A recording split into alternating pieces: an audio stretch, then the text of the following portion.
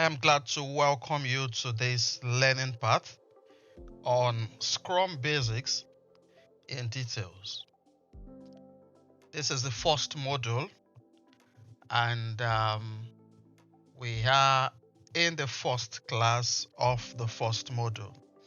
And in this class, we shall lay the foundation for the course, and we shall, in essence, discuss on what Scrum is. Of course, the module, as we can see from the screen, is Scrum the framework. That is what we have dedicated the first module on. But in this particular class, we shall then look at what Scrum is, defining Scrum and breaking it down so that we could have a well-grounded foundation on Scrum. For a moment, I would like you to take a look at this picture on your screen and think through what you can deplete from this. Just for a moment. All right, so from this picture, we would see a sport event. I want to assume some of us may not be familiar with this sport. This sport is the game of rugby. And the word Scrum, or the framework Scrum in Agile, has its roots from the game of rugby. That is where the name came from. So what then is Scrum? In rugby, Scrum is a specific play or formation used to restart the game after certain stoppages, such as minor infringements or a forward pass. We wouldn't dwell much on Scrum from the angle of rugby, but for us to just know that there is a pattern of play in rugby called Scrum. So what we want to focus on is Scrum in Agile. What is Scrum in Agile? Scrum is a lightweight framework that breaks down complex projects into smaller bits and facilitates project management through cross-functional team collaboration, continuous stakeholder engagement, adaptive backlog, and iterative delivery of value to the users. We'll break this down so we can have good understanding. Really, we do not need to know this offhand. We just need to understand what it is, which is what we'll take ourselves through. So what do we make reference to as framework? Framework is a structured and standardized set of concepts, practices, and tools used as a foundation or support structure to facilitate the development, implementation, or understanding of various processes, systems, or projects. In a nutshell, framework is a structure, is a standardized set of rules, we can call it rules, or structure that you can build on. So Scrum is a framework, but it's not just a framework, it's a lightweight framework. Scrum is a lightweight framework. We make reference to Scrum as a lightweight framework because it is simplified, it is easy to understand, and I tell you, Scrum really is easy to understand. It could be technical to implement, but again, that wouldn't take away the fact that Scrum is easy to understand. So what makes Scrum a lightweight framework is because it is simple enough to understand and implement. It could be technical, but it's simple to understand. So what does Scrum do? Let's assume we have a project, a big project to work on. Scrum breaks the project into smaller bits. I would show us a couple of illustration in just about few moments. So Scrum breaks complex projects into smaller bits and facilitates project management. So Scrum on its own would ensure is a project management structure that breaks complex projects into smaller bits through cross-functional team collaboration. Anytime we make reference to cross-functional team, we make reference to having this set of skills you need to deliver a particular task within a team. So take for instance, you want to do plumbing works in a new building project. That means you have all your skill sets needed, all the artisans, you have the plumbers, you have the all the artisans needed, all the skill sets needed to execute the entire task is within the team. That is what we make reference to as a cross-functional team. However, that cross-functional team is also collaborating. They are working with themselves. That's one. Scrum also ensures continuous stakeholder engagement.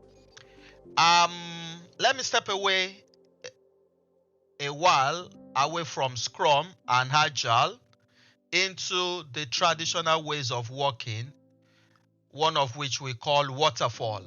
In waterfall has 2 points of contact with the stakeholder or with the users. The first point of contact is when requirements are gathered, when they are harvesting what the end users want. And the second point of contact is when they are delivering a finished product or a finished project to the end user. But in the case of Scrum, Scrum works continuously with the stakeholder from the beginning of the project, from ideation stage, when we are thinking through about the project, when we're gathering requirements, when we're having discussions. Scrum is encouraging stakeholder engagement, and that goes from the beginning all through to the end. Scrum also encourages adaptive backlog. What we mean by adaptive backlog is, let's break it into two. Adaptive means the requirements that the stakeholders send across to the developers, to the development team.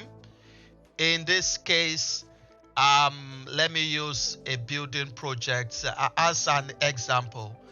You have a client that wants you to build a 2-bedroom bungalow for him, and the client had given ab initio that, okay, make me a 2-bedroom bungalow and just give me 1 toilet and bath.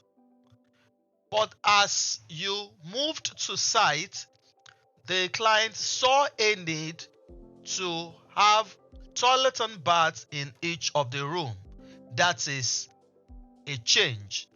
How adaptive is the requirement? So Scrum encourages adaptation, whereby, and the backlog means the task that needs to be done.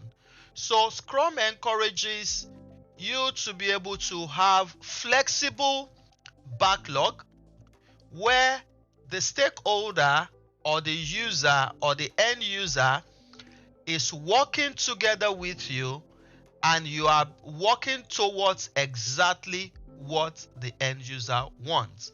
That is what we make reference to as adaptive backlog. So when there are changes, when there are requirements changing, you are also adjusting to what the stakeholder or what the end user wants.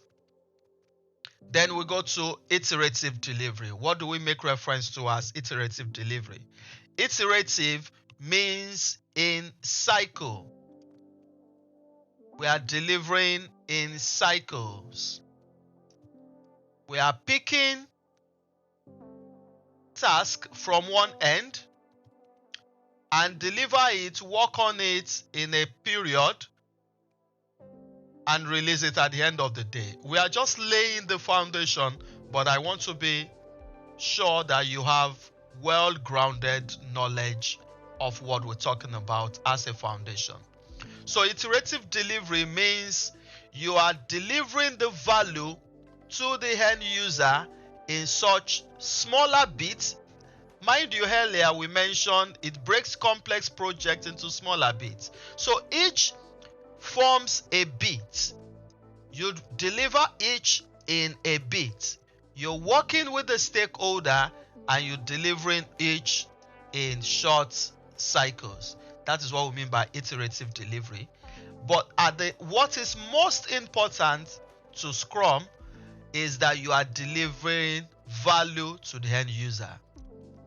Let me be clear on this. When we talk about value to the end user, value to the end user or to the user means what the end user defines as value, not what you assume is value, not what you think is value, but what the end user wants. That is value to the end user. So Scrum in Agile is a lightweight framework that breaks down complex projects into smaller bits and facilitates project management through cross-functional team collaboration, continuous stakeholder engagement, adaptive backlog, and iterative delivery of value to the user. That is simply what Scrum is about. I'm sure they are not difficult things for us to understand. Okay, then Scrum is the most popular framework within the Agile methodology. Scrum originated from the software development domain, but it's adopted across multiple domains and sector today. In our next class, we would be talking about the origin of Scrum. So we will dwell a bit more looking at the origin of Scrum. But just note that Scrum is the most popular framework in Agile methodology. Scrum is a framework in Agile. Scrum is a framework in Agile. Agile is a methodology. Scrum is a framework. Please don't mix that together. Don't mix it up. Scrum is not a methodology. Agile is not a framework. Scrum is a framework in Agile. Scrum is a framework in Agile methodology. So picture Agile as a big tree, and picture Scrum as a branch on the tree. Of course, a tree would have different branches. This is a tree. Don't mind let me draw it properly. Let's assume this is a tree and has roots. But the tree would have different branches. And of course, on each branch, there will be fruit. So this tree on its own is Agile, and one of the branches in Agile is Scrum. So Scrum is a framework in Agile methodology, but as I mentioned earlier, Scrum is the most popular framework in Agile methodology. statistics shows that over 70% of organizations practicing Agile adopted Scrum. Even some others that do not have full-fledged Scrum still has some elements of Scrum as the baseline. In Agile, there are options for you to mix best practices across multiple frameworks. We would talk about a bit in about those as we go further. So just know that Scrum is the most popular framework within the Agile methodology, and of course it originated from the software development domain. Okay, I'll be giving us 3 illustrations to drive home the point further. Let's look at these 2 pictures. These are 2 different pictures. One is this massive road network, and another is this terrace building. So when we look at this first picture, the picture on the left, we could, from the first instance, look at this and say this is a complex project.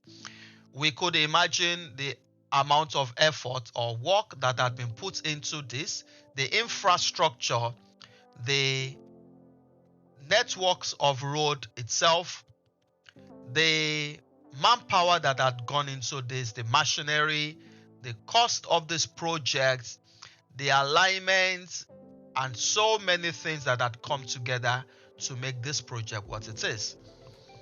On the other hand, well, complex could be in relative term also.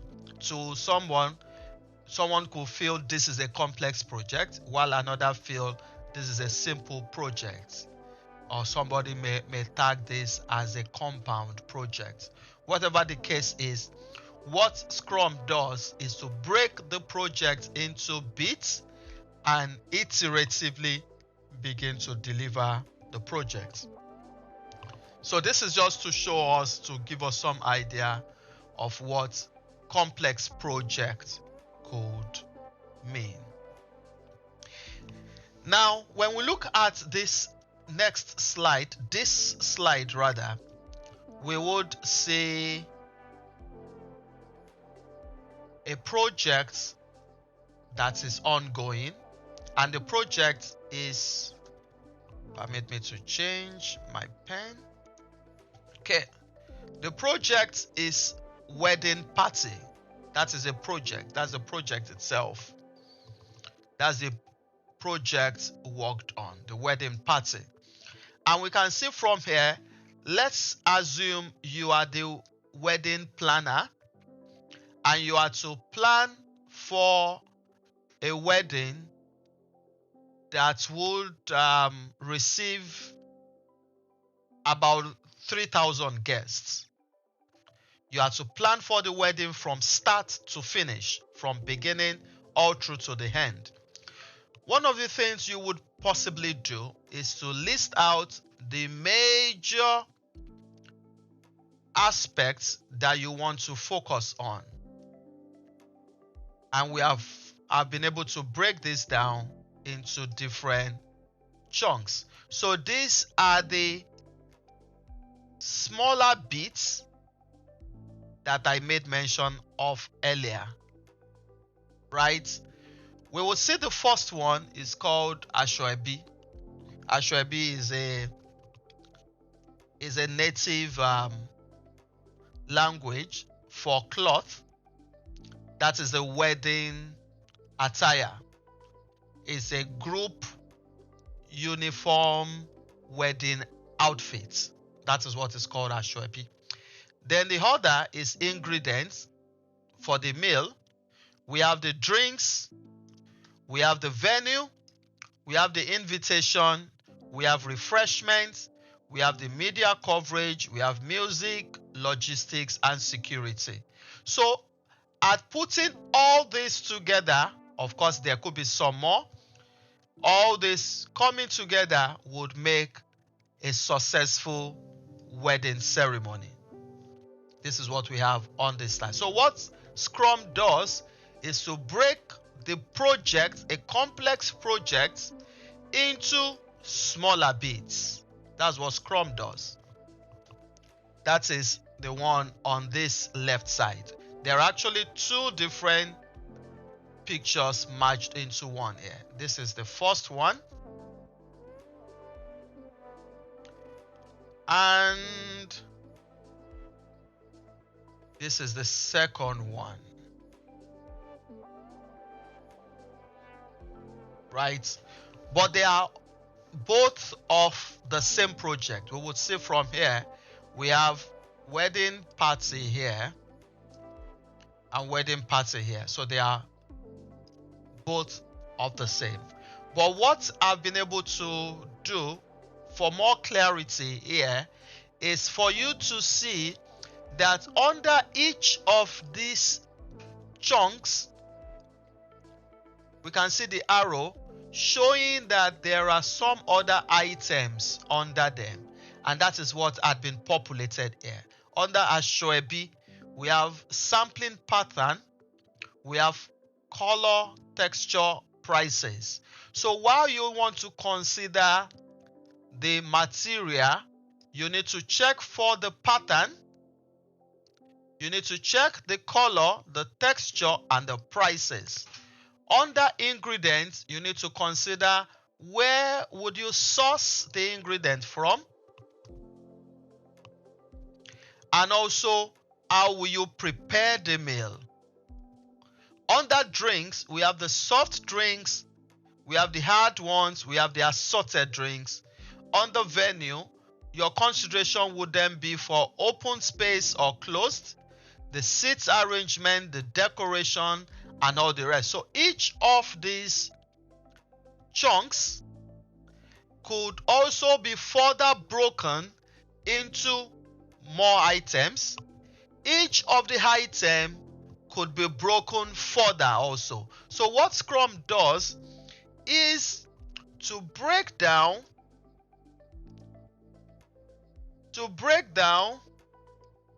complex projects into smaller bits, but at the same time to now build cross-functional team around each of those projects, working closely with the stakeholder and adjusting the items per time and delivering value. For a moment, let me show that to you. So let's assume that while you had your engagement with the couple that you're planning the wedding for, they told you that we want Ashoebi to be red and wine. Red and wine. Oh, sorry. Never mind. Red and blue. Red and blue. So red and blue. So they mentioned that it should be red and blue. Now, while you went to the market to check for samples, you have different patterns of red, different patterns of blue. So because you are running the project on Scrum, you would engage back with the stakeholder and be having the feedback. So you would have the samples. Oh, I've got 6 samples of red, I've got four samples of blue. Which one would you want? Peradventure, while they're looking through that, they could get back to you and say, oh, we've changed our mind, we now want green. That is where the adaptive backlog comes into it. So when the stakeholder says, oh, could we please make an adjustment to our color? We prefer green now. So what do? You would adopt that. Once it becomes the priority for you, then you adjust to that. So that is in a nutshell how Scrum delivers value through breaking complex projects into smaller bits and forming cross-functional teams around the project, working with the stakeholders and delivering value.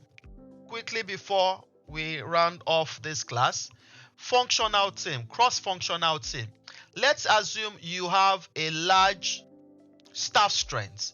You could decide to have 3 persons working on this project, 4 persons working on this project, 2 persons working on this project, smaller bits of the project, 1 person sourcing for the venue, 2 persons working on this. So I'm expanding the thoughts so that we can begin to see where the direction of these classes would be leading us. Or let's assume you do not have the luxury of having lots of staff. You could also just make use of your 5-man team, but you take them in beats. You execute the first one. When you're done and the stakeholder is satisfied, you move to the next one. When you're done, the stakeholder is satisfied, you move to the next one. So in a nutshell, you are planning each bit with the stakeholder, delivering the value, planning the next one with the stakeholder, delivering the value in that order, on and on and on. This is what we make reference to as iterative delivery of value. So if you have any question, that is where we would end the first class of the first module, where we're looking at Scrum, the framework. And here we spoke about what Scrum is. If you have any question, please, you could reach across to me by mail or drop a note and I would respond to you. Thank you. We'll see in the next class.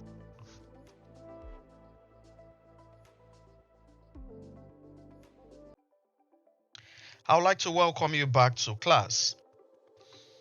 In this lesson, we shall be looking at the origin of Scrum. Still under the first module, Scrum, the framework.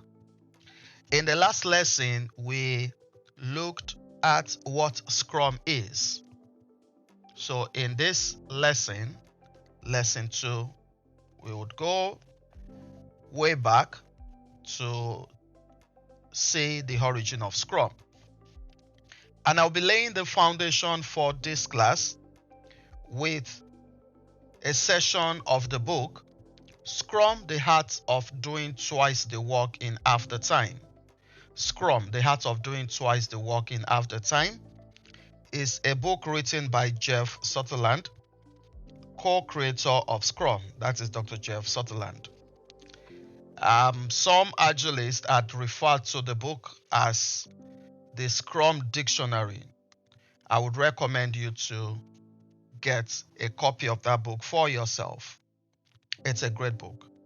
Scrum, the Art of Doing Twice the Work in Half the Time by Jeff Sutherland, co-creator of Scrum. And I'll be reading from the second chapter, The Origin of Scrum. So, here we go. My team and I spent a few weeks reading hundreds of papers and books and articles on the organization of teams and product development. Then one day, one of the developers came in with a Harvard Business Review paper from 1986, written by 2 Japanese business professors, Hirotaka Takuchi and Ikujiro Nonaka. It was titled The New Product Development Game. Takuchi and Nonaka had looked at teams from some of the world's most productive and innovative companies: Honda, Fuji Xerox, 3M, Hewlett Packard, and others. They argued that the old way of doing product development, typified by NASA's phased program planning system, a waterfall system was fundamentally flawed. Instead, the best companies used an overlapping development process that was faster and more flexible. The teams were cross-functional. The teams had autonomy. They were empowered to make their own decisions, and they had a transcendent purpose. They were reaching for something bigger than themselves. Management didn't dictate. Instead, executives were servant leaders and facilitators focused on getting obstacles out of their team's way rather than telling them what and how to do product development. The Japanese professors compared the team's work to that of a rugby team and said the best teams acted as though they were in a scrum. The ball gets passed within the team as it moves as a unit up the field. Takuchi and Nonaka's paper made a splash when it was first published, but that was 7 years before we were reading the paper at Yale. Everyone had admired it, but no one had done anything with it.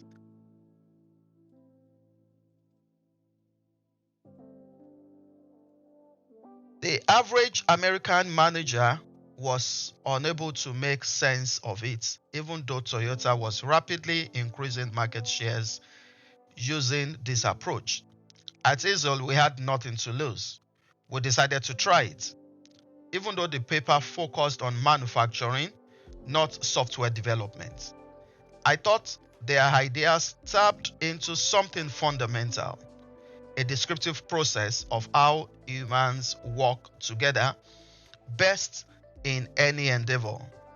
It flowed into all the other experiments I'd conducted, going back to my first job in a private sector at Mid-Continent. This was the formal birth of Scrum. We delivered the product at Yale on schedule within 6 months, under budget, and with fewer bugs than any previous delivery.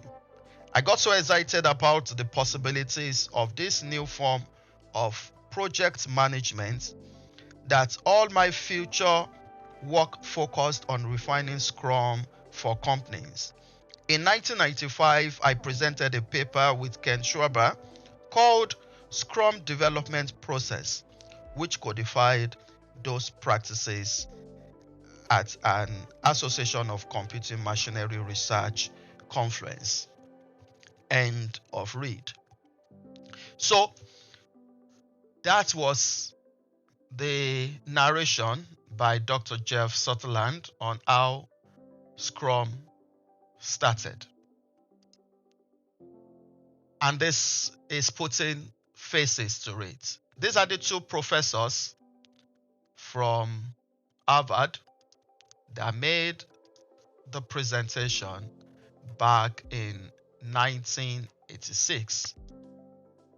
The two Japanese professors, Hirotaka Takuchi and Ikujiro Nonaka.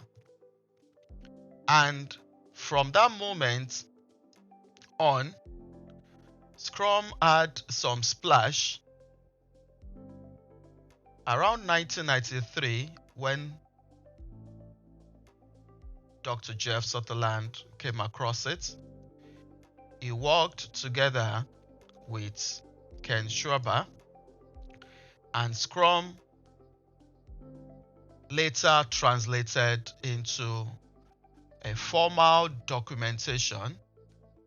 They continued to develop the work from the mid-90s up until when Scrum became a documented process in 2010. That was when we had the Scrum Guide, developed by both Jeff Sutherland and Ken Schwaber. So What brought about Scrum? Scrum came to be as a result of frustration and bottlenecks that precisely development teams faced. Before then, we had the conventional ways of delivering products. Paramount was the waterfall, and in the waterfall process, you needed to be told what to do, and there wasn't much transparency. You just go get the job done, and there were lots of bottlenecks. There were a lot of hierarchies. There were a lot of blockers that team members tend to face that would not get resolved on time.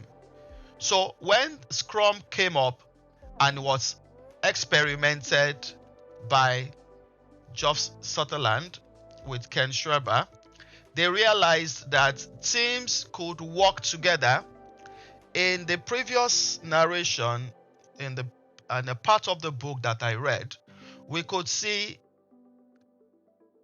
the keywords cross-functional teams. In the previous lesson, I made emphasis on cross-functional team. When you have all the skill sets to deliver in that particular team. So you do not have somebody holding you up against delivery.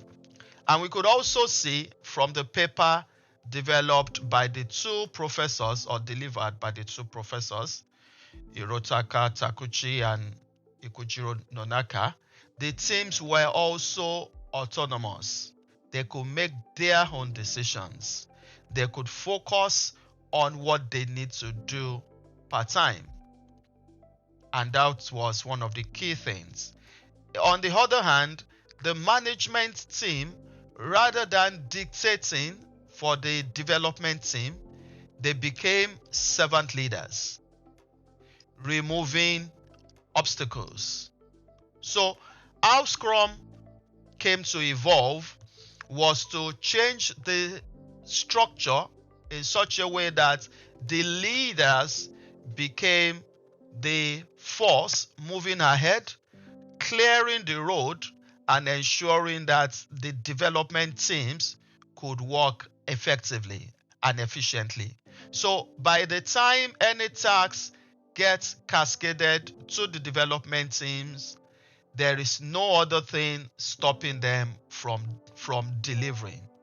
For instance, you are to develop a particular model, and every time you got to the site, you realized that one of the key artisans that you are to work with is not available. And when you raise it, you are always told that you should send your request to the management team, and the CEO will need to approve the request, and finance would make funds available, and program management will now seek to get that person. All this would then become bottlenecks for you in delivering that particular product. On the other hand, in Scrum, while you are moving to site, all the components, all the skill sets, all the capacity and availability you need to deliver that task is given to you. And that is how Scrum works. So we could see from here how Scrum came to be from way back in the 80s. Started in an unpopular way by two Japanese professors who came up with research work on that model, but it became amplified and structured by the pair Geoff Sutherland and Ken Schreiber. So this is where we'll end the lesson for this class on the origin of Scrum. If you have any question or if you have some other areas you would want me to expand on, please put your questions together and ship them across to me. Thank you very much. We'll see you again in the next lesson.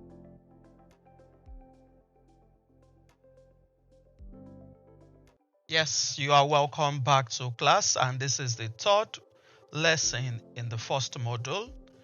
The first module is Scrum, the framework, and in this lesson, we are looking at the overview of how Scrum works.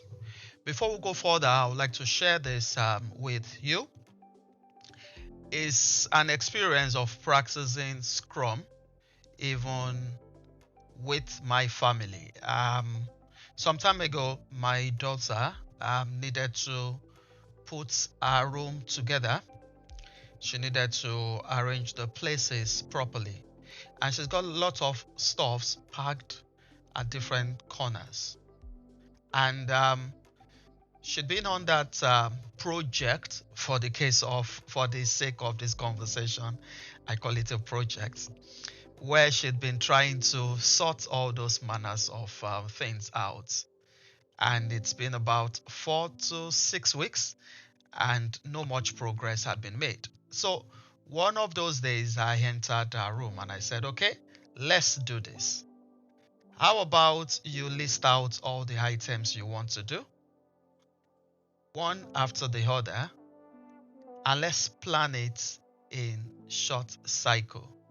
So she listed out all the items to put together to make the place properly tidied up. And I said, okay, let's start with the first one. And she picked the first one. And I said, okay, for this first one, what do you want to do? Then we have a quick conversation on it. And she said, I want to do this. I want to do that. Okay, then what is the first task of that first one? So with that, she was able to break down the entire room as a project into smaller tasks.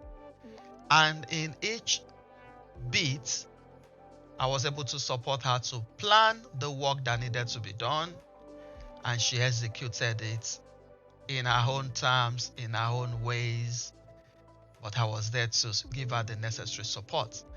And that exactly is how Scrum works. I want to tell you that every one of us from time to time, we've adopted some of this model to execute different tasks. It could be a project, it could be a product, whatever it is.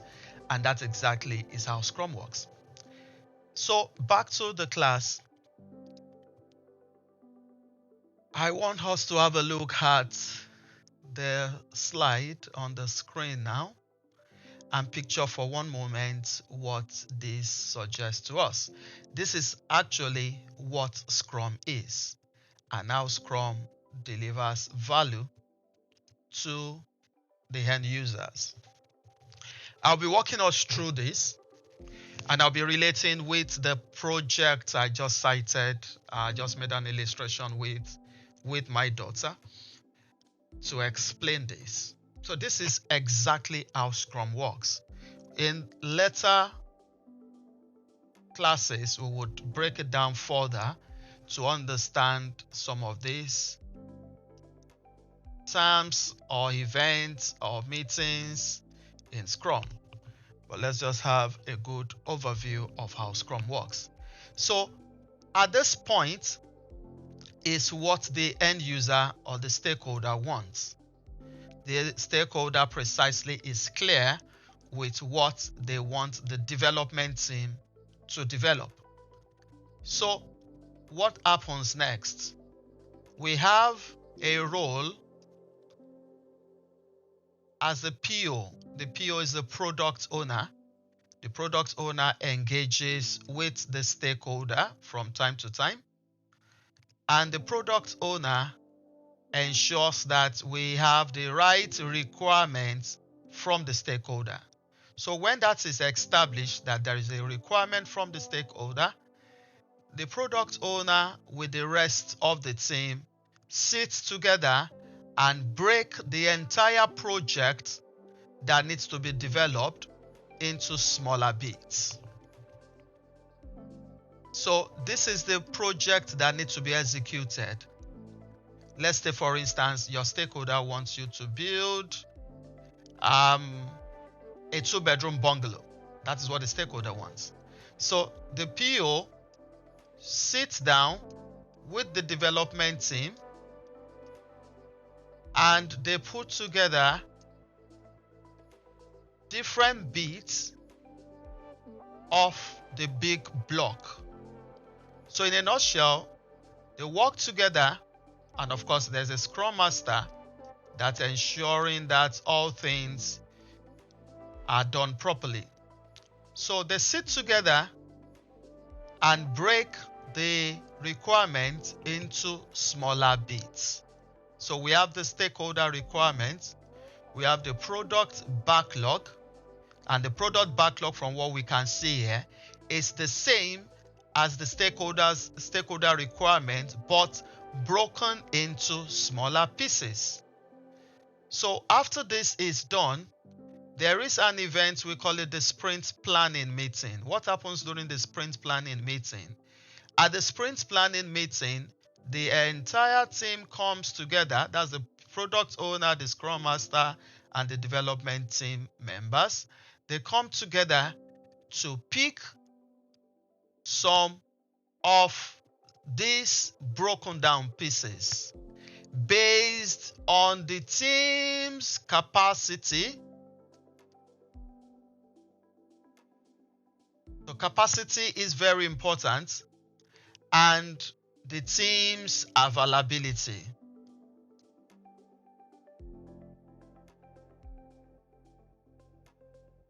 So the team comes together and look at the entire broken down pieces that need to be worked on and ask themselves, okay, within this period, the period between 1 to 4 weeks, of course, every team or any organization settles for a defined period. What that means is that if an organization goes with 2-week sprints or 2 weekly sprints, they stick to 2 weekly sprints all through to the end. Not this sprints, they run 2 weeks, and in another sprint they run 1 week. And what I mean by sprint is a period of work. That's what sprint means. So here we would see that they pick some pieces of task to execute, and they work on that piece within the period, and at the end of that period they come up with a product, a piece of the product. Not the entire product yet, but just a piece of that product. However, that piece of that product should be value that can be delivered, that can be demonstrated. Just in the illustration with my daughter that I mentioned, over hourly period, she was able to put together the tasks in her room, and she was able to, in 2 hours, finished a spot. In another 2 hours, finished another spot. In another 1 hour, finished another spot. So what that meant is that in each 2-hour period, she was able to deliver a value, a tangible value. So the team, that's the product owner, the Scrum Master, and the development team members, on sprint basis, that's the period, picks on what item they want to work on them, and deliver tangible value. And at the end of that period, they relate back to the stakeholder what they have been able to deliver, just as the illustration that I cited to. At every 2 hours she finished any of those tasks, she called me to say, oh, I'm done with this task, and I check, oh, you've done well, how about you do this, or how about you make some adjustments. That is exactly the same thing that happens in Scrum. So within a few period, the team works on the entire requirement from the stakeholder in iterative delivery, piling up value sprint after sprint. And this is what we mean by increments. An increment is the value being added from sprint to sprint. And after a period, the entire requirement that needed to be worked on becomes an achieved product or project that is delivered. So that, in a nutshell, is our class today. That is how Scrum works. So I want us to picture in our mind some of those tasks we on ourselves had been able to execute, had been able to deliver, had been able to adopt some of these practices, breaking big chunks into smaller bits, building a productive team around each of those tasks, and delivering them iteratively. So that would be the class for this third lesson. In the next lesson, we would be looking at the empiricism of Scrum. So if you have any question or any area you would want us to shed some light, all these that I mentioned here will still be coming across them again in other lessons where we'll break them down in details. But this is just for you to have good overview of how Scrum works. But if you have some gray areas, please reach out to me and we'll be able to discuss further about them. Thank you very much. We'll see you again in the next class. You are welcome back to class. And in this lesson, we shall be looking at the empiricism of Scrum. In the previous lesson, of course, this is still the first module, Scrum, the framework. In the previous lesson, we looked at the overview of how Scrum works. So this lesson would narrow down to the empiricism of Scrum. What do we mean by the empiricism of Scrum? Empiricism of Scrum refers to the pillars of Scrum. That is exactly what it says. When we say empiricism of Scrum, it talks about the fundamental concepts upon which Scrum Framework is laid. They are the pillars in Scrum. And there are just 3 of them. This lesson would be a short lesson. And the 3 of them are transparency, inspection, and adaptation. Transparency, inspection, and adaptation. So when we say the empiricism of Scrum is a fundamental concept that underpins the Scrum framework for agile project management.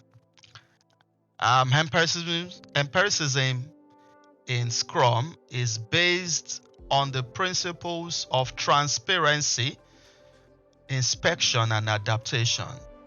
It emphasizes the importance of using empirical data and feedback to make decisions and continuously improve processes. So these pillars in Scrum focuses on empirical data and feedback as tools needed to make decisive decisions, progressive decisions, and continuously improve the process. That is what the empiricism of Scrum essentially is all about. And of course, the first one is transparency, which refers to the practice of making all aspects of the work visible to the Scrum team, the stakeholders, and anyone involved in the project. So with transparency, work becomes visible. There is nothing hidden in Scrum. There are no bottlenecks Anytime there are bottlenecks, it becomes visible quickly, and strength is deployed to resolve such bottlenecks. That is how Scrum works. This includes sharing information about the work being done, discussions on the progress, flagging obstacles, and unveiling risk early so that solutions could be made where applicable. Transparency allows everyone to have a common understanding on the current state of the project, which is essential for effective collaboration. That is exactly what transparency focuses on. The progress and outcome must be visible to all. Scrum is big on visibility of the status of work per time. Nothing is hidden under Scrum. Then the second one, inspection. Inspection involves regularly and systematically examining the progress and results of the work being done.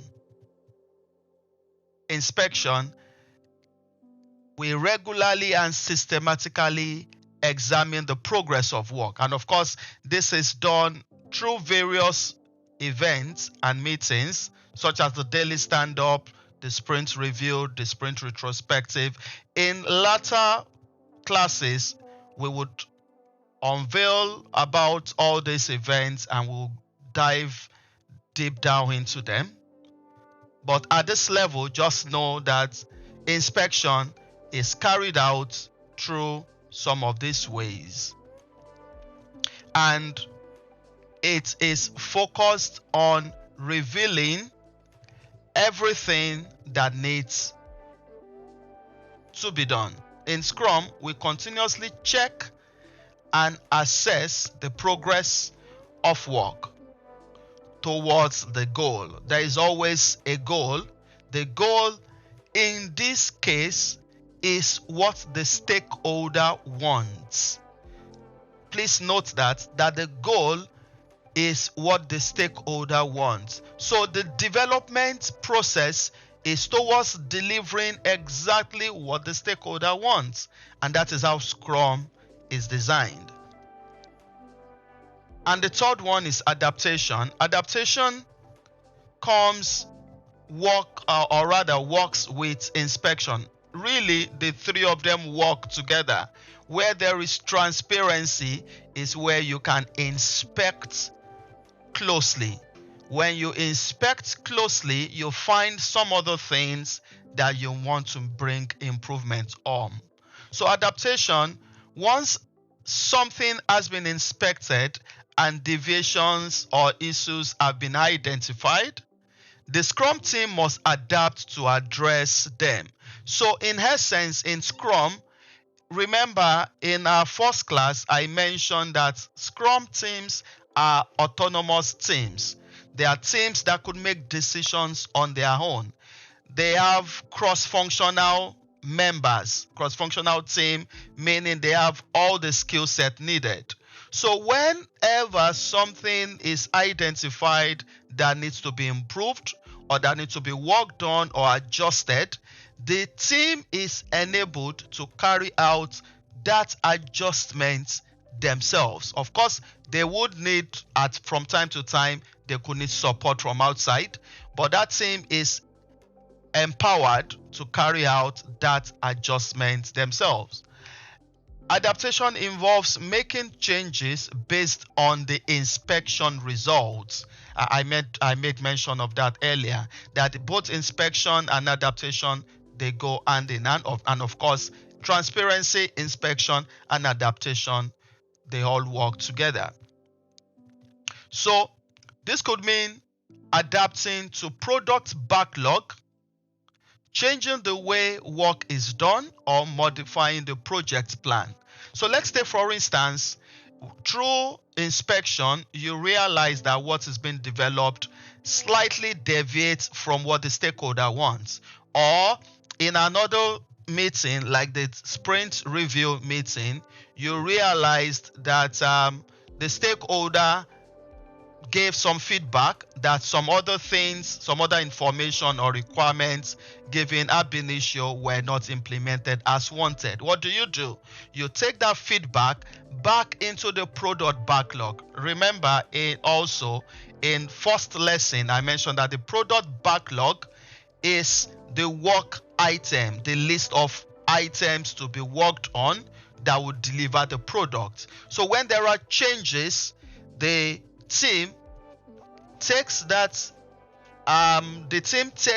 the feedback and adjust it in the product backlog, which is the list of work that needs to be done, so that is carried out effectively. The key to continuously optimize and adapt to improvements is to ensure that the outcome is what the stakeholders want. Scrum is big on customer centricity. Customer centricity is when you focus squarely on what the end users want. The end users actually dictate the direction of that project. So the empirical process control in Scrum follows an iterative and incremental approach where small units of work are completed, inspected, and adapted in short cycle. I mentioned earlier in the previous classes that everything Scrum has to do with iterative delivery, incremental approach, where work is designed, is planned for, is worked on in smaller bits until all the whole bunch is delivered fully. So the Empiricism of Scrum talks about the pillars as transparency, inspection, and adaptation.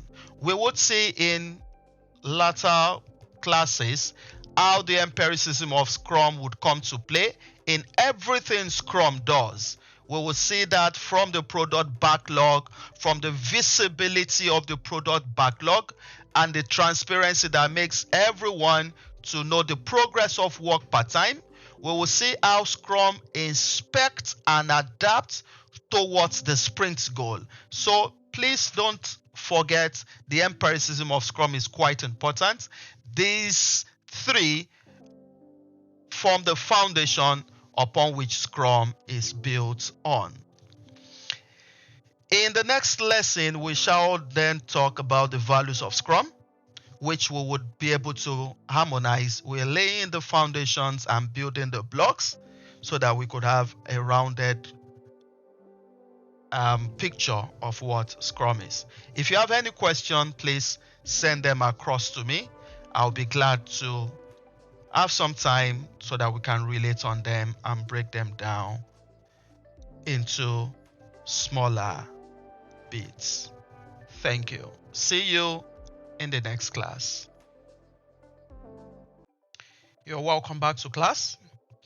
And in this lesson,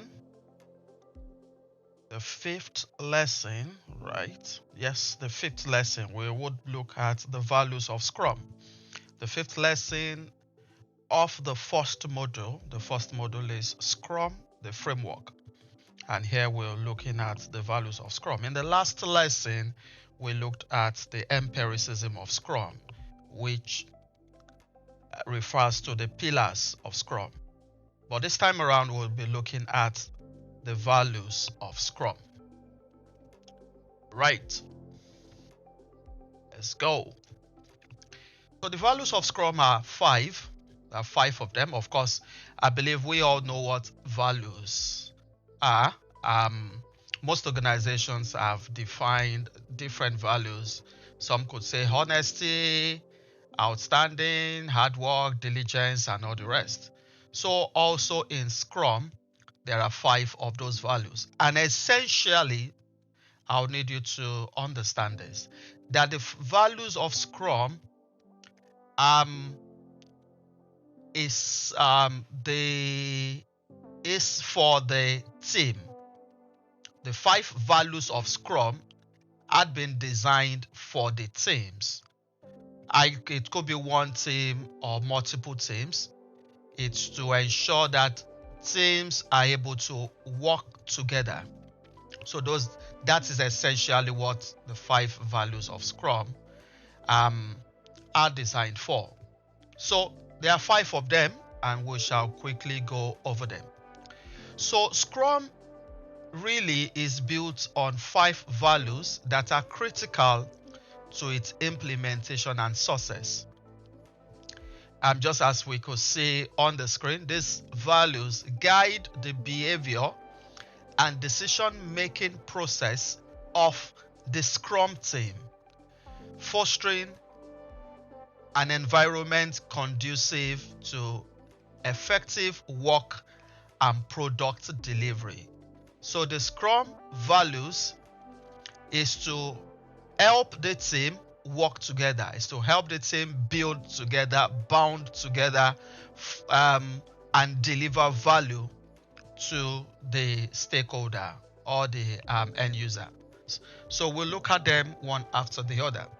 The first one, as we have on the screen, is courage.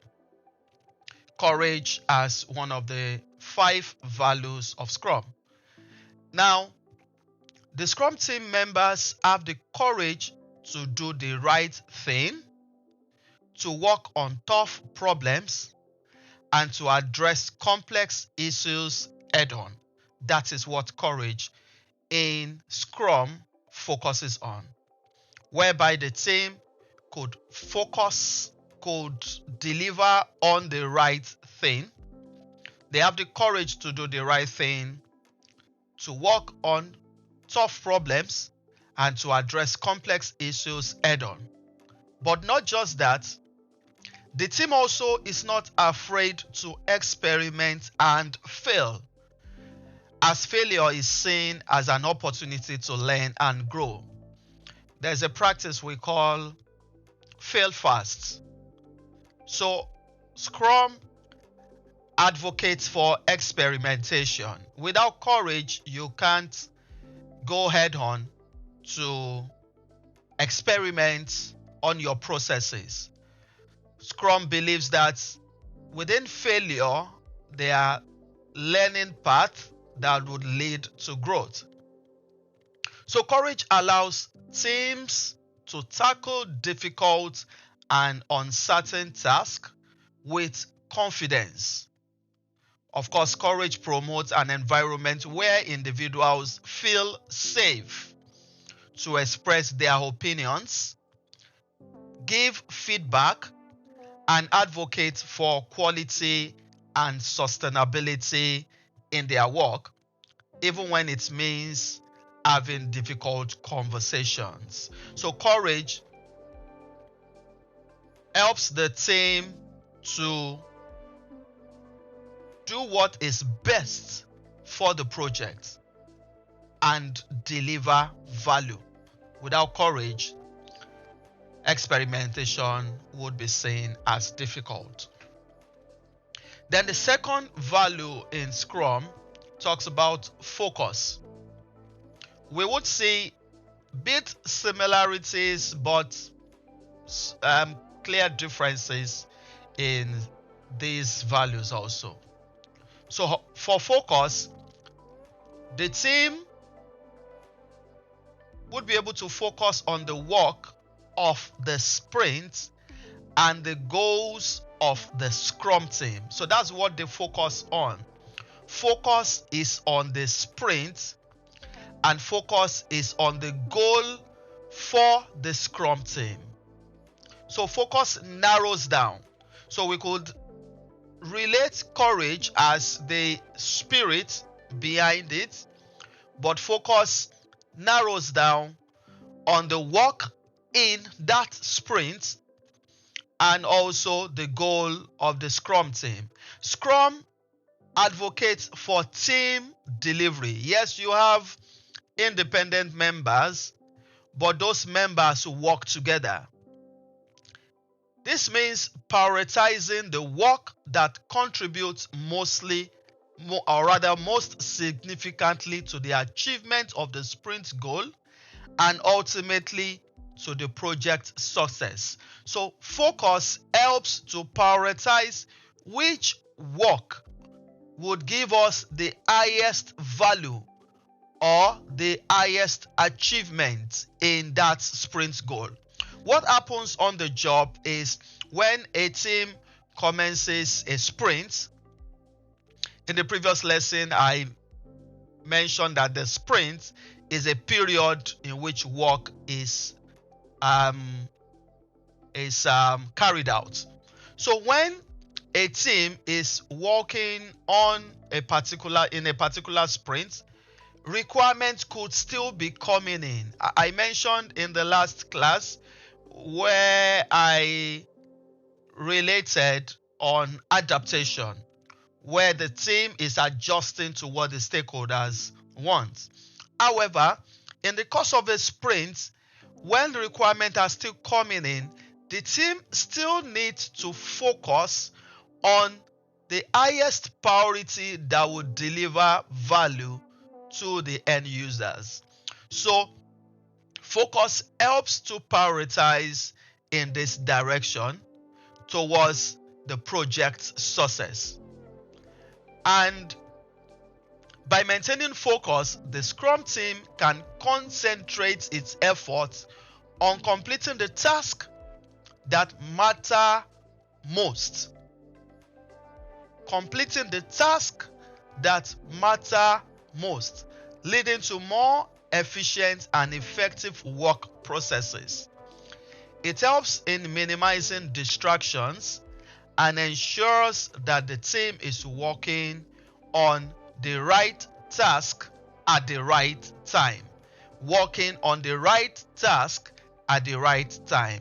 When we begin to expand on product backlogs, I would demonstrate to you what we mean by different tasks in the product backlog.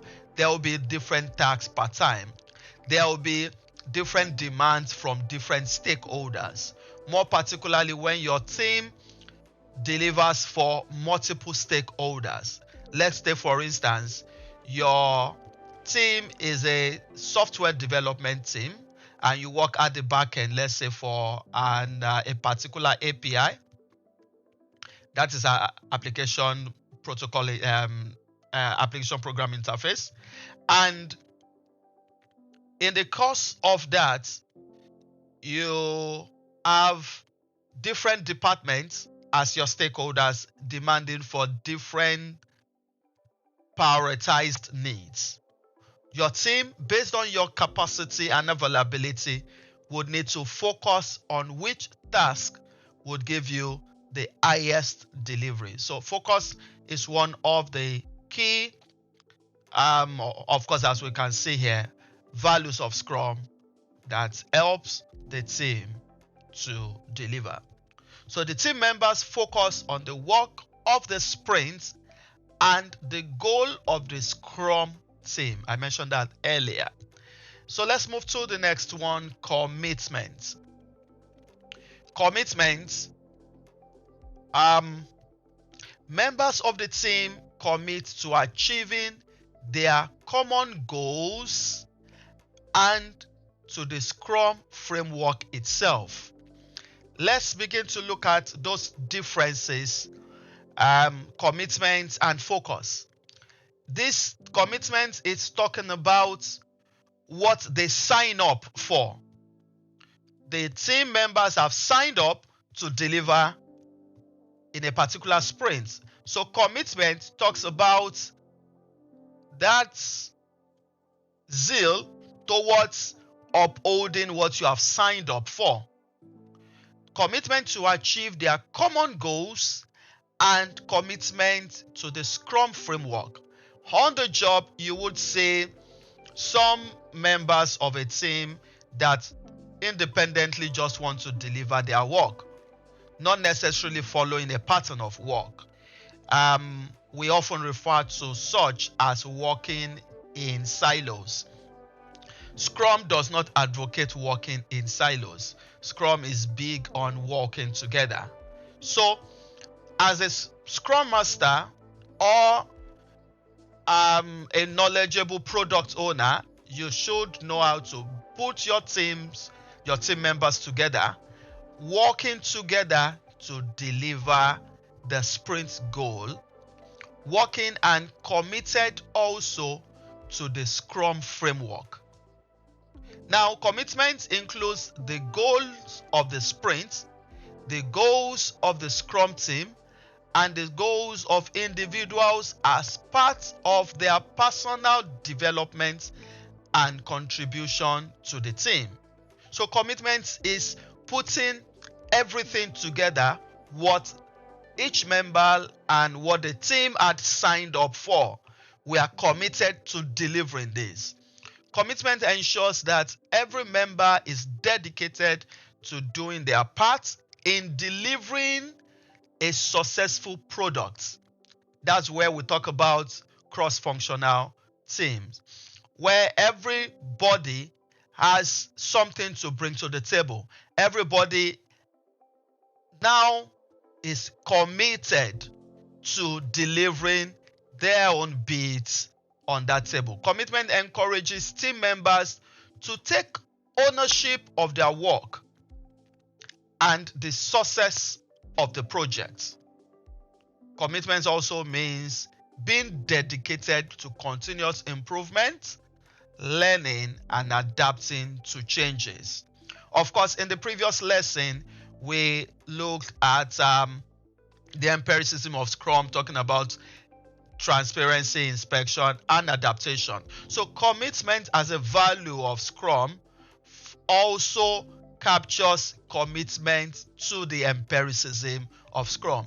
There are a couple of team members that you would come across on this path that they may not want to be transparent in their deliveries, but as working in teams, you need to ensure that the team is able to come together and there is transparency, there is commitment to Scrum Framework that is the vehicle for you to deliver value. Then we'll go from there to respect. Respect talks about team members having regard or respect for each other, to be capable and independent or interdependent people. Let me explain that. Respect is that reference for every member of the team, that each member is capable to deliver. Each member knows his or her onions and would deliver on the set task. Each member is independent, but however also interdependent, meaning they could work alone, but at the same time they are working together with others. It ensures that everyone could come from diverse work background or different regions, but everybody has a value to deliver. Everybody has something tangible to contribute to the team. So respect as a value in Scrum ensures inclusiveness of everybody. So all the team members would see themselves as key stakeholders, internal stakeholders, team members of that particular team, meaning everyone has something to deliver. Respect ensures a collaborative and supportive team environment where all contributions are valued. It helps in building a positive team culture where individuals feel valued, leading to higher motivation and engagement. Scrum values every person on the project, and that's why respect is drafted in as one of the values in Scrum. And on the last one, talking about openness. Openness is is where the team and its stakeholders agree to be open about all the work and the challenges with performing the work. That's openness. I made mention earlier in the last class when I was talking about transparency that as a pillar in Scrum is transparency, where everything is open, nothing is hidden. So openness as a value of Scrum is where both the team and the stakeholders, they've come to an agreement that the work and the process of delivery is open. When there are challenges, it's raised, it's thrown up, there's good communication within and without. And this includes being transparent about progress, difficulties, and learning also. Where you, as a Scrum Master or the product owner, you realize that one of the team members need to upskill in a particular skill set, you would be open about it, because such skill set would be needed for in delivering that particular product. So Scrum ensures that open communication, open engagement, transparent ways of working. Openness fosters an environment of trust and transparency where team members feel comfortable sharing successes, failures, and feedback. These values support adaptive planning, problem solving, and collaboration. That's what openness would give you. Openness ensures that everyone has the information needed to make informed decisions and adjustments. So Scrum teams and stakeholders agree to be open about work and the challenges and blockers. Blockers means when they have obstacles that need to be moved. So in all, we could say that these values create a strong foundation for the Scrum team to work effectively, adapt to changes, and deliver high-quality products that meet the needs of the stakeholders or the end users. So that is on the values of Scrum. It's important that you note these 5 values of Scrum. I often share in class that to easily remember them, we could pick them out one after the other and form an acronym for it. F,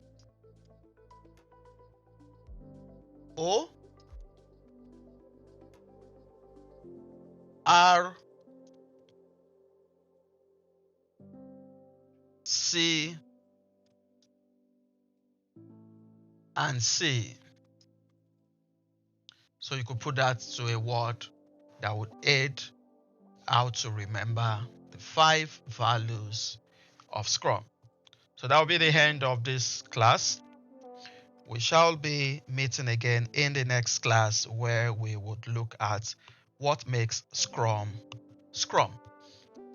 But in this class, we've been able to go through the values of Scrum and how the values of Scrum relate with the empiricism of Scrum, which was in the last class. If you have any questions, please note them down and ship them across to me.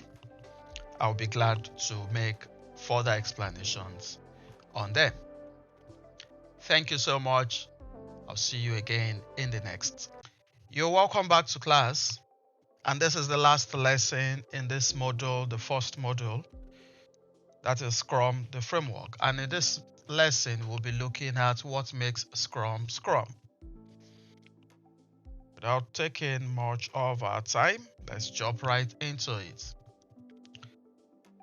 In the subsequent module, we would still dig deeper into some areas of this. So we just have a quick overview of what the structure of Scrum is. And here we'll talk about the 3-5-3 of Scrum. The 3 roles in Scrum the 5 events in Scrum, and the 3 artifacts in Scrum. The 3-5-3 of Scrum. And the first one is about the 3 roles. We have the product owner role, we have the Scrum Master role, and the developer's role. The product owner represents the stakeholder or the customer on the team. Earlier in our previous lessons, I mentioned that each product is developed by cross-functional teams. And what happens is, for those products, the big chunk of a complex project is broken into smaller pieces, and those smaller pieces would now be developed by a team of developers. We have developers built around each of the piece. So we have the product owner on that team representing the stakeholder. So the role of the product owner is to be the voice of the stakeholder or the end user or the customer. So the product owner is representing the interests of the stakeholders. Earlier in previous classes, I mentioned that in Scrum, we work collaboratively with the stakeholders from the beginning all through to the end. So it's designed in such a way that you have a representative of the stakeholder as a member of the team, and that is the product owner. So the product owner serves as the voice to the stakeholder or the customer or the end users, and also is saddled with the responsibility to set vision and also set priorities. The vision on its own refers to the product being developed. What is the vision for that product? What is the direction that product is going? So the product owner works with the team or works on the team representing the stakeholder or the clients or customers or the end users on the team. And that is the first role in the 3 roles of Scrum. Second one is the Scrum Master role. And the Scrum Master is the Scrum experts on the team. So the Scrum Master owns the framework Scrum. The Scrum Master ensures every member of the team follows the pattern of Scrum. The Scrum Master ensures there is delivery. The Scrum Master ensures the team is able to deliver as expected. In a subsequent module, in precisely, I believe that should be the 3rd module, we would narrow down to the roles of the Scrum Master. But here, we all need to know that the Scrum Master is the epitome of Scrum as a member of the team. So he is saddled with the responsibility ensuring everyone focuses, everyone develops and delivers on the pattern laid out by Scrum. So he is a leader who serves and he ensures there is continuous improvement on the team. Then the 3rd one is the developer or the developers. The developers are the set of members of the team that will do the actual development. So they are to carry out the work of that development. So in the illustration we've been using before now, building a 2-bedroom bungalow, the developers would be the artisans or the craftsmen those who are to carry out the work of that project itself. Those are the developers. And they are expected to have the right knowledge to deliver. They are expected to have the capacity, and they are expected to work and deliver quality. That is the 3 roles in Scrum. From there, we'll move over to the 5 events in Scrum.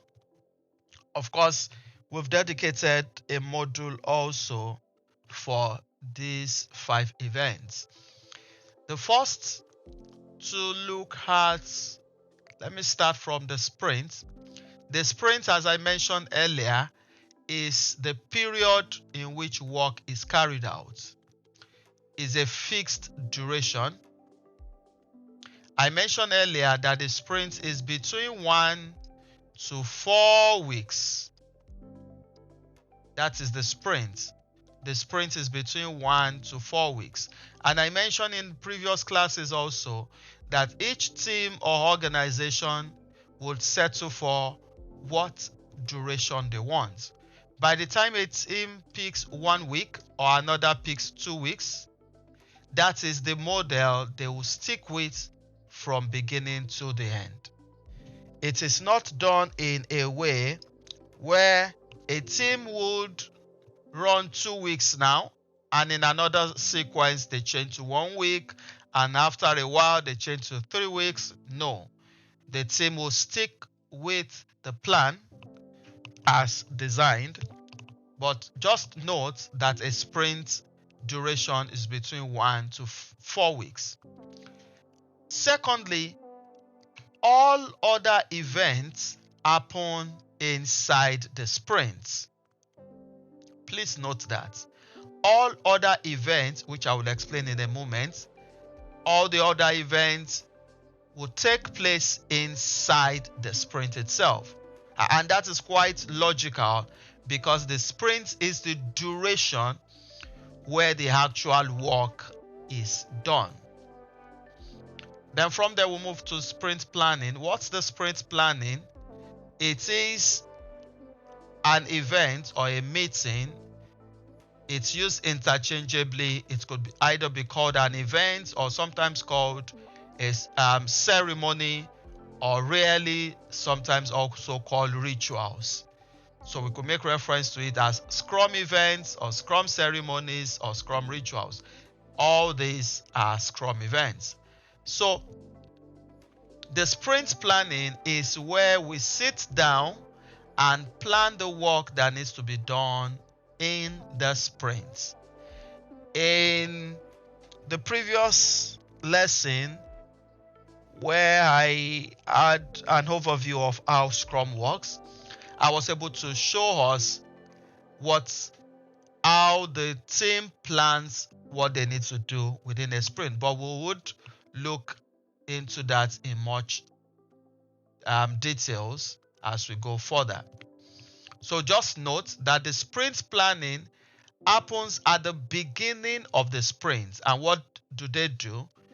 The team members come together and plan the work that would be executed in the course of a sprint, and the sprint is the duration.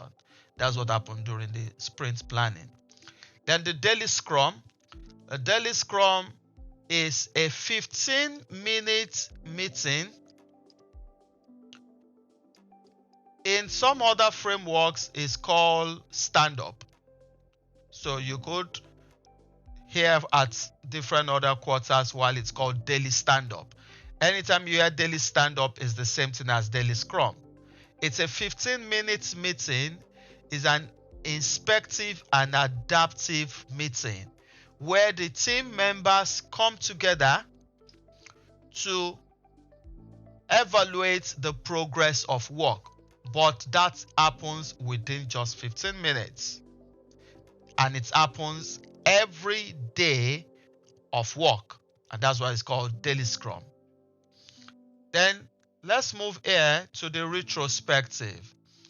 Sometimes we call this sprint retrospective, and the sprint retrospective happens at the end of the sprint, where the team members come together to evaluate how they've worked in the course of the sprint, what went well, what did not go well, and how they could make improvements in the course of the sprint.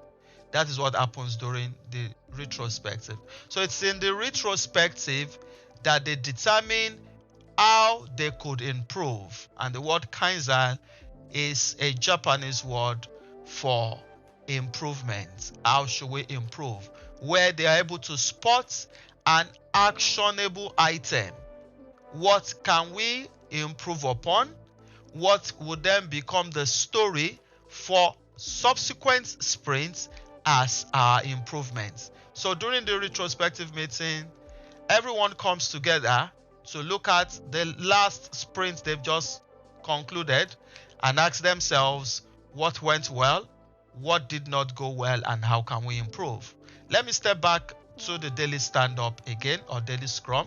I made mention that it's a 15-minute meeting.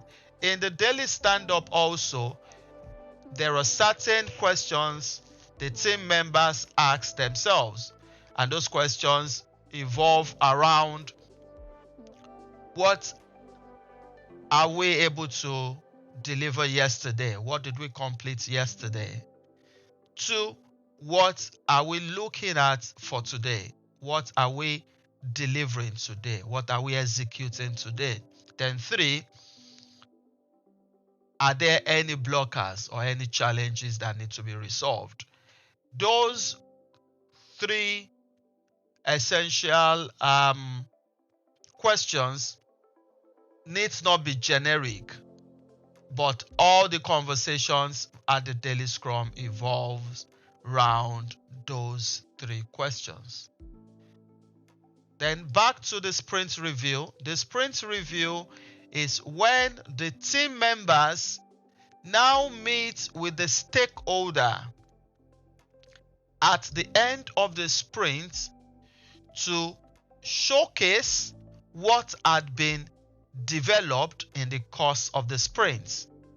So at the sprint review, the team members meet with the stakeholders, demonstrating or showcasing what they've been able to attain in the course of the sprint. However, that is not the only thing that they do. They also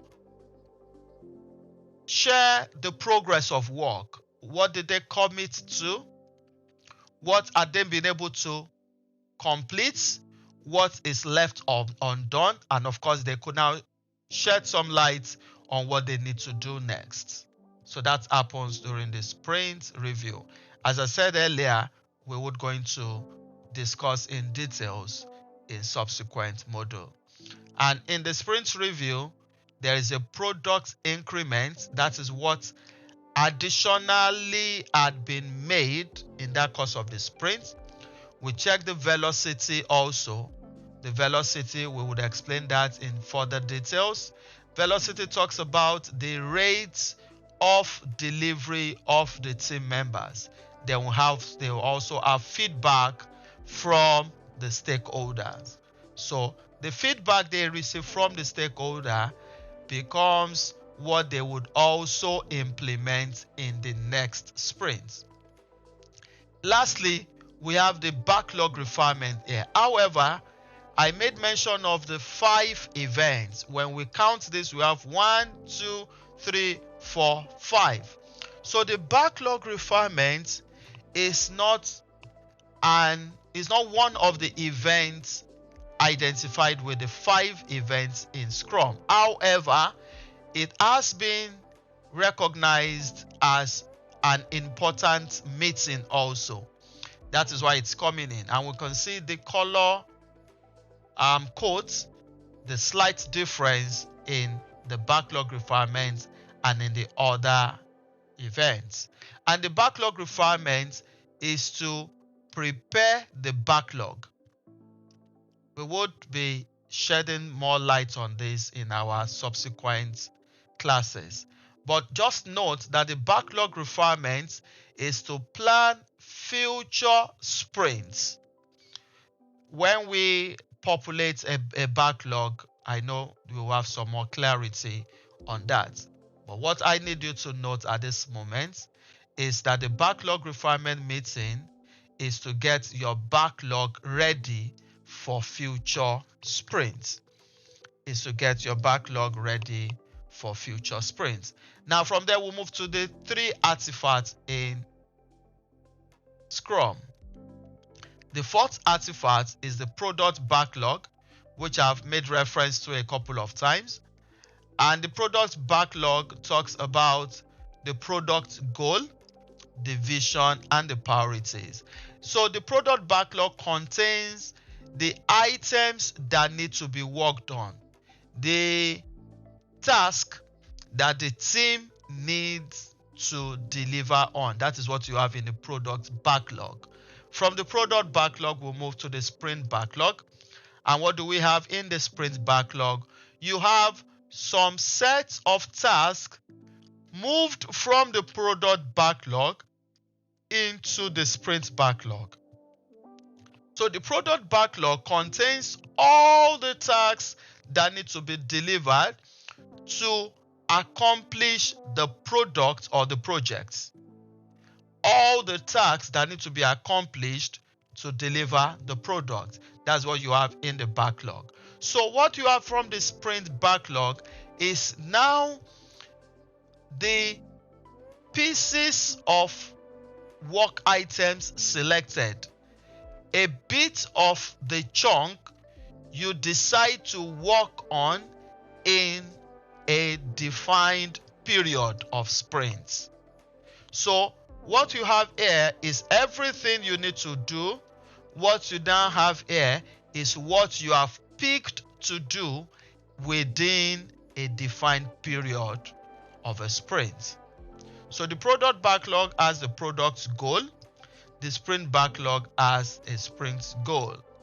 And lastly, the product increment. What's the product increment? Is your deliverables.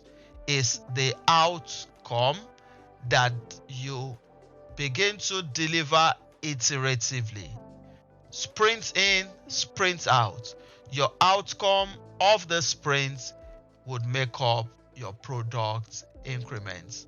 Again, we would be expanding on all this as we go further in subsequent classes. So all you need to know is the 3-5-3 of Scrum, the 3 roles in Scrum: the product owner, the Scrum Master, and the developers, the 5 events in Scrum: the sprint, sprint planning, daily Scrum, retrospective, sprint review, plus the backlog refinement, and the 3 artifacts: product backlog, sprint backlog, and the product increment.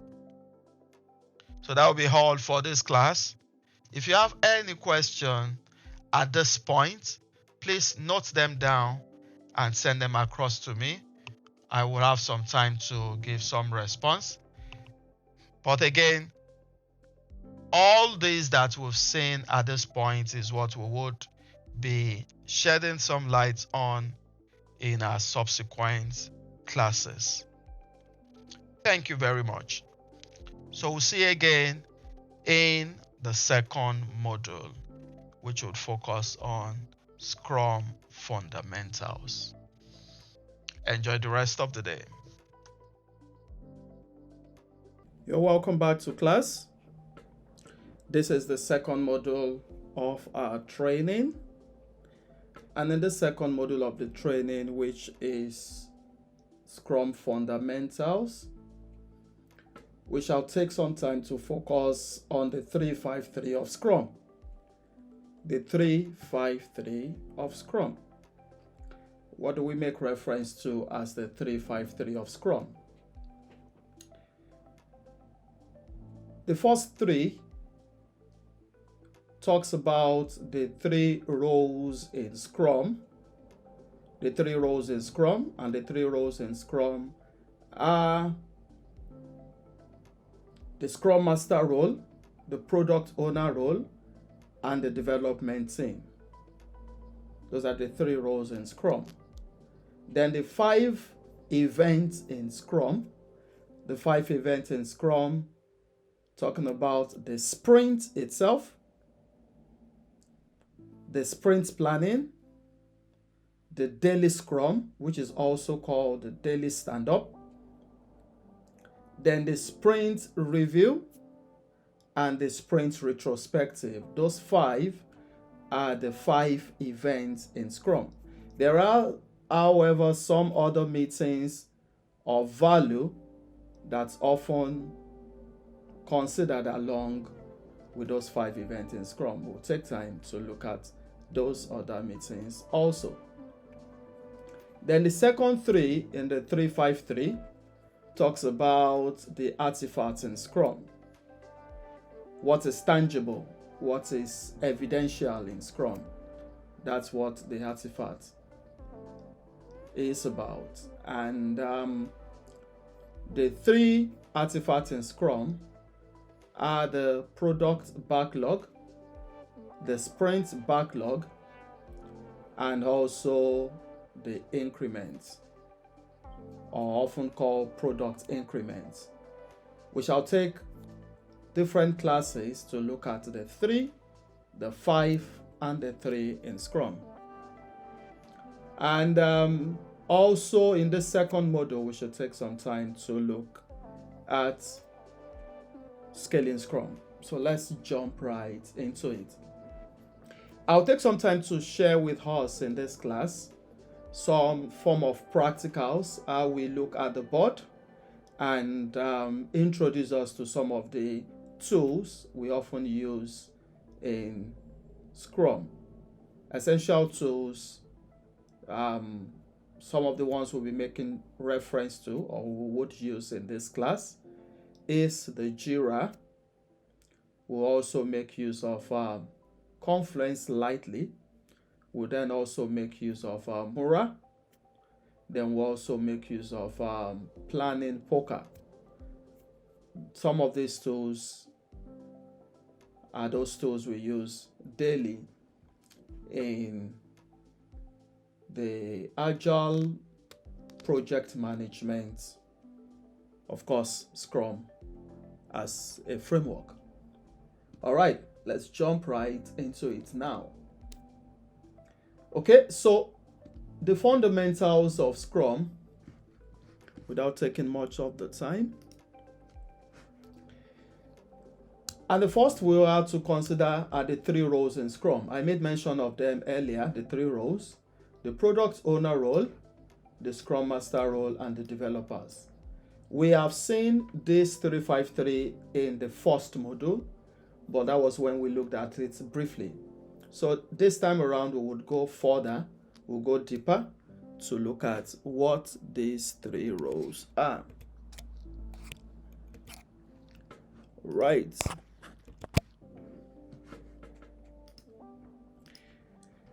So the product owner, let's talk about the product owner for a moment. The product owner is, as I mentioned, the 3 roles in Scrum. First of all, the product owner. However, let me quickly clarify that out of those 3 roles, it is not in order of hierarchy. In Scrum, all the team members are all one and same. The 3 roles make up a team. So it is not that the Scrum Master is superior to the product owner or the product owner is superior to the development team members. They are all a part of a team. There is no order, there is no seniority, there is no ranking according to how Scrum is designed. Yes, on the field, we may tend to observe that the product owner tends to be the most, I do not want to use the word respected, but sort of, because on the field, most product owners were converted from project managers. And project managers, according to the role, has some power assigned to them. However, in Scrum, each of these three roles clearly understand what they are doing and what contribution of value they've brought to the team. So we are now looking at the product owner. First on this is the product owner as regards, I'm trying to change my pen, the product vision and clarity. The product vision and clarity. The product owner is that member of the team that represents the stakeholder on the team. Let me take that again. Now, how Scrum works, we saw that in the first module, how Scrum breaks large components, complex products or projects into smaller bits, into smaller chunks, and also builds teams around each of those each of those chunks. So a team would focus on a functionality or a feature or an epic. As we go further, you would understand what I make reference to as an epic of a product. So each team would be focusing on a particular goal per time of a product. So the role of the product owner is to have a clear understanding of the product vision is. Now, this is what happens on the field. Most times, the developers do not understand clearly what the stakeholders want. In actual sense, let me sound a bit biased. The developers may not really care what the end users want. Permit me to use that word. However, they are sound in their deliverables. They know clearly what to deliver. So, business or the stakeholders need to bridge the gap of communicating adequately to the developers what they need to do per time.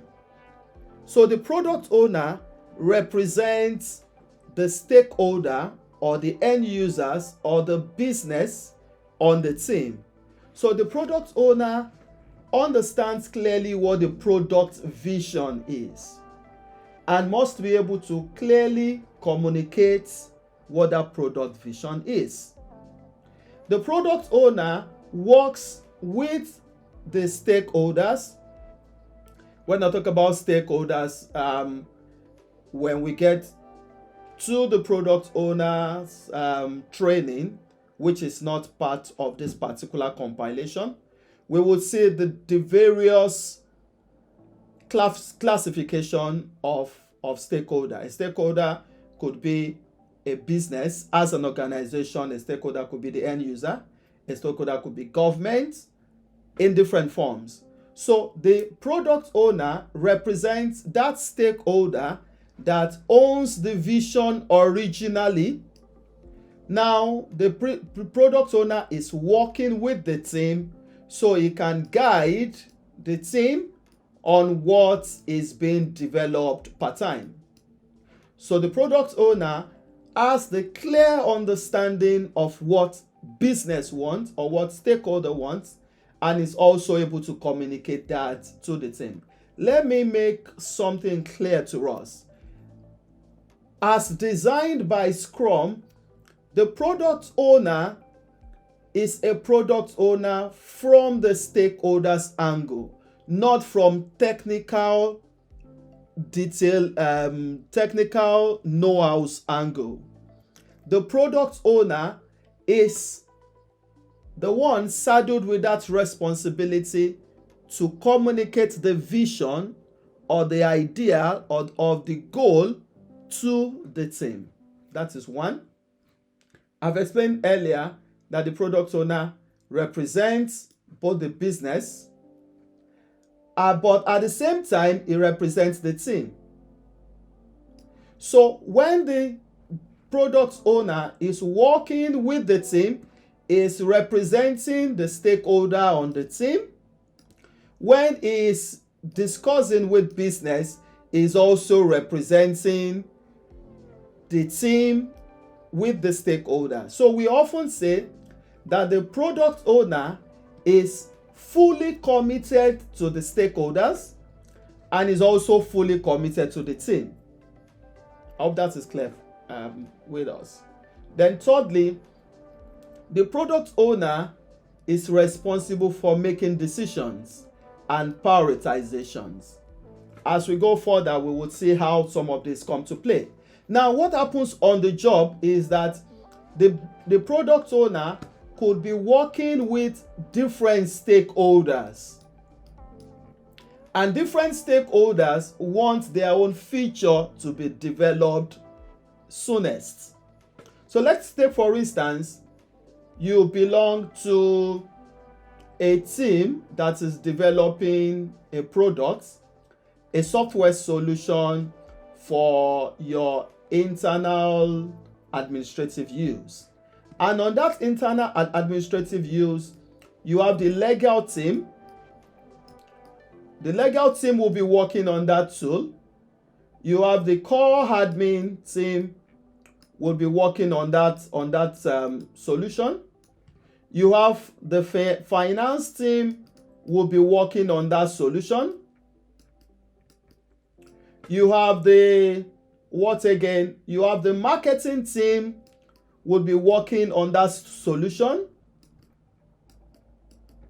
You have the sales team working on that solution. So it's a solution that is integrating all the different departments in the team. So what you end up to see or to have is each of these departments have their own priorities and what they want to be delivered soonest. So the representative from the legal team is pushing for a particular feature. Admin is pushing for its feature. Finance is pushing for feature. Sales is pushing for feature. Marketing team department is pushing for feature. So the product owner takes that decisive end at the team level to push which one the team would look at and work on first. Also at the business end, trying to understand the value each of those features will give the different stakeholders. Of course, this product owner does a lot of negotiations and communications, discussing with business stakeholders, end users, and all, and also prioritizing each of those features to the team. Let me make it rough but clear to us. Let's say you have 1, 2, 3, 4, 5, 6, 7 developers on your team. And meaning in the last module, we spoke about the sprint as being a period of delivering value. So let's say for your team, you run on 2 weekly sprints. You run on 2 weekly sprints. So if you have 17 members and you have 2 weeks, 2 weeks will give you 10 days. Each of the member works for 8 hours. Okay, let's leave the hours. Let's just use the days so that will be clear enough. So you have 10 days times 7 developers. So you have a maximum of 70 days of work in a sprint. So what then happens is that your team has a maximum capacity that they can deliver on per sprint. So when you look at all the various requirements that come in, let's say for instance legal is asking for 3 features, admin is asking for 1 feature, finance is asking for 2 features, on and on and on like that. So at the end of the day, you have a cumulative number of all the features. Going by the total capacity of your team, let's say your team can only deliver 10 features per sprint. So whatever this comes up to, you can only pick 10 out of it. So it is the responsibility of the product owner to prioritize these features in order of value. There are different ways by which the product owner leads that prioritization. When you go through the product owner training, you will be able to understand that more better. But there are different ways. Just know there are different ways the product owner prioritizes those value. Some we call Moscow, we call some WizJeff, and the rest. I hope we are together. So let me clear off the screen. So the product owner carries the vision. He also communicates between the business and the team. Is representing both ends. Is also making decisive decisions and is prioritizing the requirements. However, he has the knowledge on customer centricity and business goal because he's working with the stakeholders. He understands what business wants and is able to have that knowledge and transfer that goal to the team. I've mentioned earlier that the product owner is communicating between the business and stakeholders to the team and is also negotiating part-time. There are times that the stakeholder wants this, and let's say, for instance, you happen to have the vice president of sales as one of the stakeholders. The vice president of sales comes and say, Tom, we need this feature in the next 4 weeks. So you need to, at the same time, admin head is saying, Tom, we need this feature in the next 2 weeks. The marketing team comes back to say, we need this feature in another 3 weeks. The legal team comes back to say, without the legal framework, you can't deliver value, so we need it in another 1 week. So the product owner needs to negotiate amongst the stakeholders, identifying what value is per to each stakeholder, and now negotiating and prioritizing, making decisive decisions.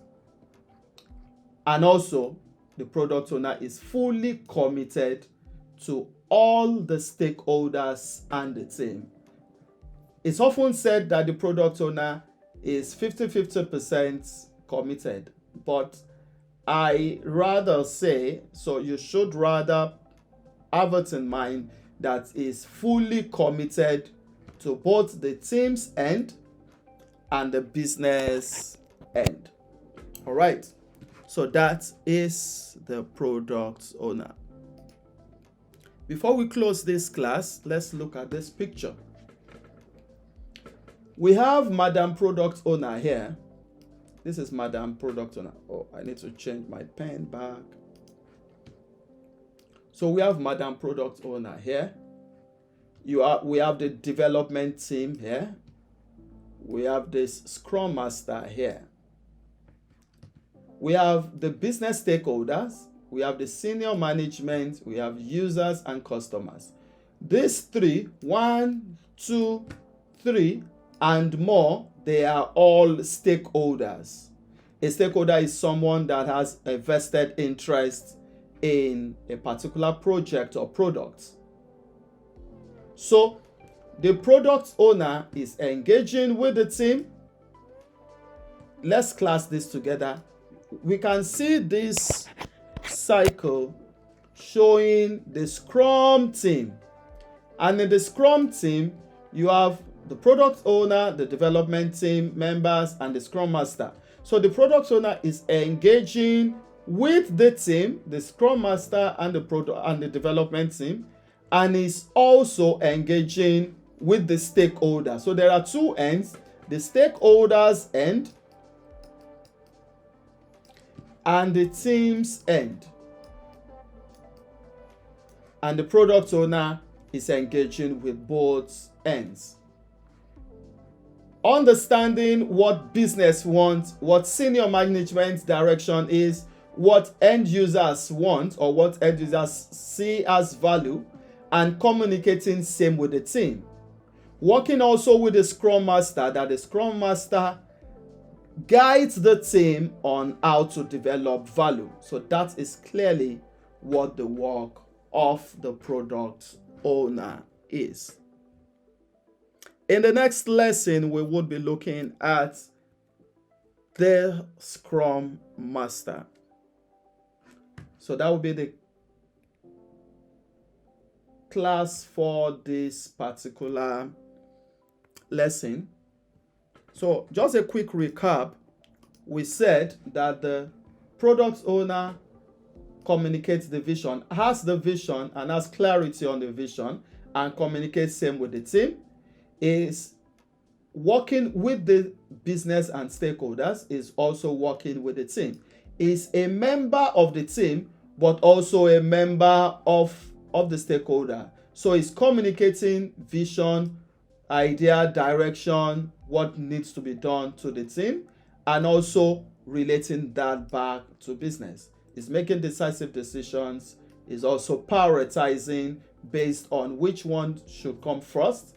Then also he has clear understanding of what business goals are.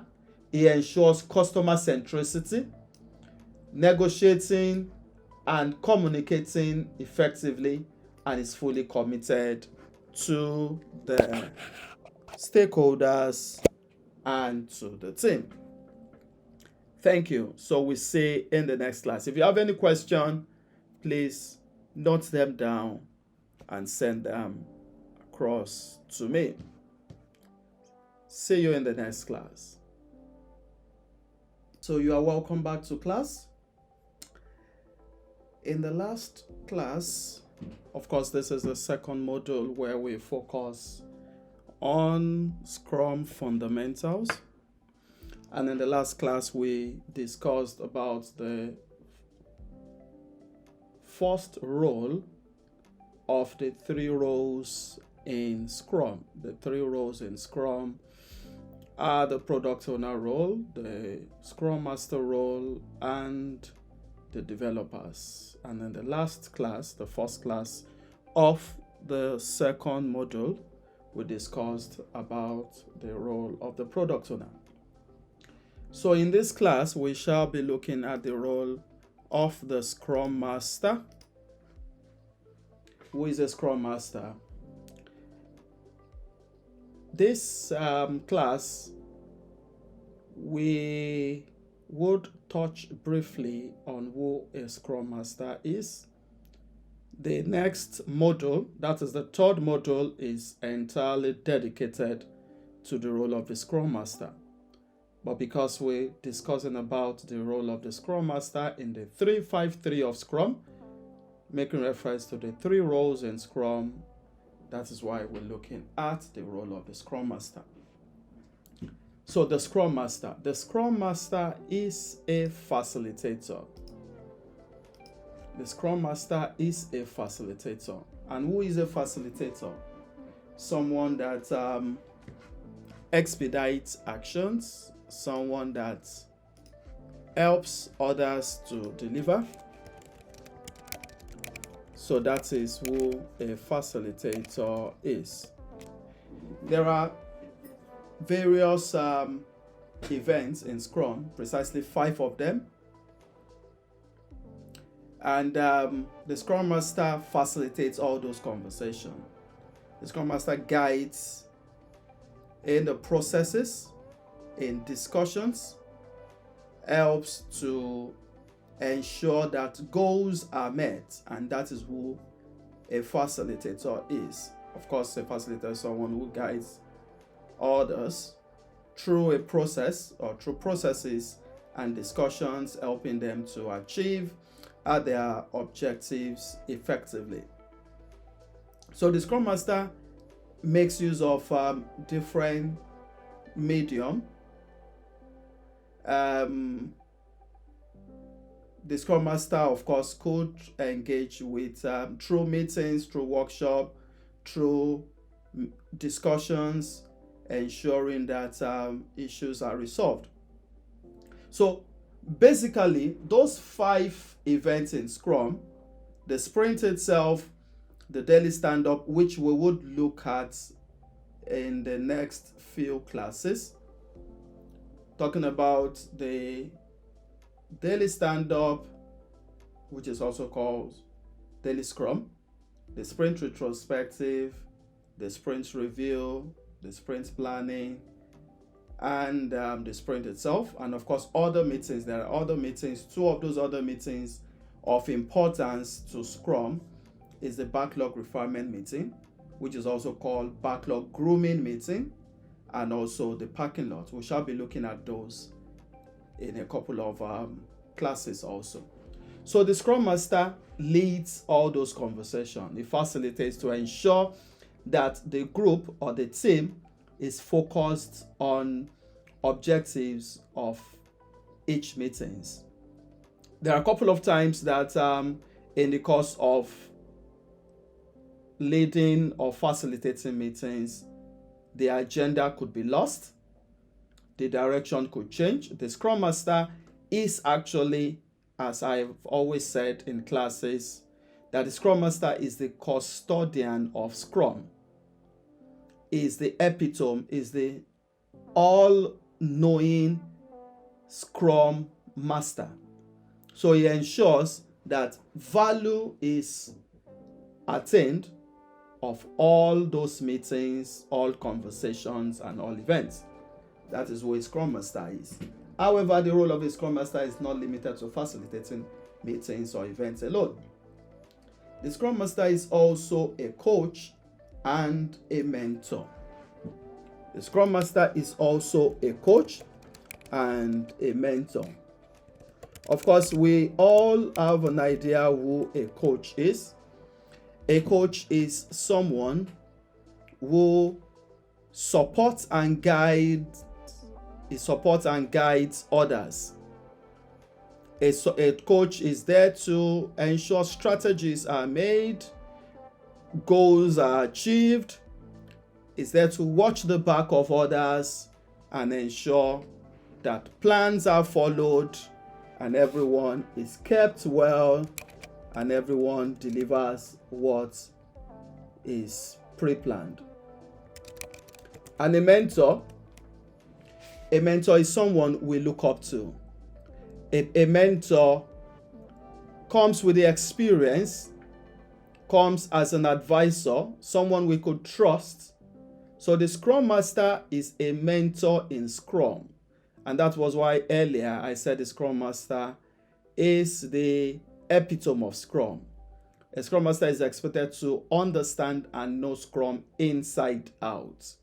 The processes, the values, the patterns, the practices, so that others could rely on him or her to ensure that value is attained. The Scrum Master carries the entire team on his shoulder. And that is what a Scrum Master is. The Scrum Master also is a servant leader. The Scrum Master is a servant leader or a serving leader. I prefer to use the word serving leader. He is a leader, but he is also serving others. So the Scrum Master is a servant leader, or as I often prefer to say, is a serving leader. He is there for everybody. He is there to support them. He is there to clear every obstacle. That's talking about removing blockers. In Scrum, there are various impediments a team could face. When we go to some other classes where we look at the board and demonstrate some visuals for us, we would see from there how the Scrum Master removes blockers. So the Scrum Master is a servant leader or serving leader who is there for the team, protecting, guiding the team, and ensuring that value is delivered. Of course, just as I mentioned, he also removes blocker. is a mediator and protector. I've just mentioned that the Scrum Master protects the team and is also mediates. The Scrum Master works with the product owner to ensure that value is delivered. The Scrum Master balances out, could be between the product owner and the development team, or the entire team and the stakeholder, ensuring that there is a good and effective work environment. The Scrum Master encourages fail fast, learn fast. The Scrum Master encourages experimentation. The Scrum Master encourages growth. And of course, Agile on its own is about the mindset, the growth mindset, the can-do spirit. So the Scrum Master is the can-do champion of the team. The Scrum Master also is a communicator, engaging with all stakeholders. Of course, we said when we were talking about the product owner that the product owner engages with both the team and the stakeholders. So also is the Scrum Master. It is the clear role of the product owner, but the Scrum Master is also supporting the product owner.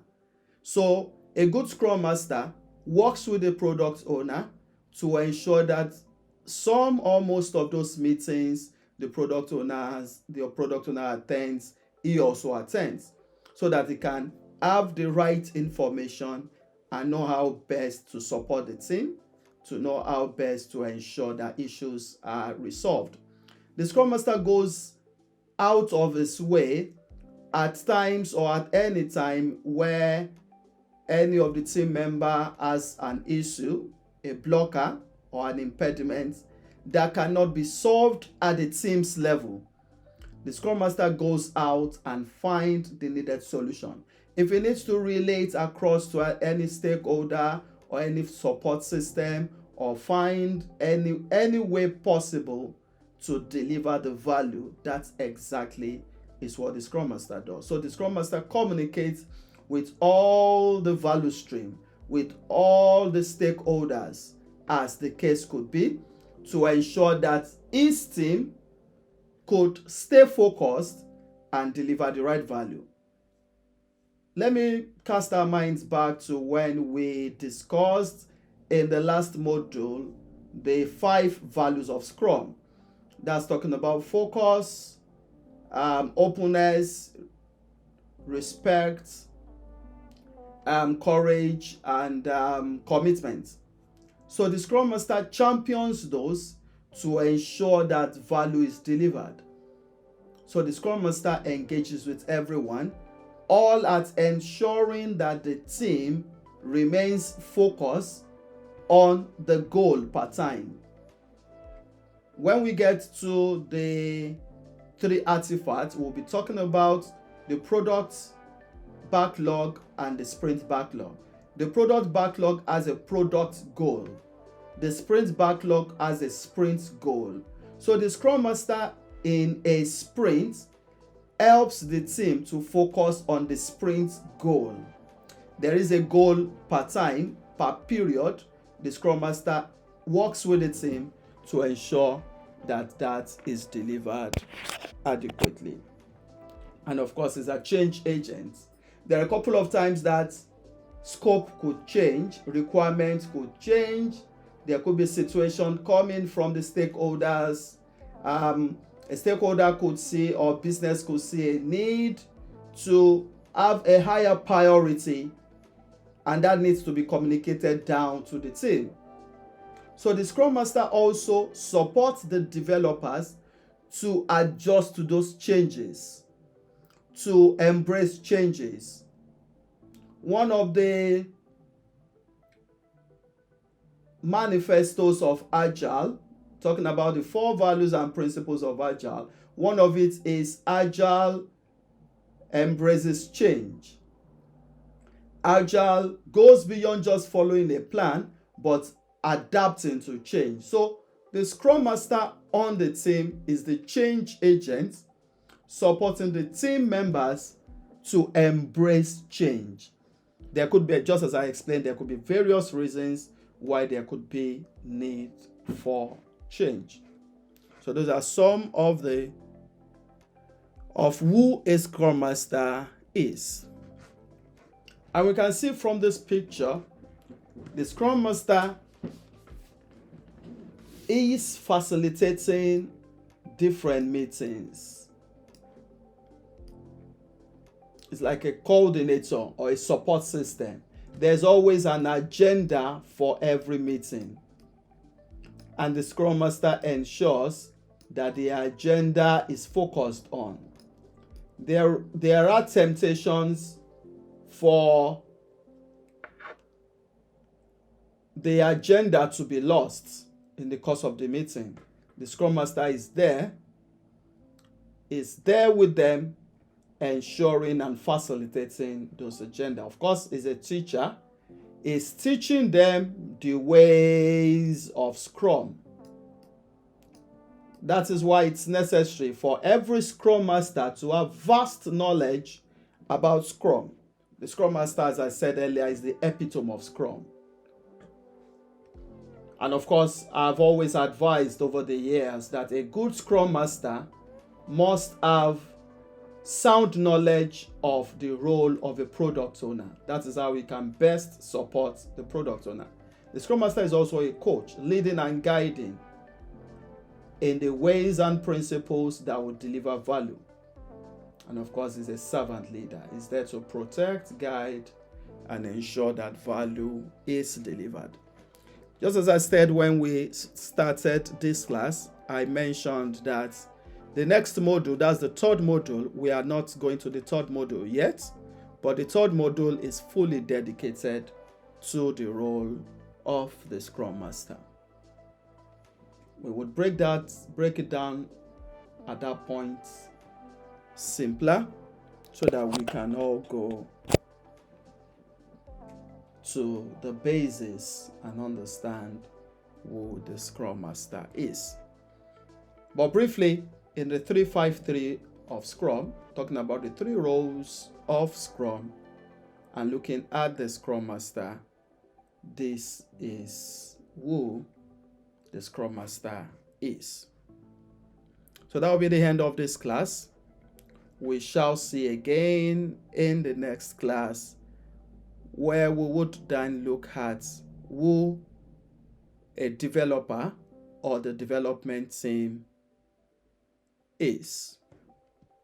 See you in the next class. Thank you. Of course, if you have any question, please note them down and reach out to me. Thank you. We are all welcome back to class. In this class, we would be looking at the third role in the 353 of Scrum. Just a quick one. When we started this module, we spoke about the 353 of Scrum, and that makes reference to the 3 roles in Scrum, the 5 events in Scrum, and the 3 artifacts in Scrum. So in previous classes, we've looked at the first 2 of the first 3 of the 353 of Scrum. The first 2 talking about the product owner and the Scrum Master. So this is the third role in Scrum, the development team, or which could also be called the developers. Okay, so let's cast our mind back a little to Module 1, where we looked at how Scrum delivers value, breaking bigger chunks into a bigger project or product into smaller chunks. And as we said then, we'll now build a team around each of those small bits. And in Module 1, I was able to show you from a screenshot of the board. When we go later on, we will see from the board how that value is actually developed. So in Scrum, we say that a team is a total number of the team is less than 10, actually the developers between 9 and a total of 10.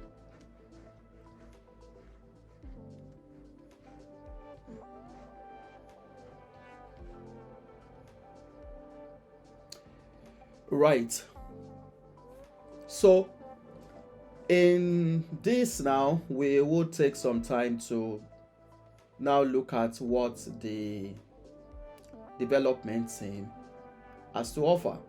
So each team comprising the product owner, the Scrum Master, and the developers. I said in the first class of the second module that there is no hierarchy in the 3 roles. They are all a part of one team. So, but the developers are the arm of the team doing the real work. So if we cast our minds to any project whatsoever, the arms or the artisans or the specialists carrying out the real work, those would form part of the development team.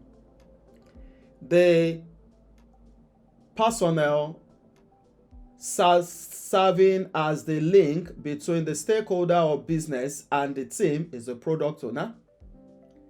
The personnel ensuring that work is delivered as expected in the ways of Scrum, ensuring that impediments are removed, blockers are removed, the team is able to deliver right value, ensuring that there is growth in the team is the Scrum Master. Now, this is now the third. Those individuals in the team that would do the actual work of development. So these are few of those important characteristics that we should expect from the development team in Scrum. The first one talks about a cross-functional team. Pardon me, let me get my pen. A cross-functional team. I explained to us when we started Module 1, Class 1, when I was explaining what Scrum is, I spoke about a cross-functional team. So cross-functional, again, is where you have all the skill sets, all the specialists to deliver on a particular project or product within that team. So you do not need to go out, you do not need to reach out to someone else outside the team. That gives Scrum that speed of delivery where all the skill sets you need is made available to you. For instance, you are a carpenter, but in your carpenter tools box, you have all the implements you need. You have the hammer, you have the chisel, you have the saw, you have the ruler, you have the leveler, you have everything you need. Meaning, for any project you go to, you are not seeking someone else to borrow you or to loan you any tools. Every tool you need is kept in your toolbox. The same thing in Scrum. The developers form the creativity, the development capacity. So everything needed to develop that particular product or project is within that team. Let's cite this scenario. You are making a movie production. So when you have a cross-functional team, would be when you have your cameraman, you have your lithographer, you have your stage man, you have the makeup artist, you have the editor, you have your logistics manager. All the skill sets and technicalities or specialties you need had been formed into that team. That is what makes a cross-functional team. So please, let's put that to our minds, what a cross-functional team is, where all the skill set needed is in that team. So in Scrum, Scrum advocates for Scrum teams to be cross-functional. That is the first thing. Then moving on, a development team also is self-organizing, where they could manage themselves, they could direct themselves, they could share the workload, they could distribute the workload evenly, they could also support themselves and the rest. That is what self-organizing is about. Then of course the team is also collaborative. I'd worked with teams where we need to start the sprint planning. Everyone picks different stories. As we go further, you will understand what I make reference to as story. But just slightly, a story in development, in project development, makes reference to the task, a task that needs to be done. That is what we call story. So you may hear me mention story or user story. They both mean the same thing. I'm making reference to a particular defined task. So you will see where everyone at the beginning of a sprint picks different stories. But as time went by, one of the team member needed help. Then you see others coming around to support such a team member. So the team members are always collaborating. They're always working together. They're always delivering the right value. And they are committed and focused. Committed and focused to what? To the sprint goal. They are committed and focused to the sprint goal. I made mention in the last class that taking us a bit further, looking at the 3 artifacts in Scrum. That's the product backlog, the sprint backlog, then the product increment. A product backlog as a product goal. A sprint backlog as a sprint goal. So the team is committed and focused to the sprint goal. And of course, they are adaptive and flexible. Adaptive to what? Adaptive to the changing requirements. You know, when I was explaining the product owner role, I mentioned that the product owner is the the middleman between the stakeholders and the team. So there are times that the product owner would come by and say, oh, the stakeholders want something slightly different in what we are actually working on or what we're actually developing in the course of the sprint. When we go further, you will see how that could be betterly managed. So in the course of the sprint, the developers also, they must be adaptive. They must be flexible. They must be able to adjust to those requirements. They must be able to embrace change and move further. And of course, they are expected to be responsible for the tasks that they're working on. And of course, the developers should be transparent also. Workflow in Scrum is transparent. Really, we make reference to working in silos as agile pattern in Scrum. And what that means, working in silos, means where all the developers, they are just doing their own things differently. Nobody knows what another is doing. Nobody has visibility of what another is doing. Nobody knows when a particular developer would complete a certain task. Such a team is working in silo. That is agile pattern in Scrum. So Scrum is big on transparency. Mind you, in the first module, we mentioned about the empiricism of Scrum, talking about the transparency, the inspection, and adaptation. And I gave us an acronym there, which I called TIA. I love to call it that way, TIA. Transparency, inspection, and adaptation. So we'll see these 3 empiricism coming back to us again and again. So a development team in Scrum must be transparent. Workflow must be transparent. Everybody must know what everyone is doing.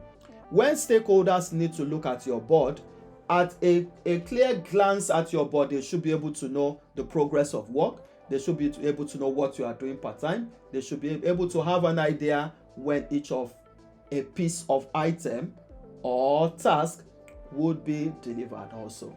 So these are some of those key characteristics of a development team. Mind you, we said earlier that the development team is that third role in Scrum that does the actual work of developing, the development.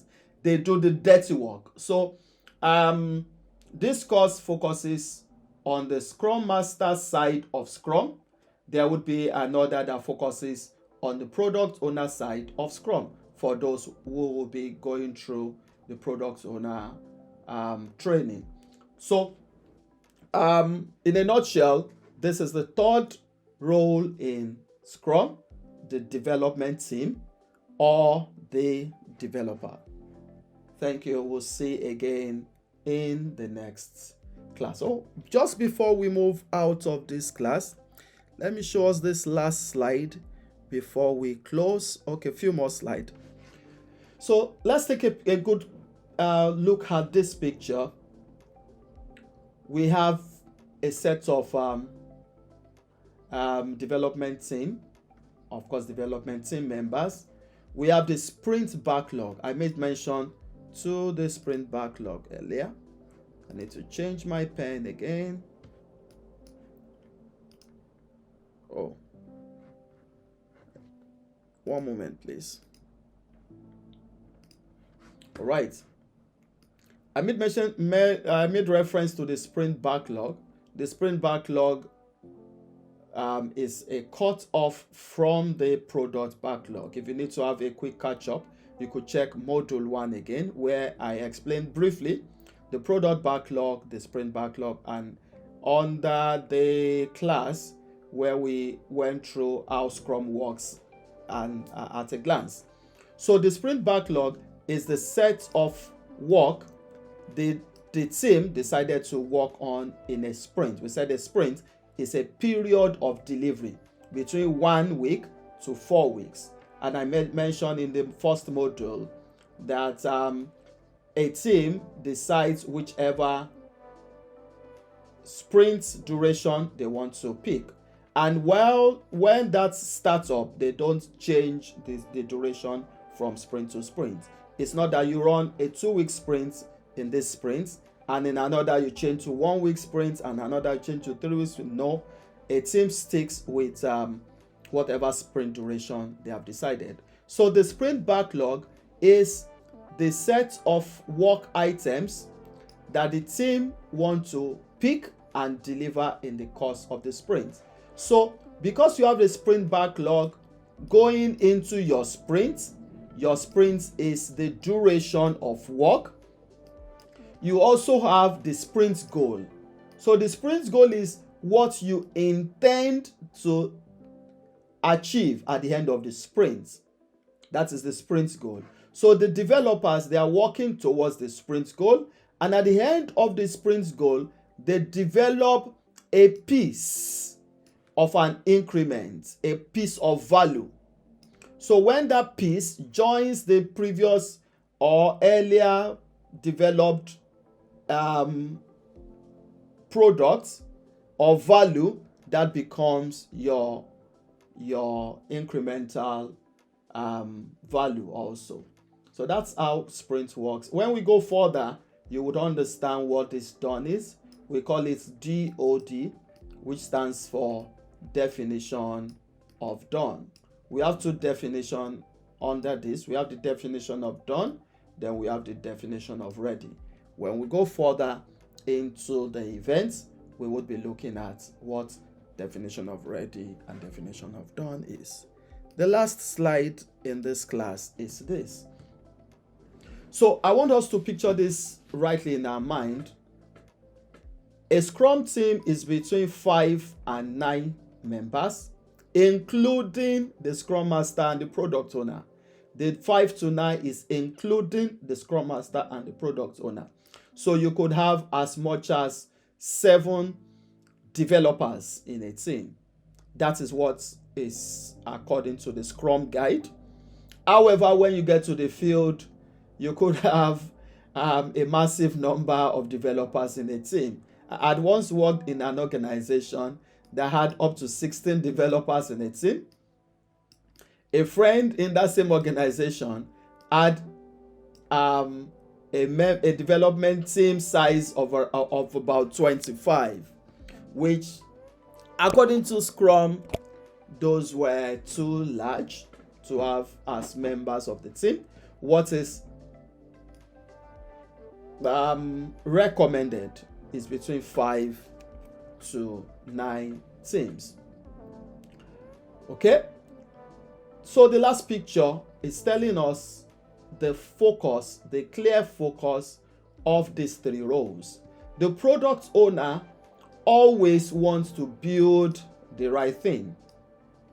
The product owner wants to build the right thing. The development team or the developers want to build the thing right. Whatever the product owner wants to build, the developers want to build it right, while the Scrum Master wants to deliver fast. So the 3 of them come together to ensure that value is delivered. From the product owner's end, we would say that the product owner is working with the stakeholder. The stakeholder knows exactly what they want. So the product owner wants what the stakeholder wants to be built. That's what it means by building the right thing. The right thing is what the stakeholders want. That's the right thing. But to the developer, they want to build the right thing right. Meaning they want to build a qualitative product that the stakeholders want. The product owner wants to build what the stakeholders want.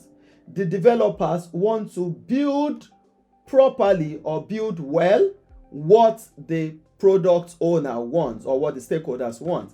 And the Scrum Master is working with the team that they deliver value fast, they deliver quality, they are not impacted by obstacles or challenges, and they are able to deliver what the stakeholders want in record time. So that is how the 3 roles in Scrum works. So that will be the end of this class. We will see again in the next class. Thank you.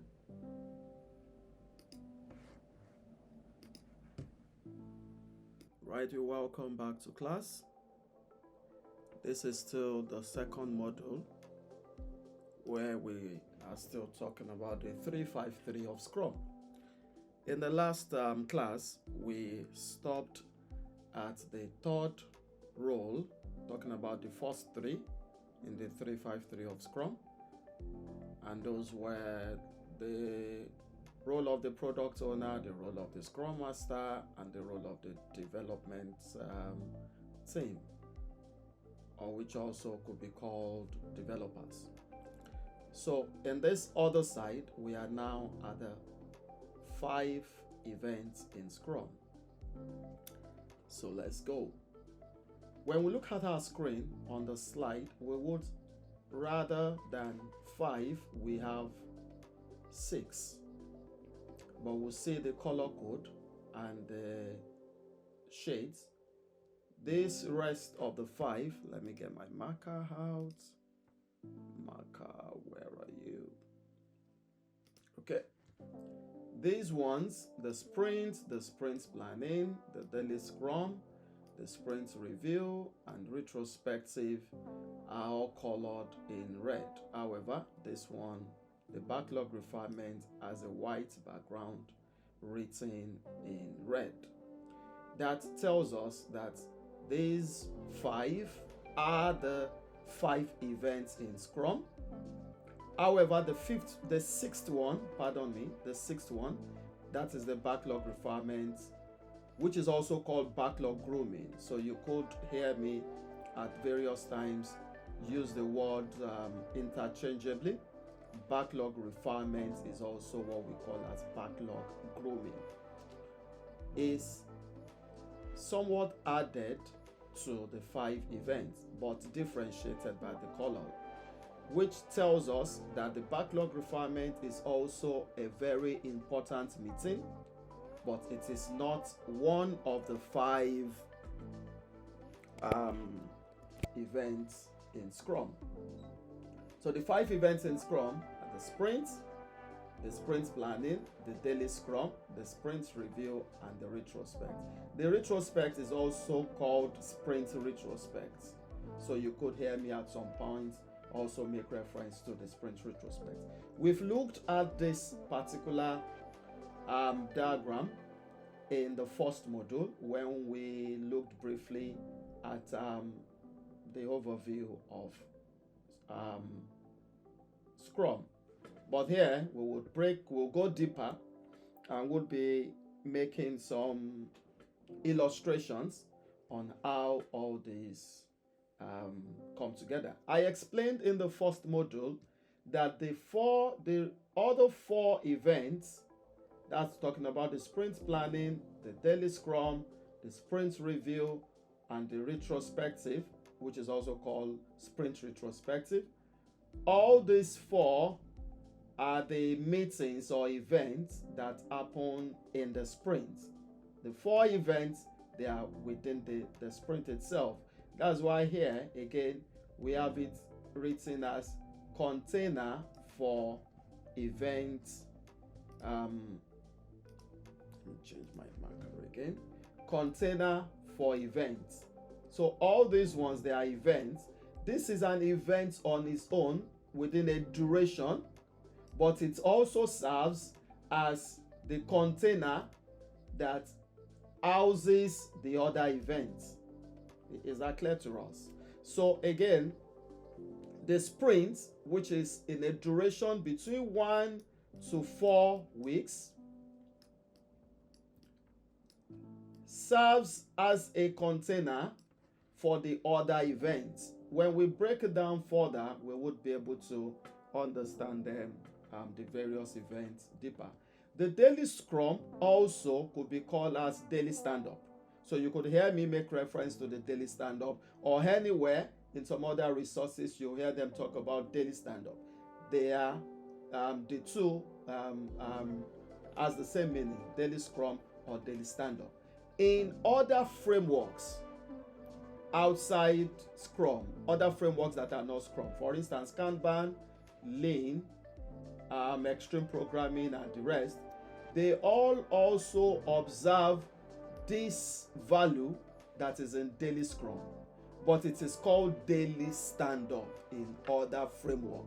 So Scrum just decided, instead of calling it daily stand-up like others call daily stand-up, to call it daily Scrum, but they have the same function. So you could hear me make reference, or anybody make reference to the daily Scrum as the daily stand-up. I just want to make some clarifications on those. So the daily Scrum could also be called the daily stand-up. The retrospective could also be called the sprint retrospective. Why I personally prefer sprint retrospective is that at other scaled events, there could be retrospective meetings too. It has its own peculiar value that we could derive from it also. So please note those ones. Then the backlog refinement is also called backlog grooming.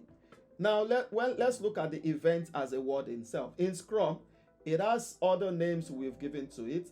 The Scrum events could also be called Scrum ceremonies, or in some rare cases, which I personally enjoy that word, is to call it the Scrum rituals. You know, rituals, when it's a rituals, it always sounds somehow. Okay, so the Scrum events could also be called the Scrum ceremonies or Scrum rituals. So you could hear the word Scrum events used differently. When anyone makes reference to the Scrum ceremony, it's referred to as the Scrum event, or when they make reference to Scrum rituals, like I like it, it's making reference also to Scrum events. All right, that is setting the background for this 5 events in Scrum, right? We've gone through all these ones, so I would not want to go over them again, but we will meet them as we go further. Next slide, please.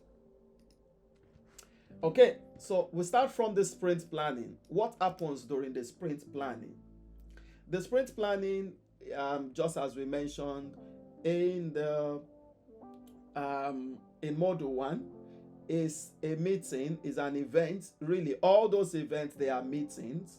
So it's an event where the team comes together and plan for the sprint. The team is coming together and plan for the sprint. When we look at this picture on the screen, of course, if anybody asks you, who is this guy? Without anybody asking so much, you would know that this guy represents the developer, right? And who is this lady pointing and this other lady with the megaphone? Let me give us a moment to think about that. Okay, so what do we think there? All right, this lady represents the product owner, and this lady represents the Scrum Master. So you see that the Scrum Master shouts a lot. Not shout, literally. Okay, as we go further, you would understand it better. Okay, so in the sprint planning, this is what happens. The team comes together. Every member of the team would come together and they would plan for the sprint. As I mentioned earlier, a sprint is between 1 to 4 weeks. I'll need everybody to understand this clearly. So please, I would take it slowly so that we can understand. I mentioned in the first module that a team sticks to a duration of sprints. So if your team sticks to one sprint cycle, that means on that product or on that project, you would observe a 1 weekly sprint cycle. If there is any need to change it again, maybe to a 2-week, then the team needs to come together and see why that should change to another cycle. So it is not that you run the sprint for this cycle, you run a 2-week sprint, and in another one, you run a 1-week sprint, and another one, you change back to 2-week sprints, and because there is another product or another requirement, you said we change it back to 3-week sprint. No. The team sticks with just one sprint duration for a project. On the field, most organizations use the 2 weekly sprints. Is that English correct? Okay. Most organizations stick with the 2-week cycle of the sprint. All right. So let's put that in mind. By the time we get to practicals, we would understand better. But for the practicals, we would be using the 1 weekly sprint. Okay, back to what we're doing. Sprint planning. So we know what the sprint itself is as a duration in which a work is carried out. There is always a sprint goal. The team comes together for the sprint planning to now plan for what needs to be done. So we can see the product owner here pointing to work items, what needs to be done.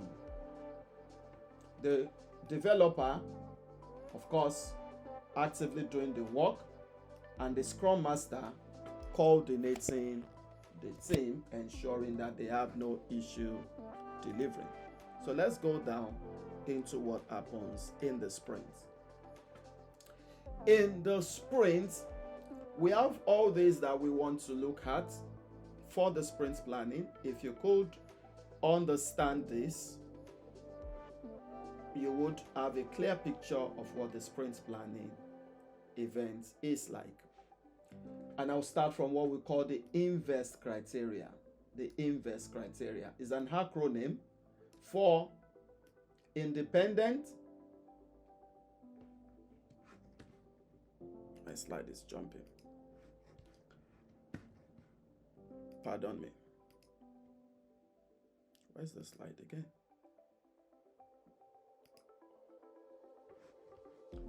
Sorry about that. The I stands for independent. The N stands for negotiable. The V stands for valuable. The E stands for estimable. The S stands for small. And the T stands for testable. That is what we make reference to as the INVEST criteria. I'll break that down for us in just a moment, but I want us to take a moment to note that down. The INVEST criteria. So as a Scrum Master in particular, you need to ensure that your team follows through with what we call the INVEST criteria. INVEST again stands for independent, negotiable, valuable, estimable, small, and testable. And how does that come to play? Every piece of story is expected to be independent. I'll take us to the board. We'll see how that works on the board in just a moment. What that means that every story needs to be independent is that each piece of work item should stand on its own. It should be a piece you can start and finish in that particular sprint. Yes, mostly work is continuous, but at the same time, you should be able to cut out a portion and measure as something that stands on its own. For instance, let's go back to the illustration we've been using from the beginning, building a house. You want to make plans, but for your sprint, let's say it's a 2-weekly sprint, or let me use the 1-weekly sprint so that we get used to the 1-weekly sprint, which would be cascaded into the practicals. Of course, for those doing practicals. So the 1-weekly sprint, you have a particular task that needs to be carried out. Let's say you need to dig soakaway pits or septic tank pits. So the question is, that particular task, how many days will it take you to complete it? So when that task is coming into your work item for that sprint, the question is, can you complete that particular task of digging the soakaway within the sprint? So if the answer is yes, then you have that work item brought into that sprint. That is what we mean by independent. That work item is standing on its own.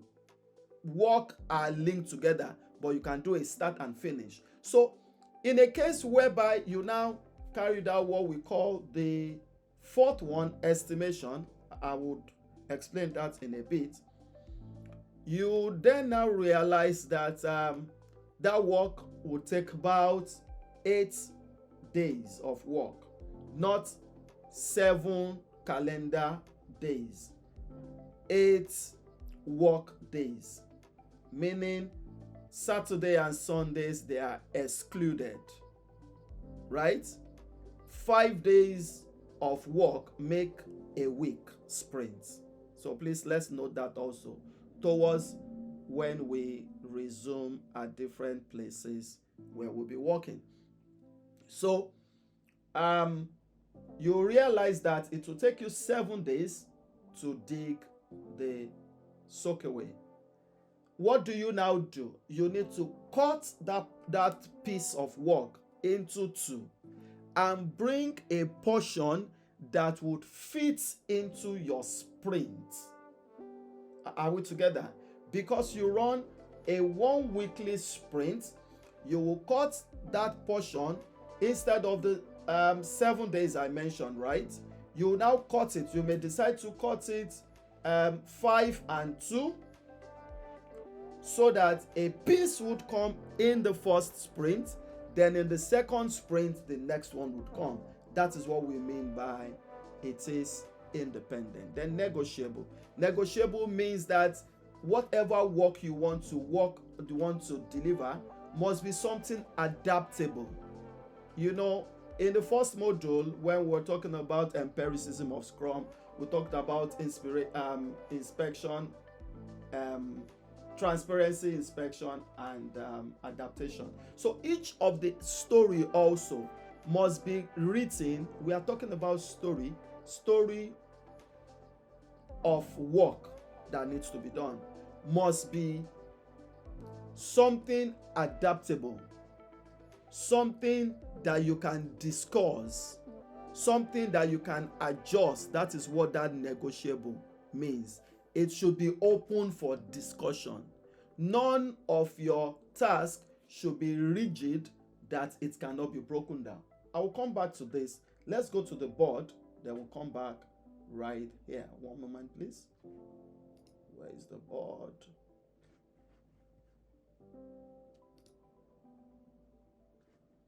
Oh, my board is not coming up.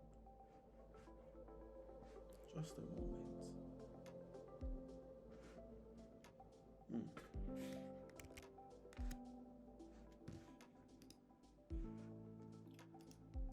Oh dear.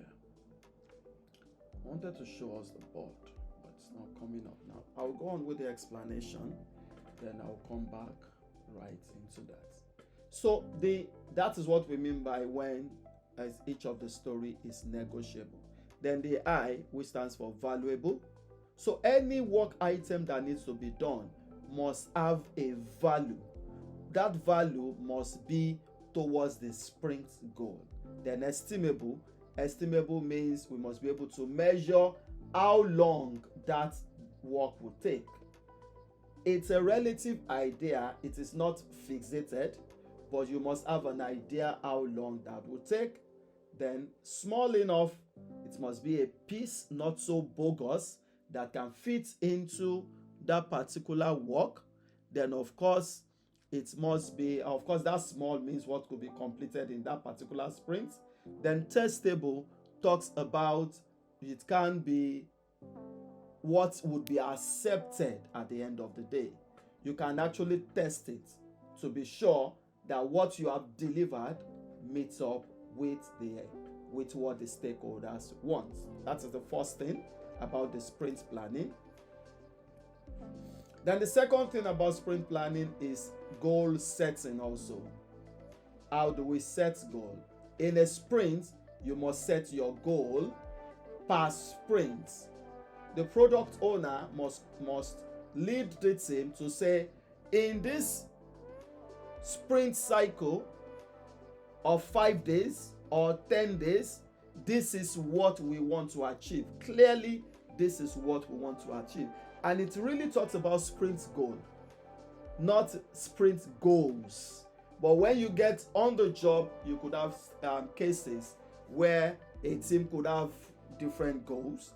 But what is ideal is that there should be a sprint goal, because the entire team is expected to be working towards the sprint goal.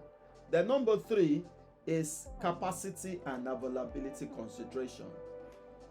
When we talk about capacity, is earlier from the first module, I mentioned that each Scrum team is expected to be cross-functional, meaning that all the skill sets that we need to deliver that task should be within that team. So the capacity of the team means you have the ability to deliver within your team. Your team has the needed skill sets. Where that does not happen, when there is capacity deficiency, your stories would reflect on it. I'll be showing us what I make reference to from the board as story. Your story would reflect on it. It will show precisely what capacity is all about. Meaning, let me explain availability, then I'll come back to capacity. Availability means if you have 5 developers working in your team, that means the total workload should be what those 5 developers can execute. In a situation where in your next sprint, 2 of your developers has planned holidays, that means your availability has decreased. So the total work items you want to bring into your sprint must measure with your team's availability. When you have limited number of members, the same must reflect on the total work that you need to do. Let me give you this illustration on building a house. Still, we are building a house and we have laborers, foremen, that are to offload cement from the truck to the store, and every day you need 20 bags of cement to work on daily, right? Those 20 bags, you've measured one bricklayer to work on 5 bags of cement daily. That means on your 20 bags daily, you need 4 bricklayers, right? Each bricklayer from 9 a.m. to 5 p.m. would work on 5 cement for the day. So on this particular day, you realized that you have one of your bricklayers not showing up for work. It could be that there is a planned holiday, or he took ill, or there is a family matter, or whatever the case is, meaning that your availability, your team's availability is decreased by 1 bricklayer.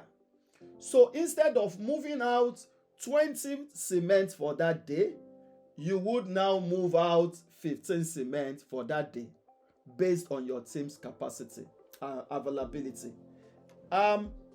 This time around, we're talking about the sprint, which is a period of 5 to 10 days for a 1 weekly sprint or 2 week cycle sprint. So the same thing would reflect where your team members are not fully available. The total work they need to work on in that sprint should reflect the same. So capacity and availability, they both work together. Your availability needs to be considered. Your capacity needs to be also considered. Where capacity comes to play is that you are to build a particular, let's say, scaffold in a particular sprint. You now realize that your team does not have that capacity to build that scaffold. No one had that technical skill to mount up that needed scaffold. What do? That means that scaffold building for that sprint cannot come into your sprint because the team does not have the capacity to bring it into the sprint. So the total work you need to do in that particular sprint should reflect on what the team's capacity is and also what the team's availability is. Then also, as it relates, the fourth one, as it relates to the backlog grooming, which is also backlog refinement. The reference here is when we get to backlog grooming or backlog refinement as a meeting, would understand it more clearer. But what this means is that a backlog grooming plans for a longer duration. It's making plans for the total work that needs to be done. So while we are doing the sprint planning is planning for the work that needs to be done in a sprint. We will check which of the future work that needs to be completed, which one do we want to bring into the sprint, and which one do we not need to bring into the sprint. Then the fifth one, task breakdown and velocity planning. I'll go with velocity planning first. Velocity planning talks about your team's previous total work done. Your team's previous total work done is your team's velocity. In that same illustration where I said that we have 4 bricklayers working on 5 cement daily, in 5 days they would have worked on, that would be 20 times 5, which is 100 cement per sprint. That means that team of 4 bricklayers deliver that team of four bricklayers deliver 100 bags of cement weekly. Mind you, it's not only the bricklayers working. They have 4 men, they have laborers, they have all other team members with them. That means the entire team comprising of the 4 bricklayers and the others to make up a team delivers 100 bags of cement weekly. So that means the team's velocity is 100 on each sprint. So when you're going into a new sprint and you are to plan a new sprint, you now want to consider, do we have 100 bags of cement available for the new sprint? How do we get those 100 bags of cement ready? Do we have 4 bricklayers ready? Do we have all the laborers ready? Do we have equal amount of water that they will use for the mixture? Do we have the sand that will be used for the mixture? All those things could be planned based on the team's velocity, the team's previous completed work becomes a plan for the future. And talking about task breakdown, the entire work needs to be broken down so that each developer clearly understands what they need to work on. The time box for sprint planning, we mentioned earlier that the time box for daily stand-up is 15 minutes. The time box for sprint planning, a sprint is between 1 to 4 weeks. The maximum time box for sprint planning is 8 hours for 4 weeks. So when your team is running 4 weeks of sprints, you could have as much as 8 hours of planning. But I tell you, I've not seen any organization that runs 4 weekly sprints, either 1 or 2. So for 2 weekly sprints, it's meant to be 1 hour, and that is mostly what happens on the job. Most sprint planning time box is for 1 hour.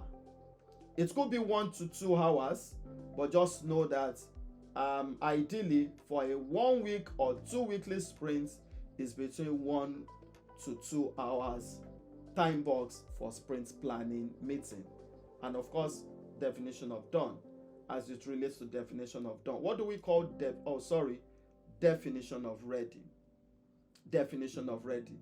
Definition of ready comes to play in all these that I mentioned earlier. Definition of ready means for we to bring this work into the sprint, does it answer the question, can we complete it in that sprint?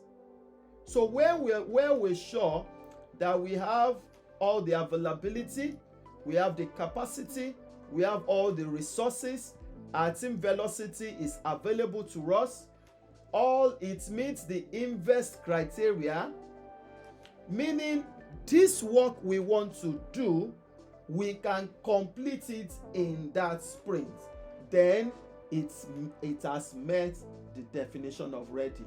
Meaning when a task is ready to sprint. Before a task could be ready to sprint, then clearly that task must have all the factors needed to accomplish it in that sprint to meet definition of ready. So that is all we'll focus on this class, on the sprint planning. Just a quick overview of what we've said.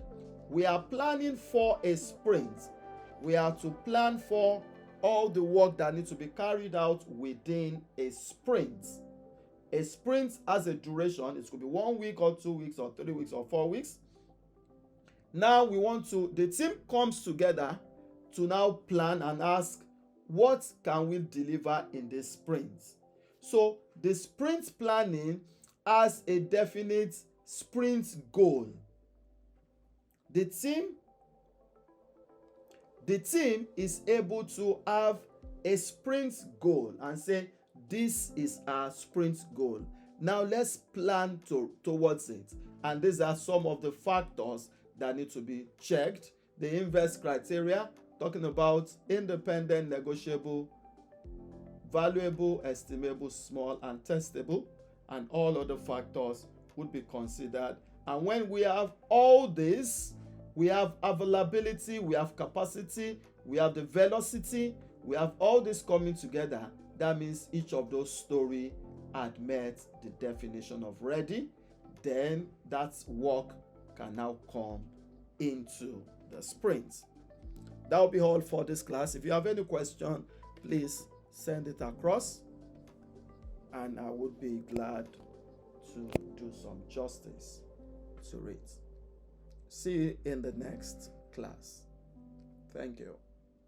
All right, so let's go into the brief demonstration or the illustration I made reference to while we were taking the sprint planning. This is still the overview of what we'll be looking at. It's just laying the foundation for us to understand how all these things work. So this tool is called Jira software. It's a project management tool. Some of us may be used to it, while some may just be seeing this for the first time. So this is one of those tools that you would be making use of in the course of this training program. Jira. Everyone would have access during the practicals. For those taking the practicals, everyone would have access to the board and be able to demonstrate all this. All right, so the project here is house project. So relatively to what we've been using as an illustration, and we have on this side, we have the planning, what we have to plan for, we have the timeline, we have the backlog, we have the board, we have goals, we have issue. There's another that's yet to be here. I will add that later, and that is the reports. This is not the only project on this board. There are other several projects on this board, but this is what we want to make use of for this training class. So on the timeline, you have these ones in the purple color. In Jira, we call them epics. Epics, E-P-I-C-S. So those are epics. Epics are like functionalities. They are like big stories. Big stories. And that is why on this particular board, we are to build a house. We now broke them into big chunks, big stories first. The approver, the foundation, the block work, the roofing, the plastering, the mechanical work, and the finishes. By the time we go through all this, we should arrive at the house completed. However, inside each of these epic, you have the task. I want us to get that clearly. So inside the epics, you have the task, and that is why we can see an arrow on this. I showed us something similar to this in module 1, and that was when we looked at this particular project, wedding party. So the screenshot I made then was for this wedding party, right? And I showed us how this works. That was in the first module. So let's go back to the house project, which we would use for this particular training. So under the timeline again, we have all the epics, and for you to see an arrow at the front, that means it has some other content inside. When we drop them down, we'll see the next color as green. Those greens are called user stories. So all those would form this. So we can see from here, survey for approval, the environmental impact assessment, then the building plan. All these tasks will make up the approval. If we go down here also, we'll see for the foundation, the sand filling, the blinding, the damp-proof concrete, the foundation blocks, and digging. It's not in order of priority. We may decide to do that. Before we sand fill, we need to dig first. So it's something adaptive, something you can adjust as you like. That's under the foundation. If we go under the block work, we have some other stories, task in green, create openings, lintel formation, parapet, layer blocks, and so on and so forth, right? So what you need to know at this point is that we have user stories, then we have epics. Epics are bigger user stories. Epics are bigger chunks. When they are broken down into smaller bits, they become user stories. User stories in Jira could also be broken down into further smaller pieces, and those are called tasks. If you come here and click on create, mind you, work items means what needs to be done in Jira is called issue. So anytime in Jira, and that is peculiar to Jira alone, there are other bots that are not using the same term as Jira. Other bots could be version 1, could be monday.com, could be Azure DevOps bot, could be Asana. So all other ones do not use the same language, but all other ones stick with user stories, epics, and the rest. But what I just want to clarify for you, anytime you see issue in Jira, it means work item. Any work that needs to be done is called issue. How we got here is when I decided to just demonstrate how we create these stories or epics. You come here and click on create, and it brings a new story dialog box. But what I want to show you at this point is issue type. Issue type. If I drop down, you'll see stories, you'll see task, you'll see bug, and you see epic. Epics are the bigger stories, followed by stories. The task, they are smaller to stories. Then the bugs are problems that needs to be corrected, an issue that needs to be corrected. That is bugs, right? So if we drop this down again, we can see that all these ones with the red, with the green color has no arrow at the front, meaning that they have no task. We can decide to add a particular task to it. Just for demonstration's sake, we could come right here, add a child issue. When I click this, and let me name it for testing, and create it under this environmental impact assessment, and create it, we can see that the color is blue, right? The color is blue and it's under environmental impact assessment. All this you would do by yourself when you get to the practicals. I just refresh it because I expect it to have, I don't know, it should come with an arrow at this point, showing us that I'll check why that later on. There should be an arrow now here indicating that this particular story has some other tasks. But what you need to know at this point is that we have stories, we have epics as the bigger one. Under epics we have stories, and under stories we have tasks. All right, so let's demonstrate what the sprint planning is all about. So the timeline, before we go to the sprint planning proper, the timeline is where we can see all the features or all the stories, which are all items and work items that need to be done, and a timeline for it. That's what makes the timeline itself. So we can decide to determine what time each of this epic will be delivered.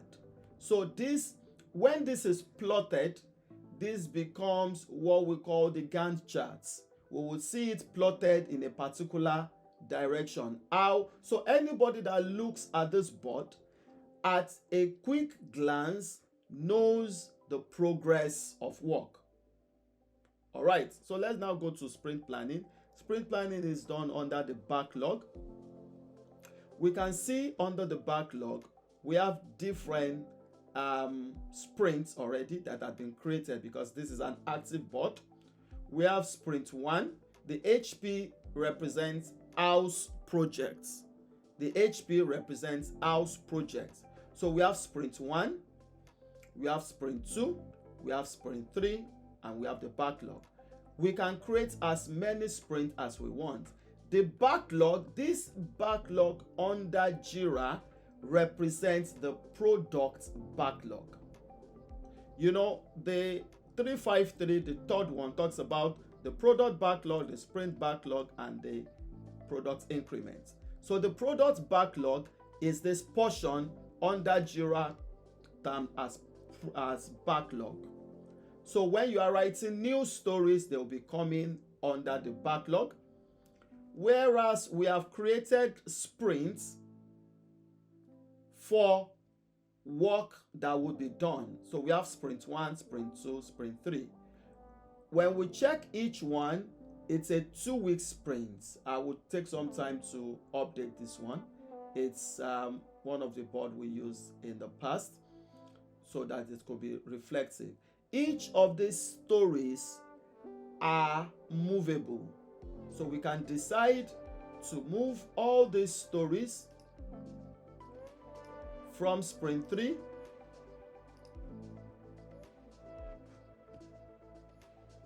what are you doing? I wanted to do multiple selection. Okay,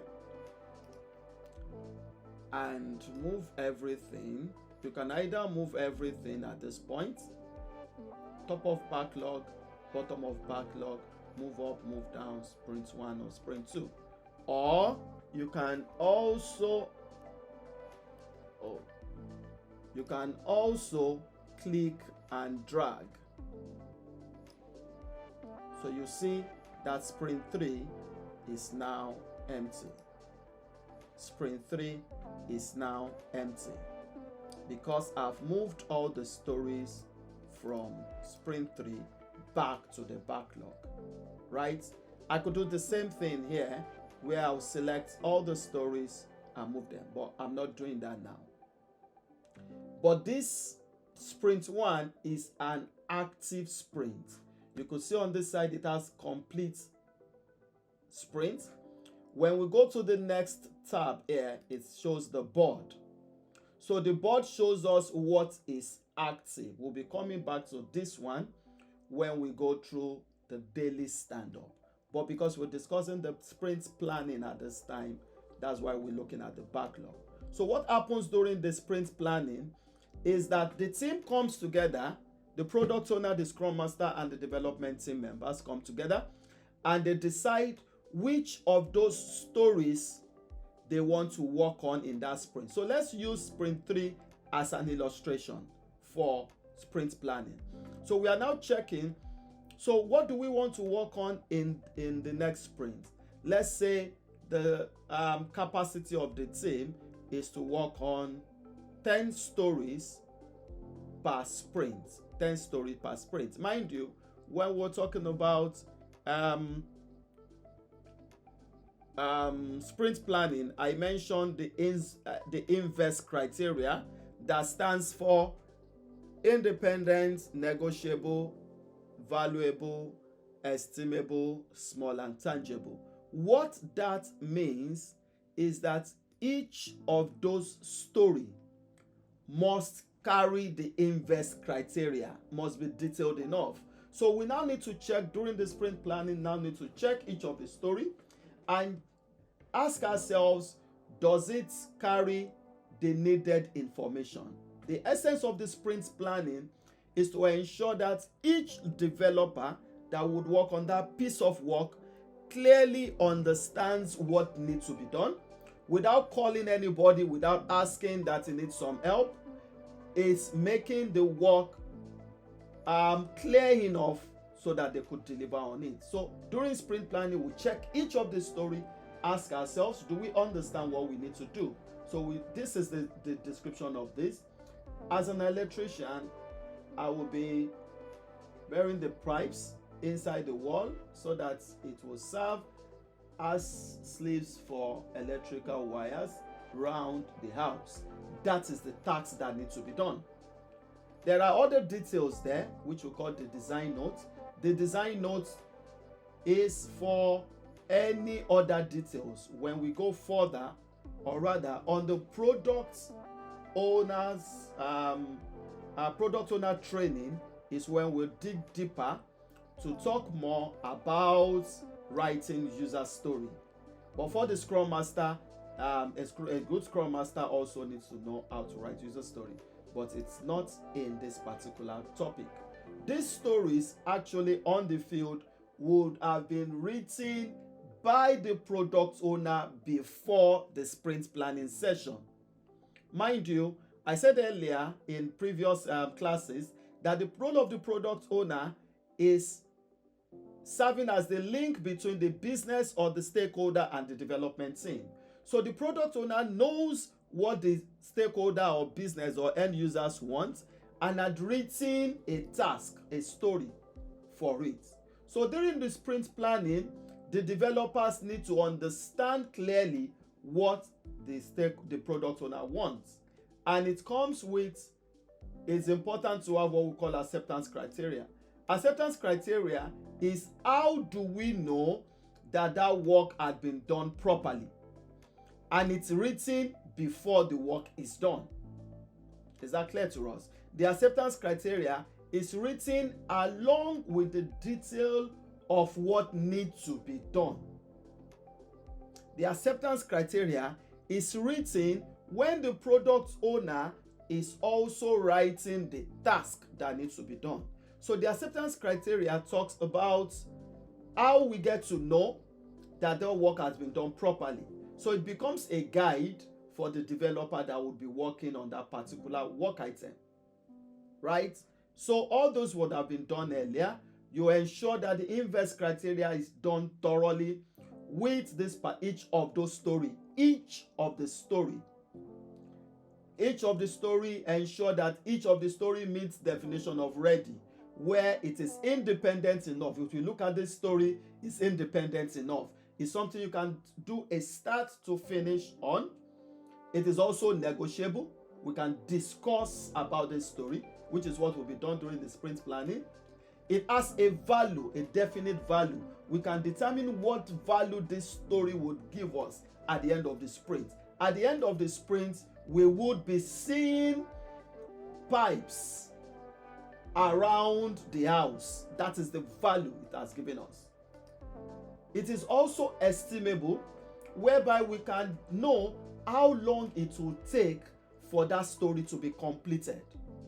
So for instance, the developer would now in the sprint planning give an estimate. All the rest of the team would be doing that. There is a tool we use for that called Planning Poker. When we get to the practicals, you would see how Planning Poker is used precisely for estimation. We'll just go over it briefly during the classes, but at the practical, you will see it clearly, right? So the developers would be able to come up with an estimate of when the work would be delivered.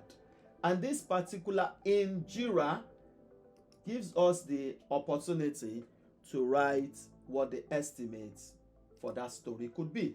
So I've just added 3 to this. There is what we call, it's under the product owner training, what we call Fibonacci sequence. Fibonacci sequence is, you could just note it down and read it up, but those who will be going through the product owner training, we would expand and expansate on the Fibonacci sequence properly. But just know for this particular class, this is an estimate. You can see story point estimate. So a 3 could just give us an idea. That 3 as decided by the team could mean 3 days. It could mean 3 hours. It could mean whatsoever the team has decided that their estimation point would translate into. And that is what they stick with. So if a team decides that at 3 points means 3 days, at 2 points means 2 days, so anytime a story is added, we get to have an idea when that story would be completed. That is what estimation is. However, let me quickly point out, in Fibonacci sequence that I mentioned about, it has a sequence of numbering 1, 2, 3, 5, 8, 13, on and on. It adds the last 2 digits to form the next one. So after 1, you have 2. So the next one after 2 will be 1 plus 2 will give you 3. The next one after 3 will be 2 plus 3 will give you 5. The next one after 5 will be 3 plus 5 will give you 8. The next one after 8 would be 5 plus 8 would give you 13. So it goes in that order. That is what Fibonacci sequence is all about. When we get to the practicals again, we'll get it more clearer. So we're going through the inverse criteria. We've ensured that this story is independent, it's standing on its own. Standing on its own means it's something we can start and finish within that sprint. We don't need it to extend it further. We don't also have any other thing that is affecting it. It is not that when we get to the field to start work, we now realize that pipes are not supplied. That means that this story is not meant to sprint in the first place. Meaning also that this story does not meet the definition of ready. Let me take that again to make it clear to us. This particular story that says, as an electrician, I will be burying the pipes inside the walls so that it will serve as sleeves for electric wires around the house. That is what needs to be done.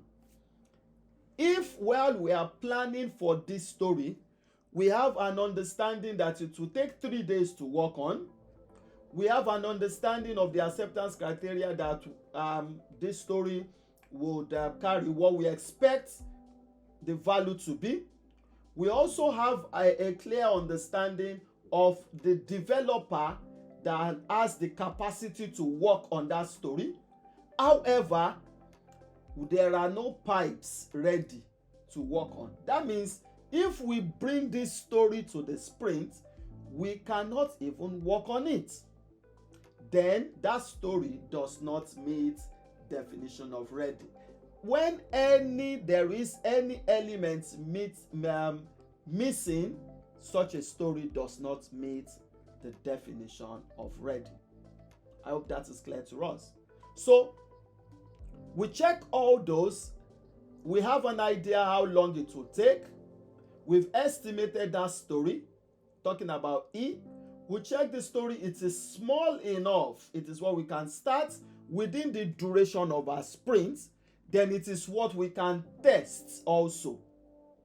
When the developer comes back to say, oh, I finished the work, the tester can jump on that story and test it and ensure that it meets the acceptance criteria. At that point, this story has then now met the invest criteria.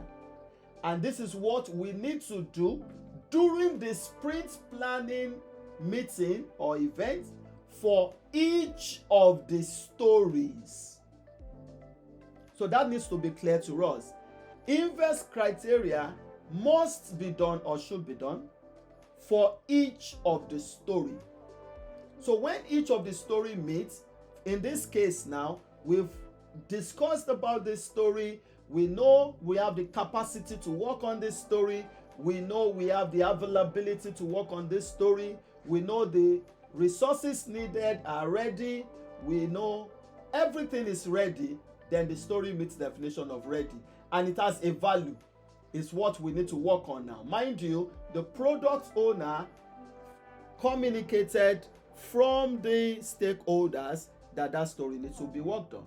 Then the story can now be prepared or moved to a sprint that is waiting to commence. So we do same to each of the story. Let's assume we've done this for each of the story. We do same and move them upwards.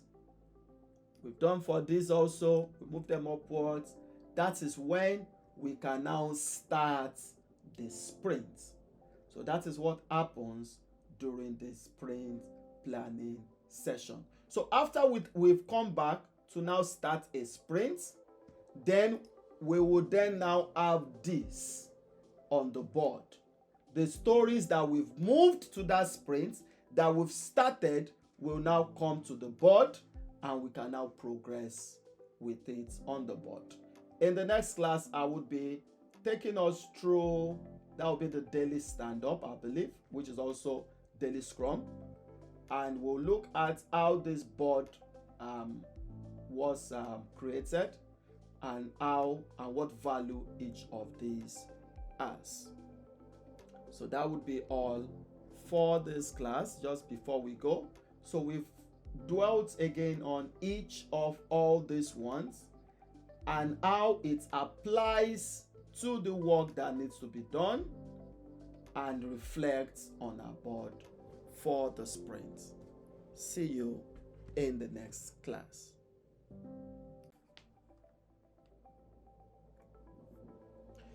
So you are welcome back to class, and today we will be talking about the daily Scrum, which is the second event of the 353 of Scrum, talking about the 5 events in Scrum. In the last class, we looked at the sprint planning, which is also an event. In actual sense, a meeting where the work that needs to be done in the course of the sprint. Remember again, the sprint is a duration where work is carried out. So the work that needs to be done in the course of the sprints is planned. So let's move over and right into the daily Scrum. what is the daily Scrum? Let's take a quick look at this picture. We will see the sprint backlog. In the last class, I guess I showed us, this is back to the board. I'm back to the board now. In the last class where we were doing the sprint planning, I told us that the backlog here under Jira is the same as the product backlog. The product backlog, that's making reference to the third, or rather the second three in the 353 of Scrum, talking about the product backlog, the sprint backlog, and the product increments. So the ones here, all these items here are inside the product backlog. However, the sprint items is what we make reference to as the sprint backlog. Let me take that again. The items in a sprint, as we can see here, these items is what we call the sprint backlog. So this is the sprint backlog, and these are the items in the sprint backlog. So from the product backlog, some work items move into the sprint. I explained this in the last class. And the sprint is started. And that is what brings us back to this board here. I just want us to have that quickly added to it. So that's the sprint backlog we have here. So the sprint backlog here is the same as what we have here. So this is our active sprint. This is an active sprint. And the backlog for the sprints are what we have here under the backlog. So when we look at this picture again, we will see three noticeable columns. The to-do column, the doing column, and the done column. The to-do, which stands for work that needs to be done. The doing column, which represents work that has started, that is currently being worked on. And the done column, which signifies work that has been concluded. That is exactly what the sprint backlog focuses on. Mind you, I said what the sprint backlog focuses on, not what the daily stand-up is about. I'm just laying the foundation for the daily Scrum, otherwise called daily stand-up. So let's go next to the next screen. Okay, before I go next before I move over to the next slide, we can see the team members converging around the board. So this is a board. Before COVID happened, work was mostly carried out in offices where teams are co-located. Please mind the use of my words. Those are the relative terms or terminology or language that is expected of you to relate with. So before COVID happened, everyone or mostly everyone worked in the office or at places of work. So as at that time, there was a physical board that team members stack up work items led by the product owner on the board, and the daily Scrum or daily stand-up, which I mentioned earlier, is a 15-minute meeting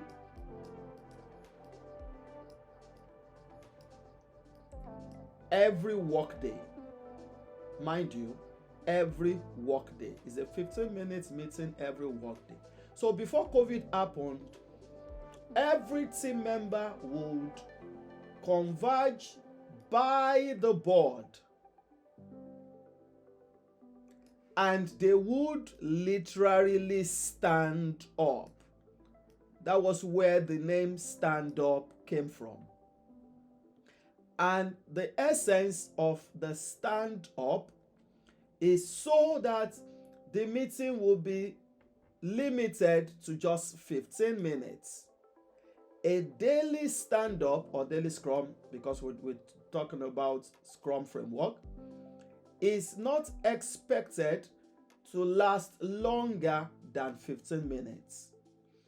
Of course, when you get to the field, you could make something different, and that is why you would be the Scrum Master or the product owner ensuring that the team keeps it at 15 minutes. So the idea is that everyone stands up around the board and discuss work that needs to be done. That is where the word daily stand-up came from. So what is to be discussed?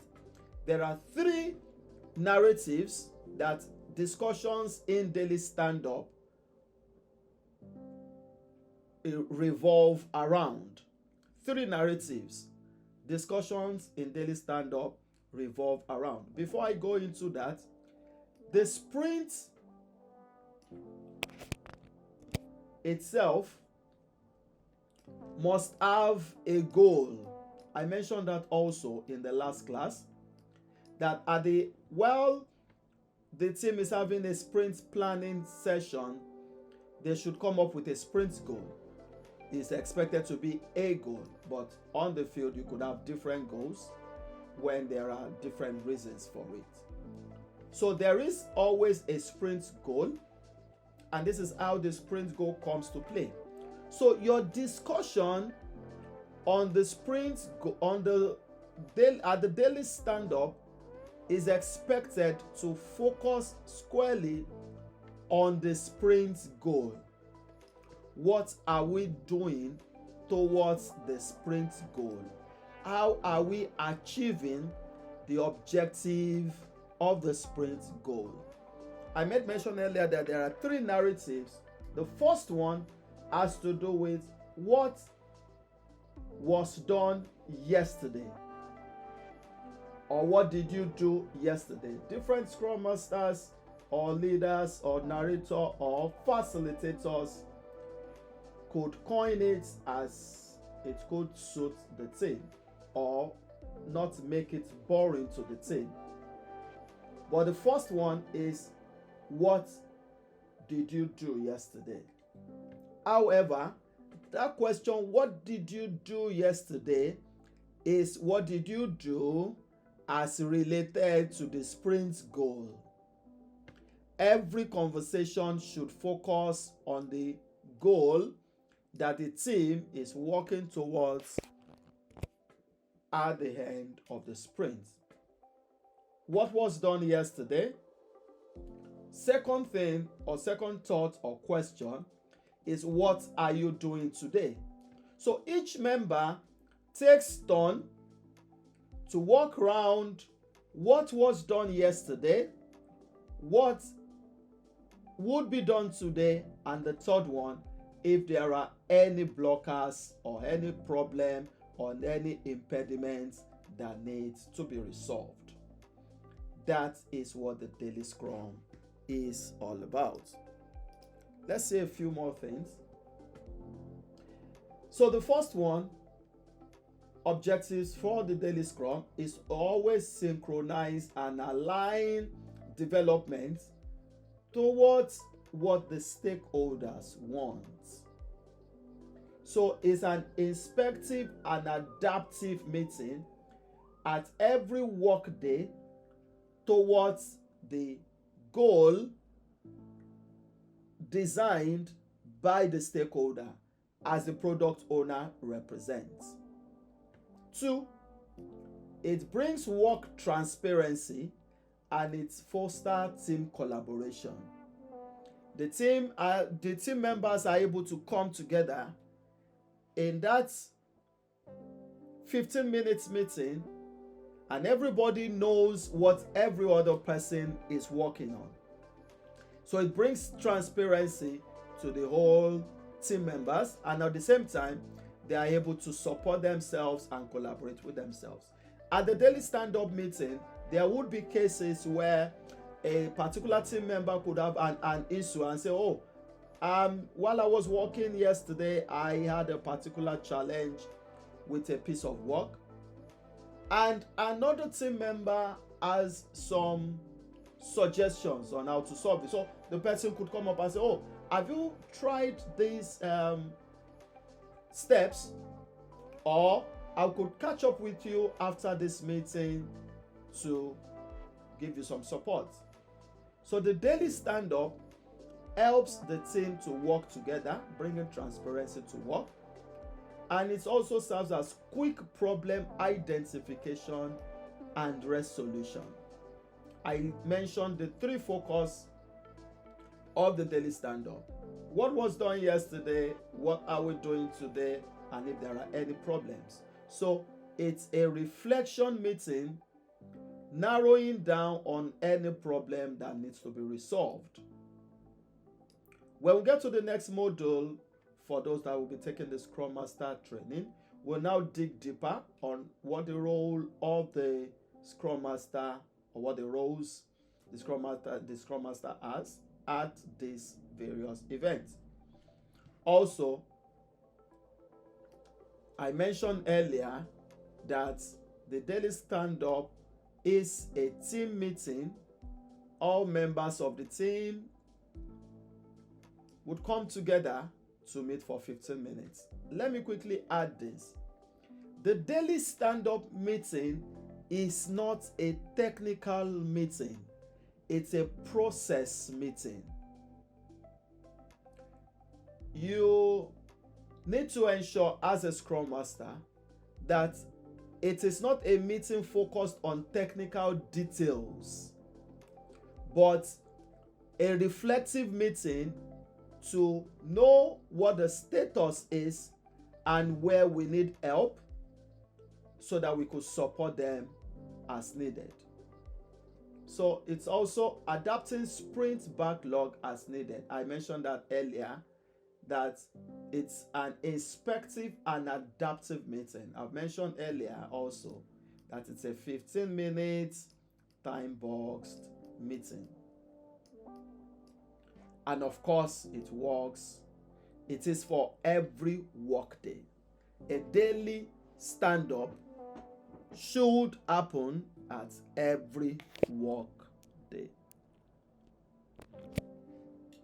So that's what the daily stand-up is all about. Before we move on next, let's go back to the board so we can all see how all this come to play. So we're back to the board. This is the backlog from where we stopped on the sprint planning, and we assume we've started a new sprint. I said in the last class that I was going to explain this column. We would see from this last picture the 3 essential columns in the sprints that you can always find on the board. The to-do column, the in-progress column, and the done column. Every board would have something similar. It could be called something different. On another project board, it may be called something different basically. But just have it in mind that we have the to-do column, meaning those work that needs to be done. The in-progress column, those work you have started that you are working on. Then the done column that signifies what had been completed. You see these 3 other columns. They were created as needed. The first one of those 3 is the blocker column.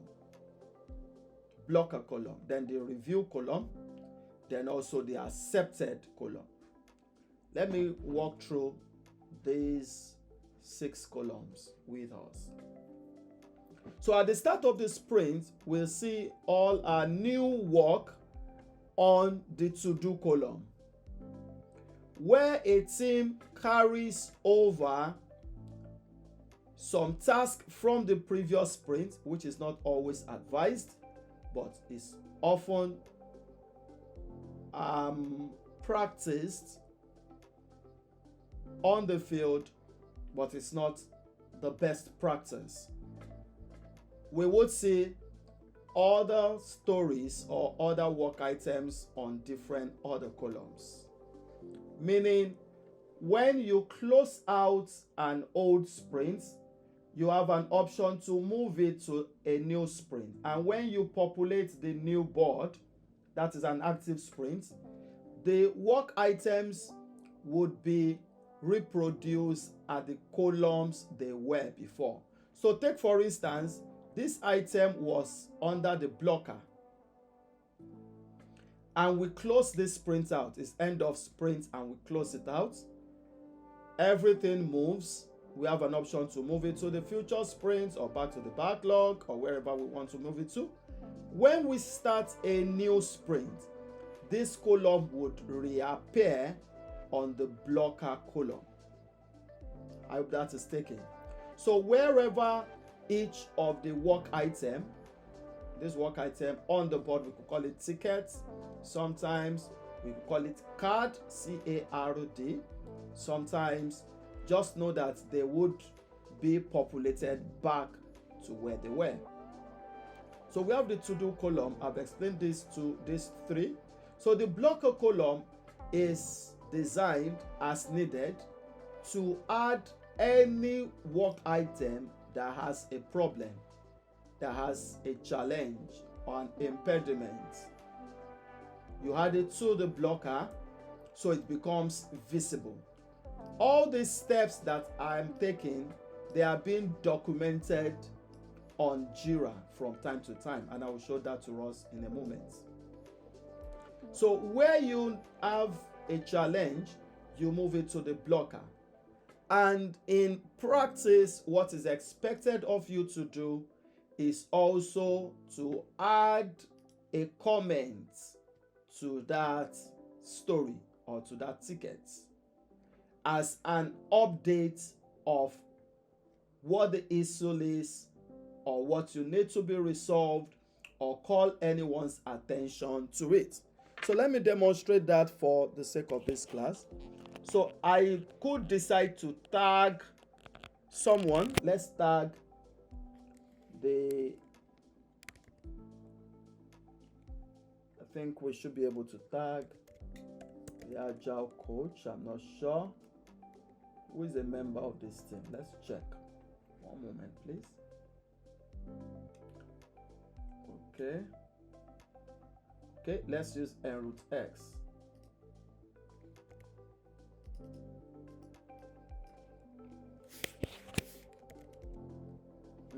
Good. So I've just tagged enroute X. Please have a check on this challenge, and I could deliberately add a challenge.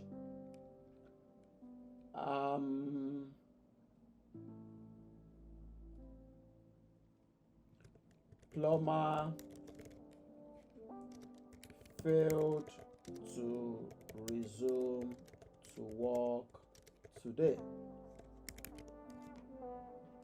So this is a reason given to it. I actually just formulated something as an example for us and save it.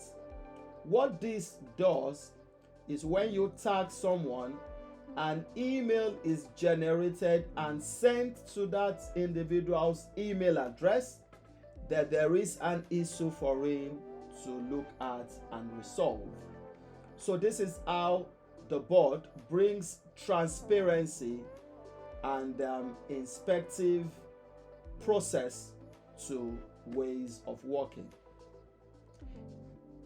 Mind you, I have moved this particular ticket or card at different times. I made reference to it earlier that any step you make is being documented. If we look here, we see we have history. If I click on this history, we would see all the changes that had happened to that particular ticket. From the first day it was created, by whom that was created the issue. I told you in the last class, issue represents task in Jira. Was created on July 19, 2023, given the time. When it changed the parent, when it got updated into a sprint, and on, even to the actions I took just recently. You can see 3 minutes, change status from review to blocker, change status from blocker to review, from in progress to blocker, in that order. So everything is documented. And that is how work transparency is brought to work. So let's now go back to the daily stand-up. So when we come to the daily stand-up, the facilitator of the daily stand-up, before we go further, I need to add this also. According to Scrum ways of working, the product owner is not a mandated member of the daily stand-up. It doesn't mean that the product owner could not come to daily stand-up. The product owner has the free will to come to the daily stand-up. The daily stand-up is a meeting for the development team themselves to work amongst themselves. The Scrum Master is needed on the daily stand-up because he's supporting them when there are issues. It could be escalated to him. It could take it up and find the needed solutions for the developers. But for the product owner, it is not mandatory. However, on the field, you see most product owners attend daily stand-up, which is good.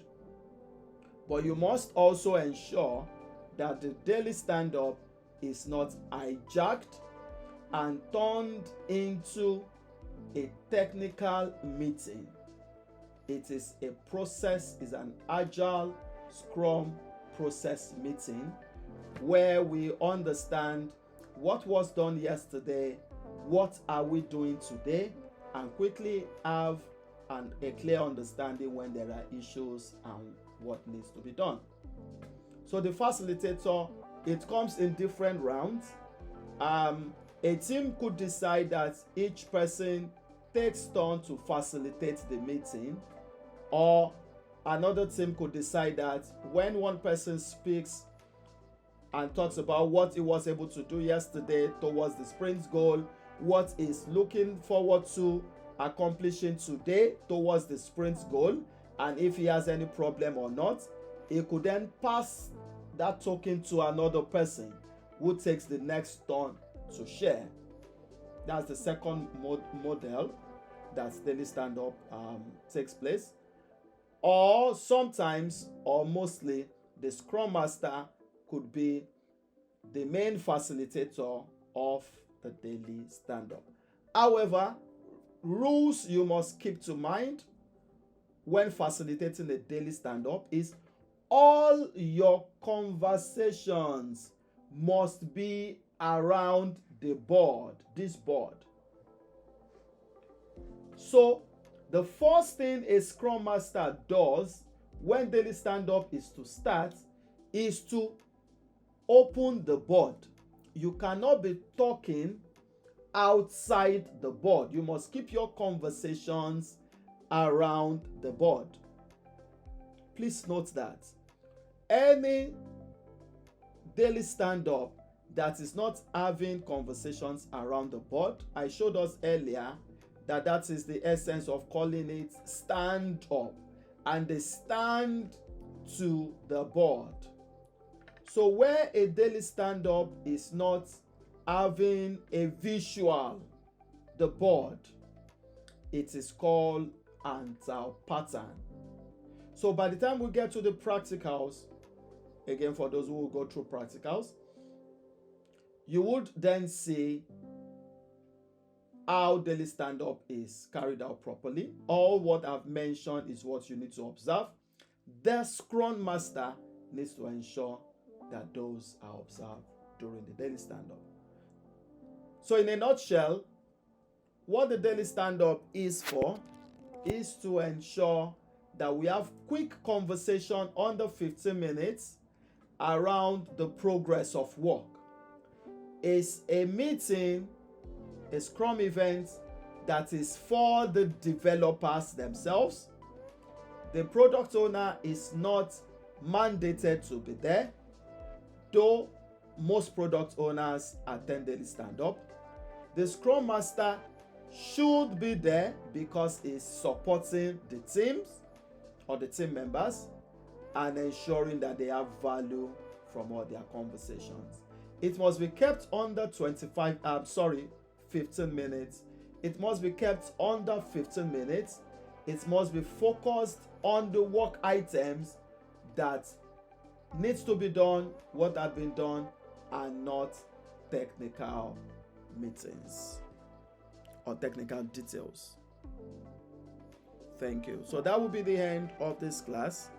We see again in the next class. If you have any questions, please note them down and send it across. See you soon. Welcome back to class. In this class, we would now look at the sprint review. The sprint review.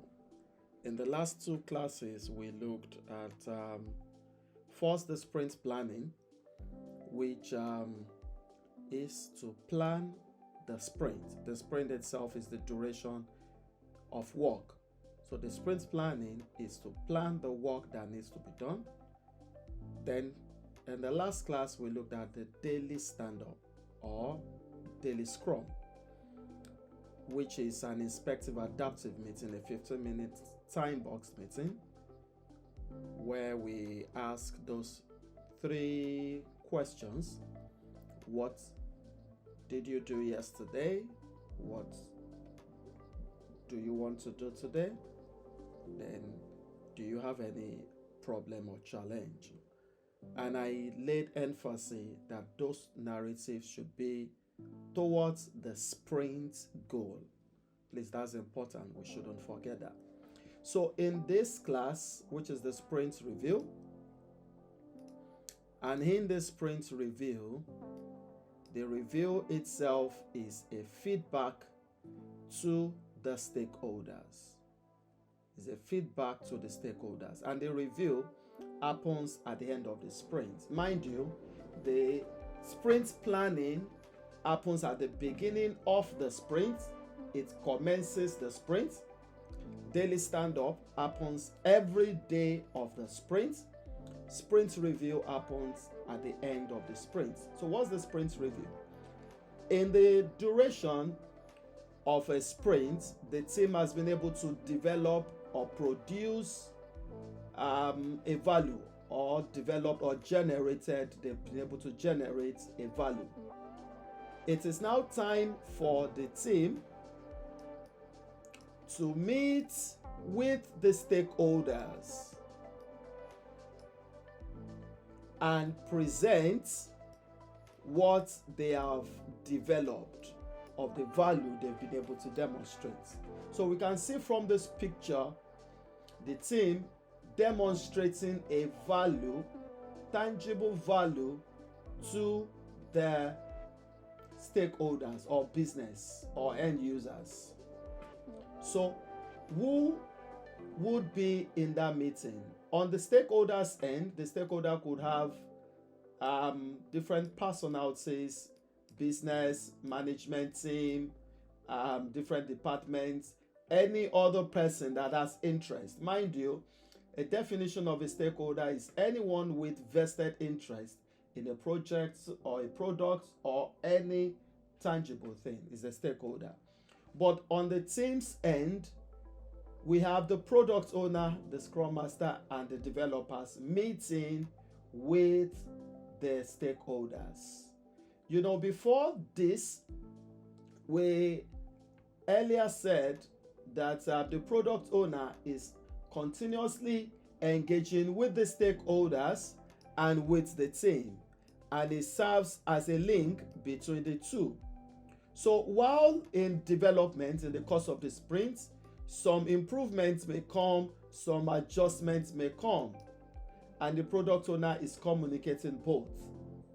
But this time around, during the sprint review, the team, the entire team, is meeting with the stakeholders or representative of the stakeholders and presenting demonstrating a value that had been developed in the course of the sprint. Now, two things happen in the sprint review. Most persons capture the sprint review as just one event, but two things happen there. The first thing that happens is to align the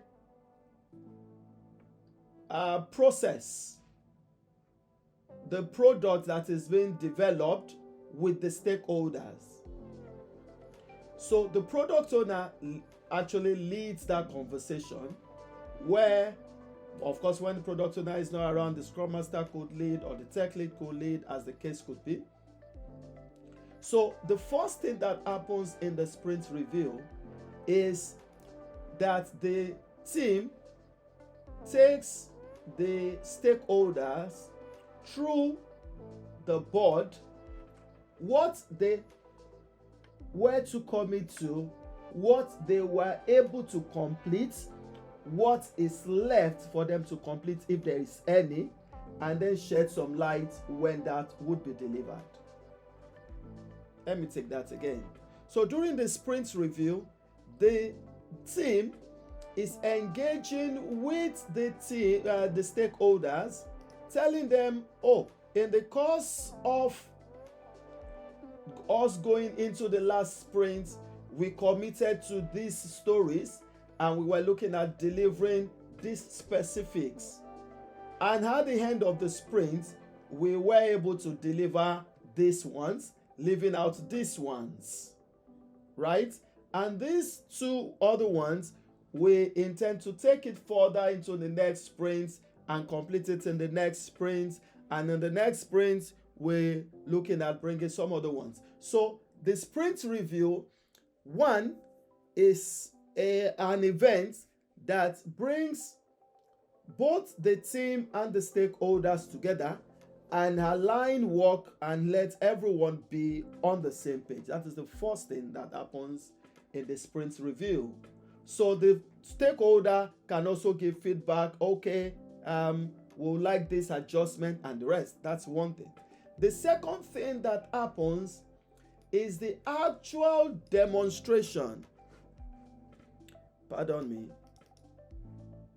Where is the board again? Okay. Is the actual demonstration of value.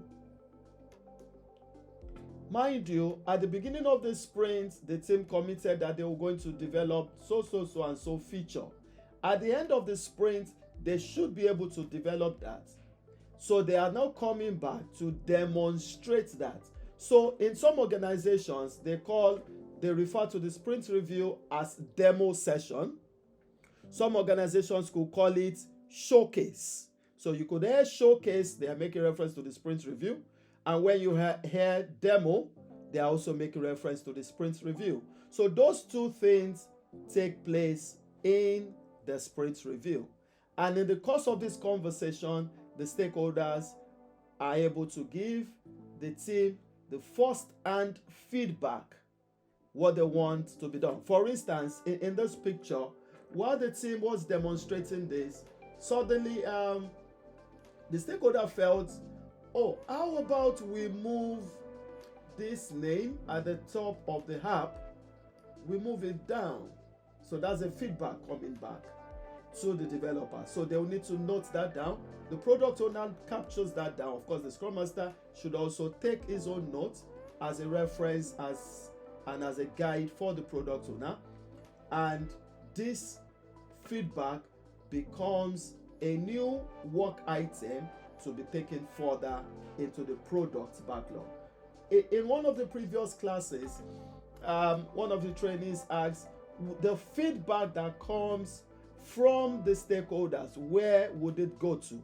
Will it go into a new sprint, or will it go into an active sprint, or will it go into a backlog?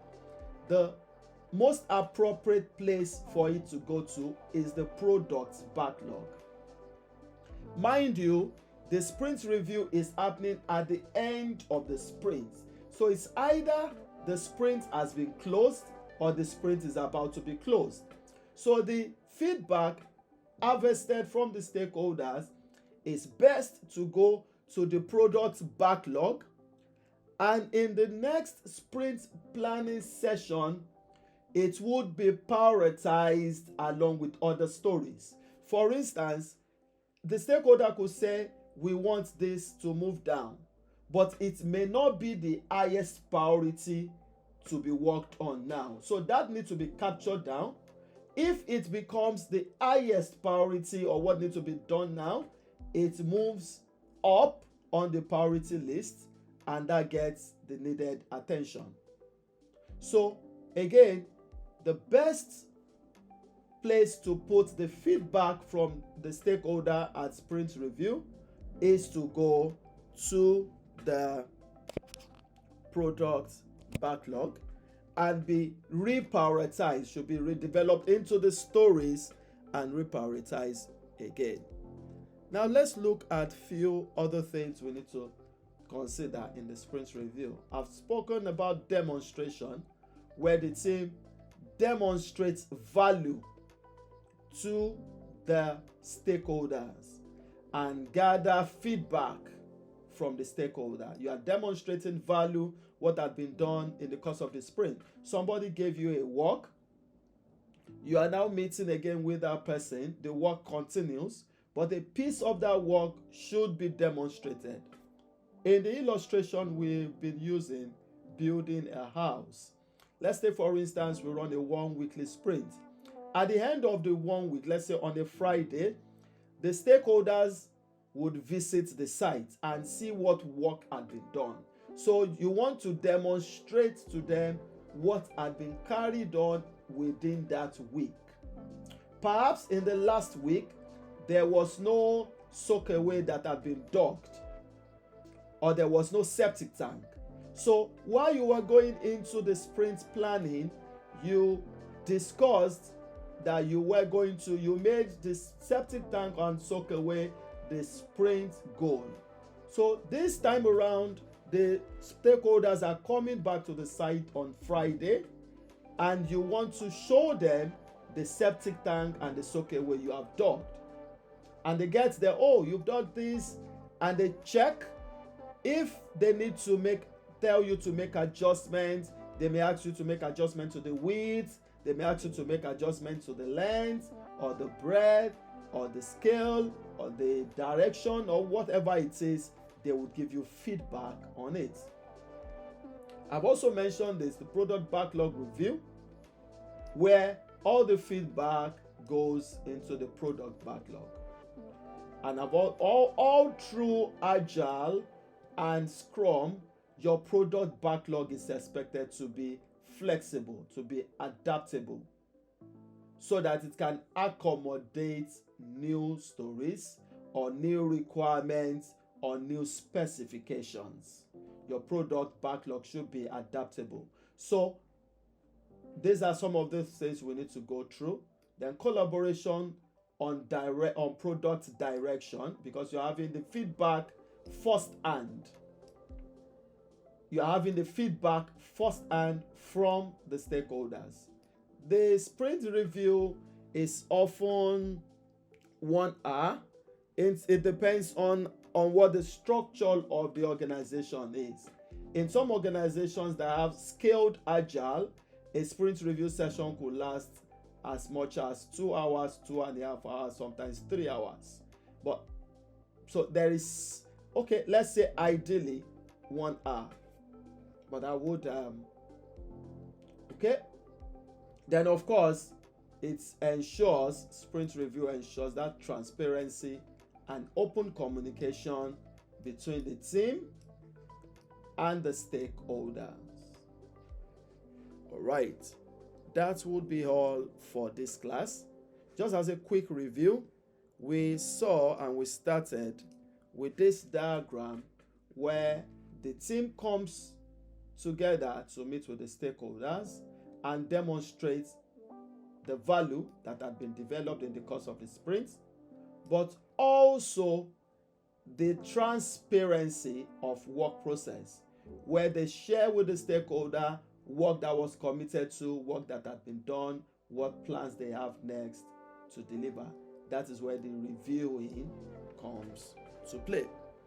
If you have any questions, please note them down and please send them across to me. We'll see you again in the next class. Thank you. You're welcome back again to class. In this class, we shall be looking at the sprint retrospective. I want to cast our minds back to a couple of classes we've had where I shared from the board, making reference to retrospective as an event in Scrum. You will notice when we got to this point, I've added sprint retrospective to it. And why we have sprint retrospective, as I was able to note in that particular class, is that there are more than just one retrospective. Retrospective on its own is a reflection meeting. So in the sprint is a reflection on the sprint that had just been concluded. So the retrospective meeting comes up at the end of the sprint. The retrospective meeting comes up at the end of the sprint. I have personally used it over the years is to have the retrospective meeting after the sprint review meeting. So the feedback we have from the stakeholders could also be discussed in the retrospective meeting, setting that as a clear pace for us. So the retrospective meeting comes at the end of the sprint. The sprint planning comes at the beginning of the sprint. The Scrum, the daily Scrum, which is also called the daily stand-up, comes up every day of the sprint. The sprint review comes at the end of the sprint when we are now presenting what we have delivered, the value we have delivered. We are showcasing it to the stakeholders.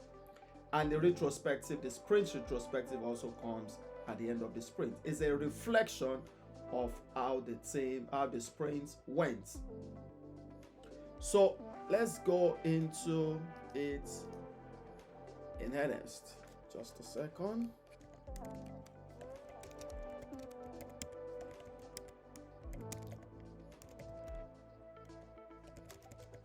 All right. So the first thing that I want us to note, if we look at this picture, we can see the 4 quadrants. The first one talks about, don't do that. The first one talks about what was good. You know, I mentioned is a reflection on the sprint that has just ended. So we'll be looking at what was good, what went well in the course of the sprint, also what was bad, what went poorly in the course of the sprint. We now also note out what are the ideas in the course that we could pick out from these two. And from all this, we now pick on the action. The action is what can we implement from the ideas that we've generated. So let's see for one moment, then we'll come back to this slide. So at the retrospective meeting, just as I mentioned, is a team reflection and it is for self-assessment. The retrospective meeting is for the team members alone. When I say team members, inclusive of the Scrum Master and the Product Owner. So the three roles in Scrum would come together for the sprint retrospective. So the question anyone could ask is, when I say the sprint retrospective meeting is for the team alone, does that mean there are some other meetings that are not for the team alone? Yes, of course, the sprint review is not for the team members alone. It's between the team and the stakeholders. Also on the field, we have some key stakeholders who could at will join the daily stand-up. It is not ideal, it shouldn't be, but on the field you could have that. It's a form of what we call anti-pattern, because the impact on that, the impact that could give to the team is some level of intimidation. Imagine when your line manager is joining your 15-minute daily stand-up. So as Scrum is designed, it's not meant to be, but there is no capping on who joins the daily stand-up or not. The Scrum Master could make some efforts to improve the psychological safety of the team members during the daily stand-up and try and ensure that no one is coming in to intimidate the developers or breathing over them, right? But when that happens for daily stand-up, you may or may not be able to have so much control on that. But when it comes to the sprint retrospective, the sprint retrospective is solely for the team. It's an inward reflection. We've delivered in the course of the sprint. We now want to sit back and reflect on ourselves and ask, what have we done well? What went poorly? What are the new ideas we've come up with that could improve our ways of working? And also, what can we action from those new ideas? What can we action is what we call Kaizen. Kaizen is a Japanese word. Kaizen is actually one of the 12 pillars of Toyota production system. If you study on Lean Agile, Kaizen is one of the pillars in Toyota production system. And what it means is improvement, continuous improvement. We will see how that would work in just a minute. The sprint retrospective is facilitated by the Scrum Master. The sprint retrospective is facilitated by the Scrum Master. The sprint planning is led by the product owner. Of course, the Scrum Master could step in, could lead it when the product owner is not around, but it's led by the product owner. However, while the product owner is leading, the Scrum Master is also supporting. The Scrum Master is helping the product owner, guiding the product owner, ensuring all those elements, inverse criteria, and all the rest are met. The sprint review is also largely led by the product owner. Yes, again, when the Scrum Master is there, he supports the product owner. When the product owner is not around, the Scrum Master could step into that shoe and facilitate the conversation. The Scrum Master basically facilitates all conversations, but of course there are times the product owner leads while he facilitates. Okay? So at the sprint retrospective also, it's a team engagement and collaborative meeting when they are asking themselves and looking at how the sprint went.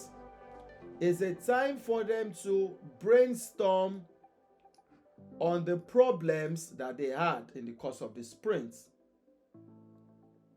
to think through the problem they have in the course of the sprint and brainstorm on it. Okay? It is action oriented, it's focused on improvements, and the road to the improvement is to action what can be done. It's generally time boxed for a 2-week sprint, is generally time boxed for 1 hour for a 2 sprint meeting. The maximum time that you could have a sprint retrospective in Scrum is a maximum of 3 hours, and that goes for the 4 weekly sprints, right? The one that comes once in a month. But generally on the field, you'll see retrospective time box for 1 hour.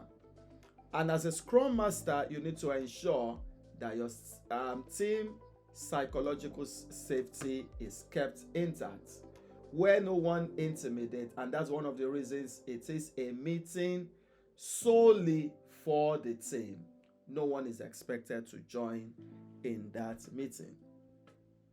So let's look again at the board, and I would now show we would go into one of the tools we would use in the practice, where I will be able to explain further on what happens in the sprint retrospective. So we could see cards here, but this first column is for what went well, what went poorly, new ideas and action. I'll come back to this in just about one moment. So this is the board, is the tool called Mural, Mural, Mural. The same thing we saw here is the same thing here, but this time around, of course, you can see a replica of it. What went well? What should we keep doing? What should we celebrate? Where did we make progress? What went poorly? What did we have where did we have problems? What was frustrating to us or others? What held us back? Then we have what ideas. Okay, let me expand it a little. I could zoom.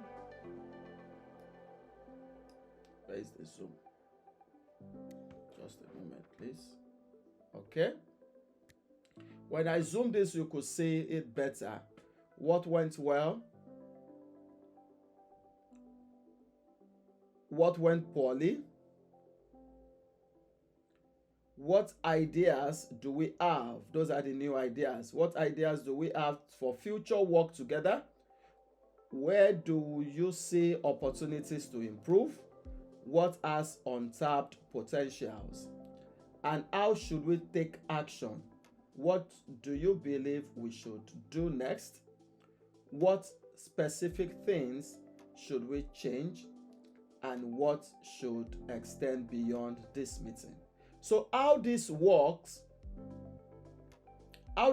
basically is that all the team members will log on to this board at the same time virtually. Before COVID happened, this event also used to be a fun time in the office, and they do it physically. But when COVID happened and we started working remotely, development organization came up with a version that works online. So all the team members would log in. As I said earlier, the Scrum Master would facilitate this meeting. You can see the topic for the retrospective. So the Scrum Master could actually come up with a topic. The Scrum Master is expected to have prepared for the meeting before that meeting commences. So everyone logs in, and at a time allocated, the Scrum Master comes here and allocates. Let's allocate, for instance, 10 minutes. Let's allocate 10 minutes for this conversation. 10 minutes and start the timer. So we can see the timer counting down and everybody begins to put in their thoughts. So what happens is that all the team member begins to write in their thoughts. So someone could add the sprint planning session went well. So each person will pick a card and begin to write on it without adding their names. Begin to write on it. So it's an open conversation. It's a brainstorm session where team members begin to put in their thoughts. On the poll, somebody could add, I had a blocker that was not resolved. So each team member begins to put in their individual thoughts. Idea could be, we should build an effective escalation process to resolve blockers. Right? So everyone puts in their different thoughts under the time allocated to put in their thoughts. The way I run retrospective, I always do not ask anyone to write here. I only ask them to write on what went well, what went poorly, and also what ideas do you have. So when the time's out, let's assume the time has ended, then the conversation now begins. So the model I use is to now ask each of the team members to pick any card in turns. I could begin to call different names. Let's say I have Tom, I have Jack, I have Ade, and I have Chooks as members participating. So I could ask, Ade, please could you pick a card? So Ade picks a card. He reads out the card he picks, and whosoever wrote that card will now explain why he had written what he wrote. Where what is written is clear enough, we may just agree, okay, that's clear enough, we all understand. But where it's not clear enough, or for any reason, the Scrum Master wants to ensure a good conversation comes to play. So at the end of the day, all the cards would be discussed. What I do is to now build conversations around each of those cards. I could ask, Chooks, do you agree with what Ade said? So it will be a yes or a no. If it answers yes, so why have you said yes? What do you think we can do differently to generate conversations in the course of the retrospective?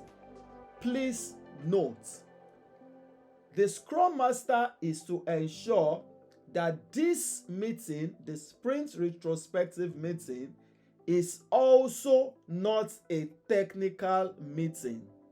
There is the possibility for it to be hijacked and turned into a technical meeting. It's not a technical meeting, it's a process refining meeting. It's a continuous improvement session. And what is improved is the process of work. Work could be anything, but you need to ensure you keep your conversations on the process of work. So when they are reflecting on they had a blocker that was not resolved, you are looking at the process of what blocked it, what did not make it to move, how should it have been dealt with, not the details of the technicality that blocked it. You are building a structure that is expected to run on its own, and that is the essence of the retrospective meeting. So at the end of the day, I take them through, and each person expresses why they have put in the thoughts. We have conversations on it. We could also vote on each of those conversations. Members could make reactions on it. Members could put it to a vote also, right? So you could bring a lot of fun to this session. Let your team members relax and enjoy the moment. So they put in, you discuss on what went well, you discuss on what went poorly. You also discuss on the new ideas. How do they think things could be done better? You raise the point, you have conversations on it. And from all these three quadrants, or the three sessions of the quadrants, I now begin to harvest what can be actioned. All the ideas here may not be what you can work on or what you can implement. What you can implement alone should come to your actionable items. Actionable items means Kaizen. So please, let's note that is the model I use when I'm running my sprint retrospective. Harvesting different ideas from the team members, building conversations around each of those thoughts, and we now begin to look at it together. You will begin to see that some thoughts are coming together. Different members may begin to write different things. One other thing that I use with Mura also, there is a way you can actually block what others see. So when you activate this, while the timing down is on and members are writing, it becomes blocked or blurred to other members. So only the person writing on a ticket can only see what he or she is writing. Other members on the board will not see until when the time's out and it's revealed and conversation starts.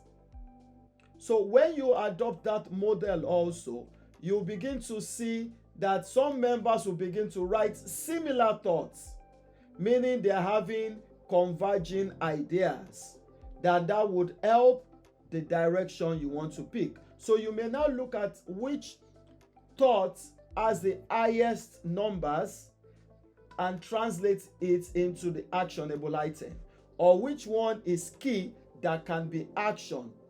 What I do is now to ensure that the actionable item is now picked, identified. I now make it into a story that goes into the sprint backlog, product backlog, and then the sprint backlog and a story for the next sprint. So I make sure that it becomes what is actioned in the next sprint. So let's say, for instance, we have an actionable item that says every developer or every member should have 30 minutes for personal development within the sprint. So I would make this an action and write a user story for myself as a Scrum Master for the next sprint.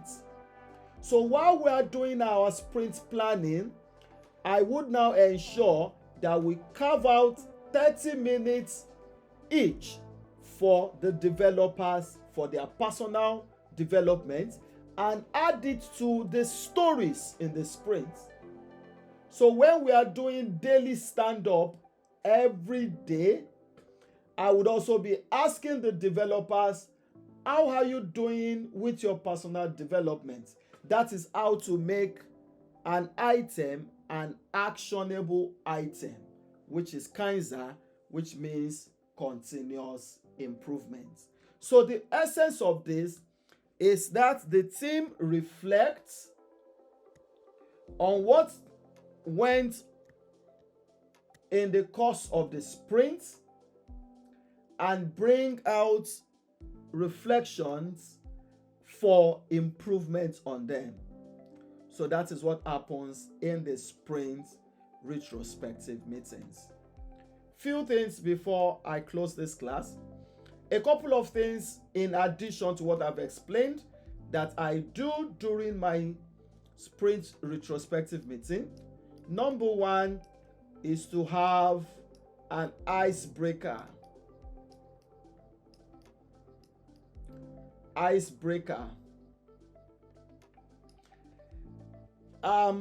Peradventure, you'll be working with technological developers, the coders, the software developers, back-end, front-end, full stacks, and the rest. I tell you, they do not talk so much. So you want to always bring out the best from your team members. You want them to engage. You want them to have some fun. So it's good for us to have a beautiful icebreaker. And I expect by the time you get to your practicals, whosoever that would be the Scrum Master facilitating this conversation should develop an icebreaker for this session. That is the first thing. The second thing I do personally for my team is that I have introduced agile games. I've introduced agile games to the team. It's a form of icebreaker also. But the difference in an icebreaker and agile game is that for icebreakers, you may not have any lesson per se to pick from an icebreaker. Yes, you're having fun. It's beautiful, but you may not have a lesson per se from it.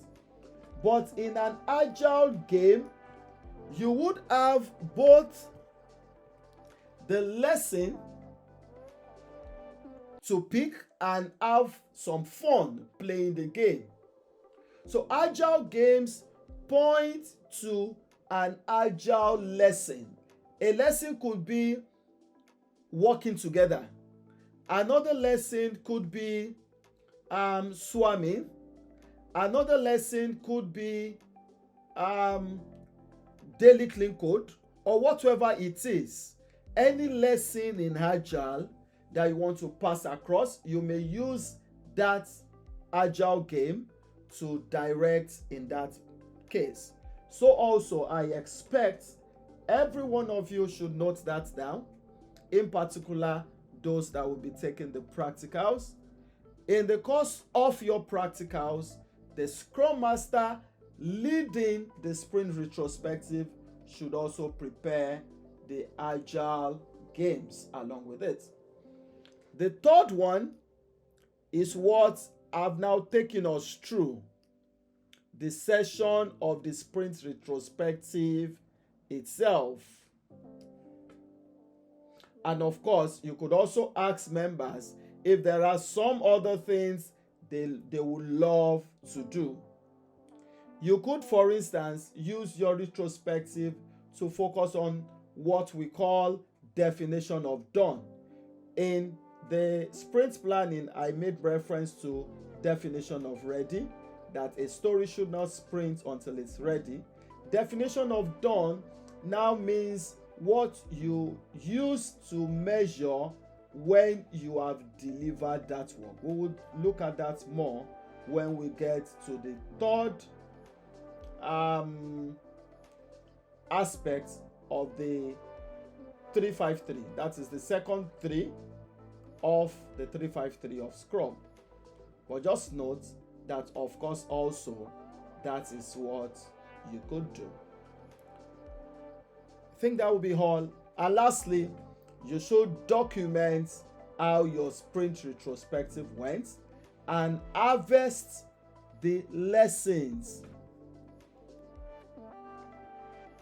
Making the lessons an actionable item. It's important that you make the lesson, but you don't need to have so much actionable items. Just pick 1 or 2 that you are certain you can implement in that next sprint. All right, so that would be the end of this class on retrospective. Just a quick overview. The retrospective meeting, sprint retrospective meeting, is a team reflection time meant for the team members alone, should be facilitated by the Scrum Master. And in that meeting, we look at what went well in the course of the sprint, what went poorly in the course of the sprint, any new ideas we can bring in to improve it in the course of the sprint. We now pick what we can action. And I also mentioned that the sprint retrospective should focus on the process of work rather than the technicality of work. All right, so if you have any question, please let's note them down and send them across. We would be glad to expand on it. See you in the next class. Thank you. Welcome back to class. In the previous lesson, the last lesson precisely, we looked at the sprint retrospective. So we've covered the sprint planning, daily Scrum, sprint retrospective, and now we would be looking at the sprint itself.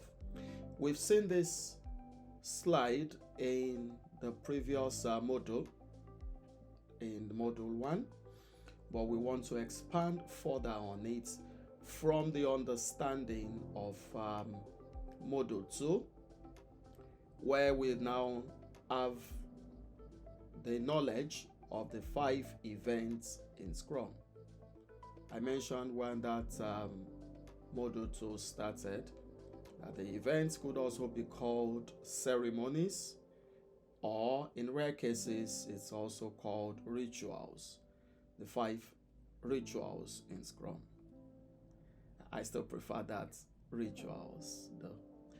All right, so we're looking at what happens in a sprint, and we would be adding the previous events, the 4 other events that's talking about the sprint planning, the daily Scrum, the sprint review, and the sprint retrospective in this narration of what happens within a sprint.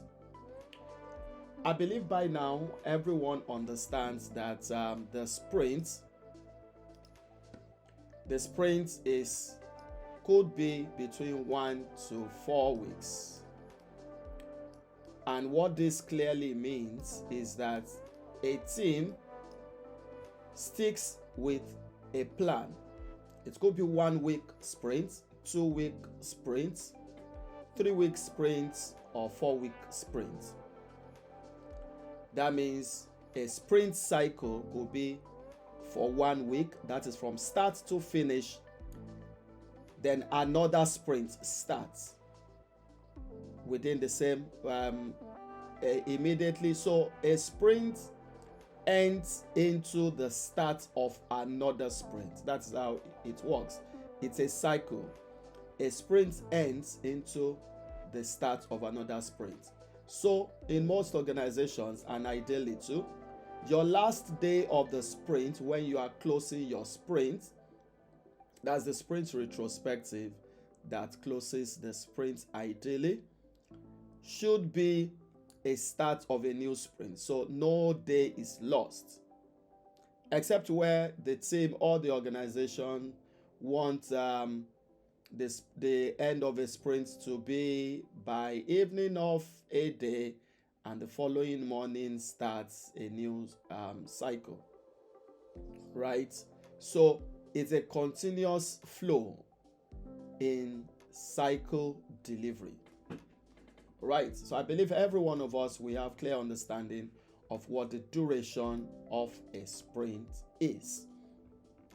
I explained in the first module that all other events, the 4 other events, happen within the sprint. So the sprint planning happens within this sprint cycle. The daily scrum or daily stand-up happens within the sprint. The sprint review happens within the sprint. The sprint retrospective happens also within the sprint. So let's have a quick walkover from that understanding forward. So we'll see that the sprint planning would happen at this point, right? Sprint planning here. After you've had your requirement from the stakeholder and the requirement has been built into the backlog, right? Oh, sorry. That was an error. The sprint planning happens here, rather. Sorry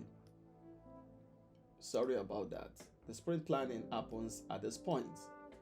When the requirements from the stakeholders have been created into the product backlog, when the requirements from the stakeholders have been created into the product backlog, then the sprint planning comes up, where the team comes together and they pick some of the stories or epics, as the case could be, from the backlog and bring them into the sprint. So the sprint commences at those points. And that is why what they bring into the sprint becomes the sprint backlog. We saw that on our board also, where we looked at this. This is the product backlog, and this upwards, the 3 upwards, they are the sprint backlog. So we could see that these stories, a few of them were selected from here and moved to different sprint cycle, sprint backlog, right? So we have the sprint backlog here. The same thing happens here, and the sprint starts. So when the sprint starts, the start of the sprint gives us this. This was what we looked at during the daily stand-up itself. So this is what the team works on daily. So every developer, you can see that each of those stories are also assigned to developers. In Scrum, you'll read that from the Scrum guide, that team members self-assign stories. Team members self-assign stories. Well, on the field, it may be different, where the product owner could assign, or differently, where you have a Scrum Master that's also supporting the team well, could also assign. But according to the Scrum guide, team members should self-assign. So it will be what they have clear understanding on and what they can deliver on, right? So each of those is assigned, and on the day-to-day daily stand-up, so this is where the daily stand-up happens. Within here and here, on daily basis, the entire team comes together. I said it's not mandated for the product owner, but on the field you see product owners joining the sprint, daily stand-up. And also, as a Scrum Master, you should ensure that the daily stand-up is not hijacked. What I mean by hijacked means it's not turned into a technical meeting. It's a process meeting. It's a status meeting to inspect and adapt. So on day to day, the team comes around and they look at the board. I also mentioned that at no time should you have a daily stand-up without the board. Please take note of all those. It's important that your board precedes the start of your daily stand-up. So what I do in practice as a Scrum Master, because it's just 15 minutes, while we're joining the meeting, I would have opened my board, and while I join the meeting and saying hello to everyone, how are you doing? I hope you're doing good, things like that, I share my screen straight. So sharing my screen straight keeps the informal conversation short so that we can quickly narrow down to the agenda of the meeting. And of course, when you share your screen quickly also, it suggests to everyone that your discussion should be around the board. I've taken up teams before that I realized when I newly joined those teams, they were having daily stand-up without looking at the board at all. So they ended up discussing for long. There was a team I once joined that the first daily stand-up I joined them in lasted for 42 minutes. That was lengthy. And they did not even talk about the board. They didn't even show the board at all. So they were just discussing about technicalities. So as a Scrum Master, you should always ensure that conversations are kept around the board. And that's the value the board gives. So you want to keep it short, you want to keep it focused. And each developer takes turn to talk around what they're working on. So let's say this is a daily stand-up. We're still going through what happens within a sprint. This story is assigned to Olufemi Ayokunle. So Olufemi, could you share with us quickly any progress on this story? Then he goes ahead to share what he was able to do yesterday, what he's looking at to do today, if he has any issue that will be looked at. So that's what happens in the daily stand-up. But all this still comes to what happens within the sprint, because the sprint itself is the placeholder of all the events. It's a big box that houses all the events. So that's what happens. So we've seen the sprint planning occurring within a sprint. We've seen the daily stand-up occurring within a sprint. At the end of delivery, right, when the sprint review is coming up, they've delivered an increment here, product increment. We will see also that at the end of a sprint is where the sprint review also happens, which is also still within a sprint, same as the retrospective that happens within a sprint. So that's just a quick overview of what happens within a sprint as related to what we've discussed in Module 1. But from this angle, from the knowledge of us knowing what the sprint planning is, what happens there, Scrum, daily Scrum, sprint review and sprint retrospective, we could have a better picture of what happens within a sprint. Perhaps you want to have quick catch up of what happens in each of those events. You could go back to the previous lesson. All right, let's move forward. So the sprint and what happens within a sprint, we'll consider all other events as related to the sprint. That's what we've just discussed. We've spoken about the time box of a sprint between 1 to 4 weeks, 1 week sprint, 2 week sprint, 3 week sprint, 4 week sprint. Every sprint should have a sprint goal. Every sprint should have a sprint goal. Let's see that from the board. You can see here, this is the sprint goal.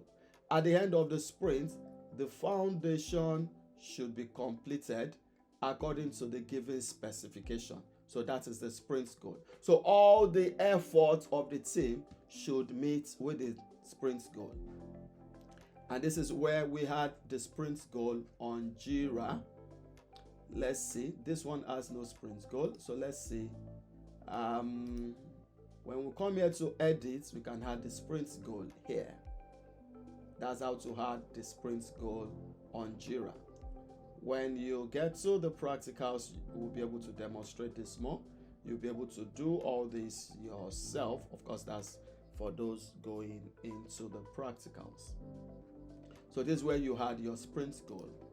Each sprint should have a sprint goal, and that's what we're talking about here. And of course, for each sprint, this is basic. Every agile team or Scrum team should be a cross-functional team. It could pose some challenges on the field. Ideally, you should have a cross-functional team, and I've explained in previous module what a cross-functional team means. That means all the skill sets needed are available for you to deliver that value. So in this now, if this your sprint goal is at the end of the sprint, the foundation should be completed according to the given specification. So you want to have the laborers that would dig the floor. You want to have those who would move the sand. You want to have those who would move cement to the site. You want to have water available. You want to have all the equipment and machinery available. That would form a cross-functional team. On the field, however, there could be some challenges. Well, not challenges per se. There could be instances where you don't have cross-functional team, or one or two team members is shared. One or two team members could be shared. And what is common on the field is where you have testers or QA when they are shared. Testers, and that is typical with software development cycles. A tester could be working with multiple teams. Another that could be shared also could be a solution architect, could be working with multiple teams. A tech lead also could be working with multiple teams. Even a product owner, in rare cases, could be working with multiple teams. Scrum masters mostly would be working with multiple teams. Scrum master mostly would be working with multiple teams. I've supported 3-4 teams per time before, so we should keep that to mind. So where you have a cross-functional team, you have all the skill sets needed. Please note that all what we are discussing so far is about a single team. A single team. That is what we are discussing on so far. When we get to the latter end of this module, I believe, that is where we would look at why we need to scale Scrum. That is where the idea of multiple teams would come to play. Okay? So a sprint has iterative delivery. By now, I believe we'll understand what iterative means. Iterative is that cycle delivery from one. So if a team sticks to 2 weekly sprints, right? If a team sticks to 2 weekly sprints, at the end of a 2-week cycle, they should deliver a value. As that cycle is ending, another is commencing. So they are picking some set of work items again to deliver a new value. They are picking again to deliver a new value. When we look at this picture for a moment, we would see at the end of each sprint, they've delivered a piece of value. That is what is called product increment. So while that begins to build up, you begin to have the increment building up. And at the end of all, you have a product that is fully delivered or project that is fully delivered. Okay? So that's what iterative delivery is. And of course, a sprint has feedback loop. There are different ways by which the team has feedback loop. The daily stand-up is one of the ways we have feedback loop. Of course, I've mentioned again and again that the product owner works with the team consistently and works also with the stakeholder. So the product owner is joining the daily stand-up and helping the team adapt to few changes. All those events would give us the avenue for feedback and how to improve the team. Sprint planning, we are bringing in new stories and we are planning what the stakeholders want as feedback, or end users will implement it. Sprint review, we do the same thing. So we see that in the sprint, as designed by Scrum, feedback loop is continuous. In waterfall, I made mention of that when I was going through the module 1. In waterfall, there are 2 points of contact to have feedback. That is at the beginning when you are meeting with the stakeholder, and at the end when you are delivering the value. So most often, the team ends up delivering what is different from what the stakeholder wants. But in Scrum and in Agile, precisely, there's a lot of feedback loop.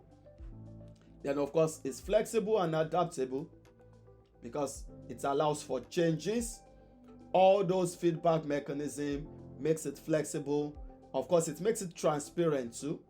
So we can see transparency, inspection, and adaptation to come into play again. That's making reference to the empiricism of Scrum. And of course, at the end of each sprint, you should have a shippable product increment. For those who will be taking the product owner training, we would explain further the various types of shippable product increments, right? But just know that at the end of each sprint for this class, there would be a shippable product increment. And that, of course, is the value that has been delivered. So this is a shippable product increment. So it adds up on and on until the whole product is delivered. So let's put it in a perspective. Let's use the building illustration that we've been having. So while we're going into the sprint, let's assume we're using a 1 weekly sprint. At the beginning of the sprint, we said by the end of the sprint, we want to lay all the blocks in the soakaway and the septic tank, right? In the last sprint, let me go back to this. Let's assume the last sprint goal was at the end of the sprint, we want to dig the soakaway and septic tank according to the given specification. So in each of those stories, the specifications would have been given. So let's now assume that had been delivered in sprint 1 and in sprint 2. So at the end of sprint 1, we have now dug the soakaway and the septic tank. Now in sprint 2, we're running 1 weekly sprint. So sprint 2 is second week because we are running 1 weekly sprint. So at the beginning of sprint 2, we will now add at the end of this sprint,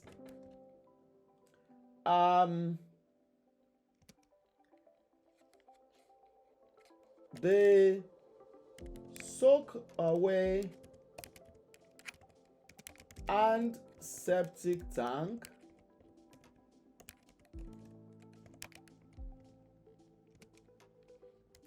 would be fully laid with blocks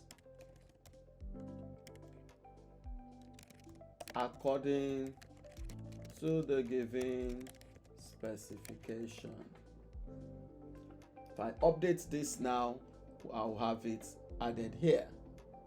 So let's now assume we have now got to the end of that sprint 2, meaning the stakeholders would be visiting the site, and what do they expect to see? To see that the soakaway and the septic tank had been fully laid with the blocks according to the specification. So we'll see how and of course that is a shippable increment. Last week's product increment was digging the septic tank and the soakaway. This week product increment is adding to last week's product increment, which is digging laying all the septic tank and the soakaway with blocks. So we could see that the value is increasing as we go on and on and on. Last picture, of course, we don't need much of this since we've shown this from the board, but we can see just in the same as we have on the board, the to-do list, the in progress, the review, and done. I explained to us the last time that you have a choice to create additional columns as you want. You just come here to click the create column button.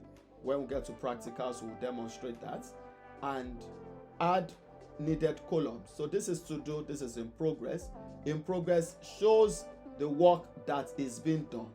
Blocker as needed shows that there is a particular work item that has a problem. Review means work had been completed, had been done. It's now to be checked. So when a developer starts his work and moves it to the in progress column.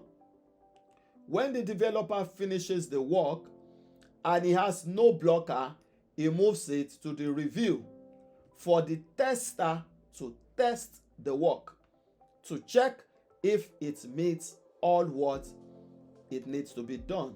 Let's assume this story was here, right? And the developer starts the story, moving it to the in progress column. Mind you, the Scrum Master is a servant leader or serving leader, not a servant. Please take that clearly. The Scrum Master is a servant leader. I prefer to use the word serving leader, but not a servant. So the Scrum Master does not move the cards for the developers. He coaches them and mentors them to carry out, to be self-organizing, right? So when the developer starts work on it, he moves it to in progress column. From the in progress column, let's assume there is a problem he had and he puts it in the blocker and added the needed comments on it. Mind you, the last time I showed us how to add comments to the story. And what this does when you tag a particular individual is that it sends an email to that individual's email box as a call to action, right? So from here, let's assume I get tagged. I'm the Scrum Master on that particular project, and the developer tagged me along with others. I could look at that story, reach out to anybody that could help us resolve it and escalate upwards. That's talking about Scaled Agile, but I don't want to go into Scaled Agile yet. So when the problem gets resolved, I also come back here and add a comment back to it. Let's say at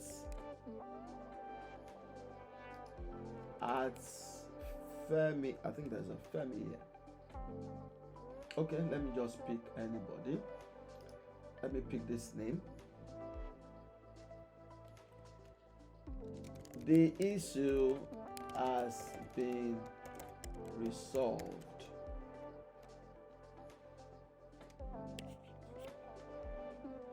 And I save. As I save it, an email will be generated and sent to that person. So because I've resolved the issue, what will I do? I will move that story back to in progress for the developer to continue work on that story. So when the developer checks that the issue has truly been resolved, he can now proceed with it. And when that story is now completed, that particular task is completed, let's use the building site again. A developer, let's say one of the developers is a laborer and is to move 50 blocks of cement from the store to the site where those blocks will be used. On getting to the store, he realized that there were no more blocks available. So of course that story is blocked, right? He can't proceed on that task. So he raised a ticket and had it in the ticket, moved it to blocked, add it in the ticket, at en route X, no blocks found in the store, and sends it. I receive an email and I work on it. I call whosoever needs to supply the blocks, and at the end of the day I got a confirmation that the blocks had been supplied. I come back and add it a new ticket. Let's say the developer is Adebola. Blocks had been supplied. Please progress with work. And I save it also. Right? Because I've confirmed, I move it back to in progress. So he comes back, he receives a ticket that has been resolved. He moves all the blocks needed for that day. He moves all the blocks needed for that day from the store to the site, and he moves his task to review because he had finished what he needs to do. Then the QA or the tester or the supervisor receives, of course, he could also add a column. I always encourage every developer, anytime you move a ticket, add a comment to it and tag whosoever needs to be tagged. Let me tag another person. Let's assume Uloma is the supervisor. Task has been completed. Please review. So because I sent this, Uloma receives an email that the task has been completed, comes around to check if you've done the task according to the specification, and finds out that you've done it according to the specification. If you have not done it according to the specification, she also adds a comment to it, what needs to be done, if you've not done it properly, and move the story back to in progress for you and tags you along with it. So it makes work to be transparent. It makes work to be efficient, right? So when that is done, but when she finds out that you've done it properly, then she moves the ticket to the accepted column and also adds a comment. Let's assume the product owner is named Bamiyo, Johnson Bamiyo is the product owner. Work item has been reviewed and found completed. For instance, it could be anything. So he sends this also. So the product owner is the only person who at the end of the day accepts work as done properly. no one else in the team does, except where the product owner is not around. The Scrum Master could step into that shoe to do that on behalf of the product owner, which is in very rare cases. Mind you, the product owner is the mid gap between the stakeholder that owns the work. Stakeholder could be business, could be management, could be end users, could be government, could be departments, and the team. If you look at this, any work item completed gets crossed out. Others with that is not in this done column is not crossed yet. If I move this out, this HP 37, HP stands for house project, ticket number 37. If I move it back to accepted, the strike out gets removed, right? So that shows from the board, it shows transparency further that the work had been thoroughly done. So that is how each work item moves in a sprint from column to column to column to column until when it's fully done. All right, so that would be the end of this class. If you need to go over this, please do. If you have any questions, please raise them across and we shall look at them. See you again in the next class. You're welcome back to class. In this class, we would be looking at the backlog refinement. Backlog refinement is also called the backlog grooming. So we call it either the backlog refinement meeting or the backlog grooming meeting. They are both of the same. Backlog refinement. We want to refine the backlog. That's making reference to the product backlog. That is what it actually means. We want to refine the product's backlog, or we want to groom the product's backlog. That's what the backlog refinement has to do. So here we go. Before we go further, while we were introducing the 3 events in Scrum from the 353 of Scrum, the 5 events in Scrum from the 353 of Scrum, while we were introducing the 5 events in Scrum from the 353 of Scrum, I mentioned that when we look at that screen, it had 6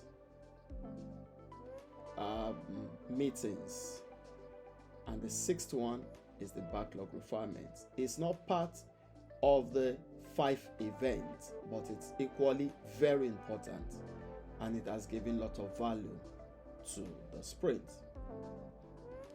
Permit me to also add that other frameworks in Agile also observe the backlog refinement meeting. In particular, Kanban observe the backlog refinement meeting also. Okay, so the backlog refinement meeting is for the team. It's led by the product owner. The Scrum Master is supporting and facilitating all the conversations. It could be more or less for the seniors. Permit me to use the word seniors. I would explain in a bit. The developers may not be present in the backlog refinement meeting, and I will explain to us why. But when the developers are not present, the tech lead would be present. A solution architect or a senior solution architect could be present also. So what happens during the backlog refinement meeting?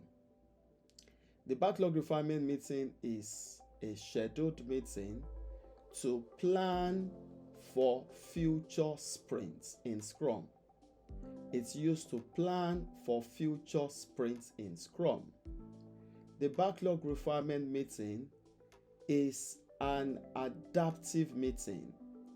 You are using it to align what the stakeholder wants into future plans. We're looking at the product backlog, but we are now pre-arranging the future sprints. That's what the backlog refinement has to do with, and that is the value it brings. It gives us the avenue to plan ahead of time. For instance, you are in sprint 1. You've observed your sprint planning in sprint 1. You are running your daily stand-up in sprint 1. You are yet to get to the end of sprint 1, so you have not observed your sprint review and sprint retrospective yet. But you have a time, it's usually around 1 hour, to now begin to adjust and adapt your product backlog. New requirements are coming in from the stakeholders. New stories, new adjustments, new priorities are coming into the stakeholders. From the stakeholders. You are now planning ahead of time. You are creating new stories. You are reprioritizing the stories. You are preparing them for future sprints. You are also checking how much work can be done and what are the outcomes. Let me show this to us in a moment. Let's look at the board again. From the backlog, I said the backlog refinement focuses on the product backlog. This is a current sprint, right? Now, in this current sprint, which is running from here, you can see the current sprint running. However, let's assume we have no stories here at all. Let me move everything back to the product backlog. Same as for this. You can either right click to move to the product backlog or click and drag to move everything. So we'll see from here, except for the active sprints, we have no story in future sprints, sprint 2 and sprint 3. Now, we are at a backlog refinement meeting now, and we're asking ourselves, after we deliver on these stories, what will be next? We could see from this story belongs to an epic approver. This story belongs to an epic approver, and foundation. So in the course of this sprint, current sprint, we would be able to complete the stories that's got to do with approver. That means we are done with those stories. And if we're able to complete some of the stories with foundation, what would then be next? We are still in the current sprint. We are in sprint 1. But in the backlog refinement meeting, we are now checking the other stories and asking ourselves, after approver and foundation, what will be next? Do we have any story still on approver in the product backlog? No. Do we have any story needed for foundation in the product backlog? Yes. So let's move those stories in the foundation. That is for future sprints. I'm trying to deselect. Okay. And these are the stories. Foundation, right? Any other foundation, none. So it will be safe for us to move these stories into sprint 2. Meaning, when we finished with the stories, we can now start to work on the foundation stories. This is what we would be doing in the sprint planning session, mind you, but we are looking ahead of time and we are planning ahead before the sprint planning. So let's assume that we have a total story point going by the team velocity. I have explained to us what we mean by team velocity in previous class. That is the total work a team is able to complete in previous sprints. When we get to module 4, for those taking the Scrum Master training, we would look at velocity again and have a clearer view, and we'll be demonstrating that from the board also. Okay, and it will be a reflection at the practicals too. So we've picked stories for foundation. We have a total point of 6 here. So if our team delivers on total story points of 10 in every sprint, that means we have capacity for 4 more. So the first question is, how much of these stories are we certain we'll be able to deliver in, going by the current sprint? Then of course, after foundation, what would be next? What would be next on the epic? Of course, not roofing after foundation. Of course, not mechanical work. It should be block work. You should do the block work, then the plaster. So let's do a quick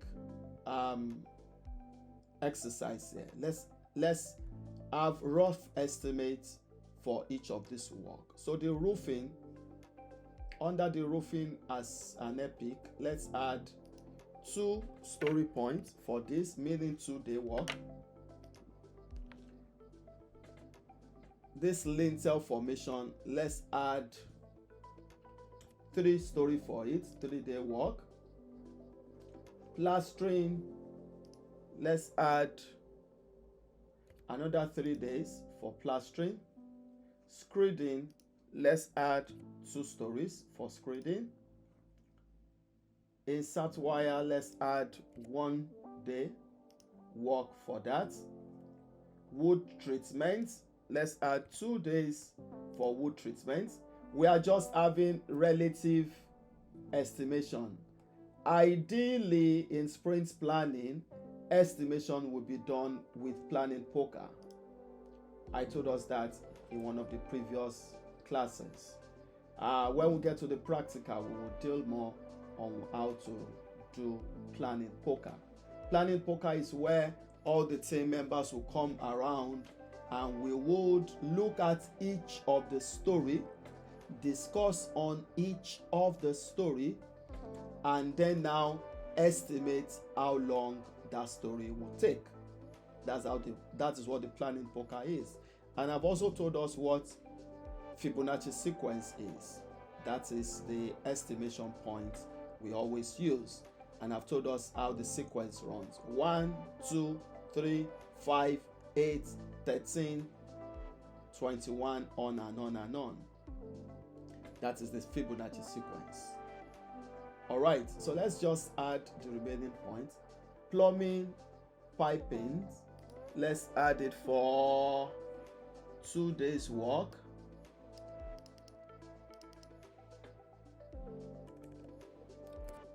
For plumbing, to install plumbing wares, let's add another 2-day work. The electrical fittings, let's make it a 1-day work.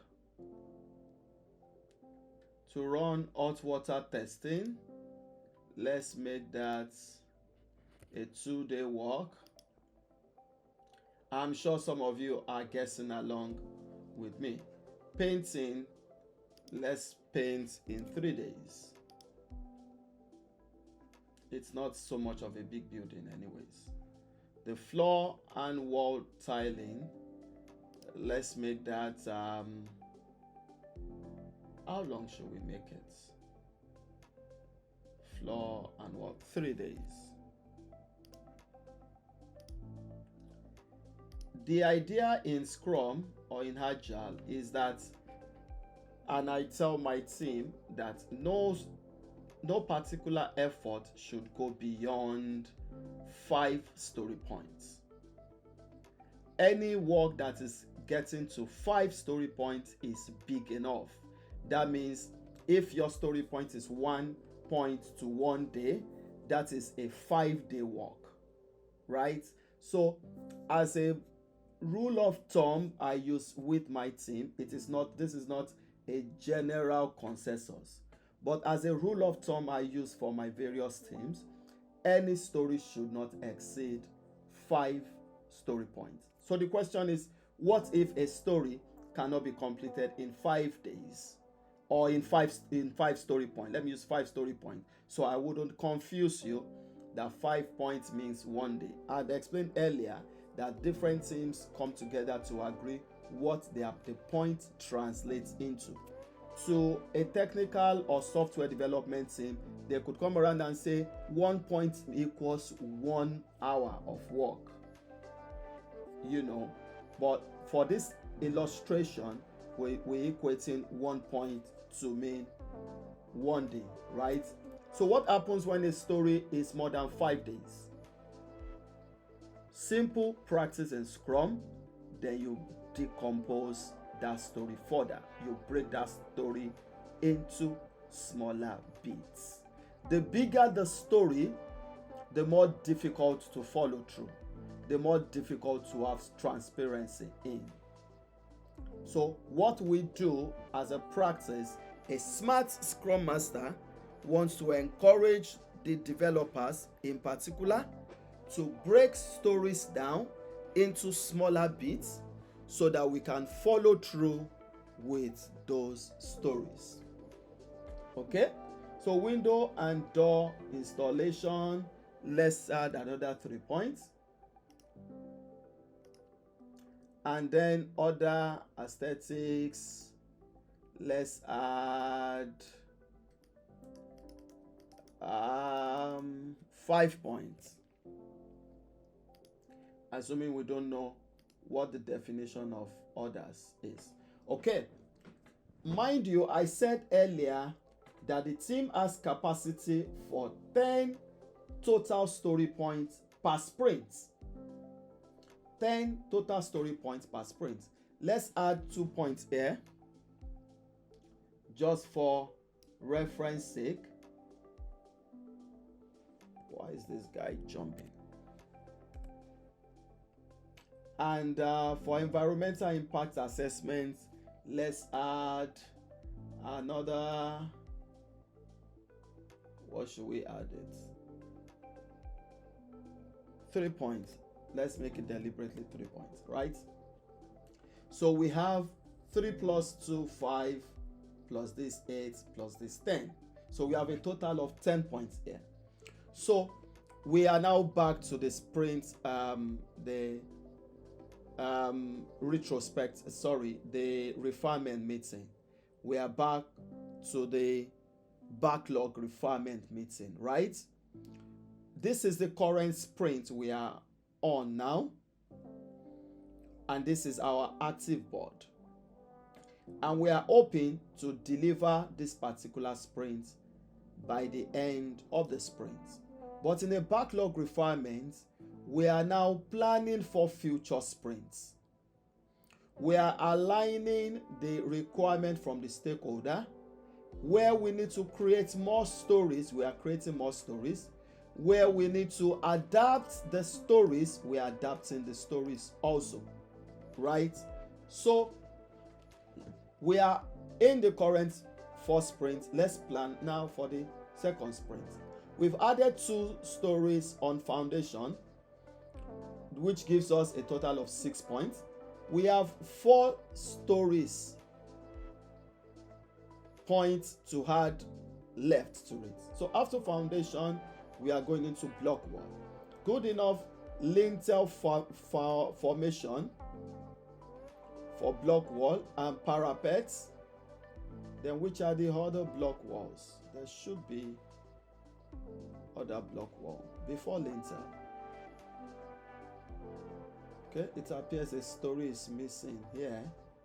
we should see the actual laying of blocks for the block wall. Let's check that from the timeline and the block wall.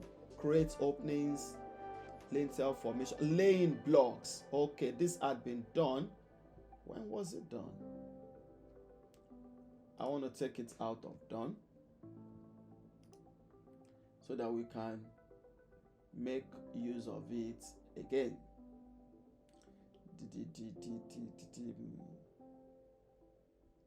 Let me put it back to in progress. Right, so we should be able to find it somewhere. Anyone that is crossed out would not be visible to us. It will be hidden somewhere. So now that I've made them visible, when we go back to the backlog, we should find those two. Where would they be? Yes, you can see one here in sprint 3. Then another one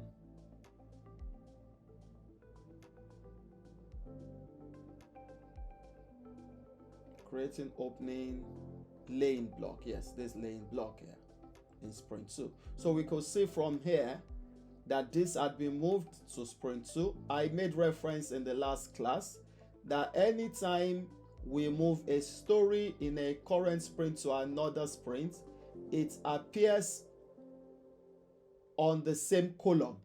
So that's why we have it in progress here.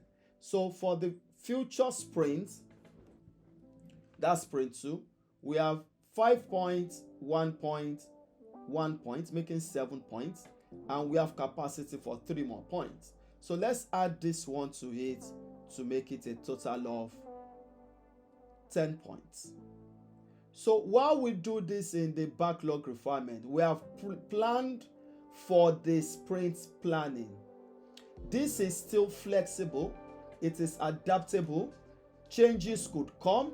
Any story we do not finish from here could join it, but we are preparing ahead of time, right? So after we finish with the block wall, we still have some other stories in block wall here. So it is safe for us to move this story to sprint 3 because they are still part of the block wall, and check if we have any other story for block wall. If there is need for more stories that are not on the board, we would create more stories for it. After block wall, what will be next? I think that should be the roofing, right? The roofing would come next. Roofing, foundation, block wall, roofing, plastering, in that order. So since we have 4 stories here, we can look at the stories that's got to do with roofing and check which one would be next and add them to that. So this is exactly what we do at the backlog refinement meeting.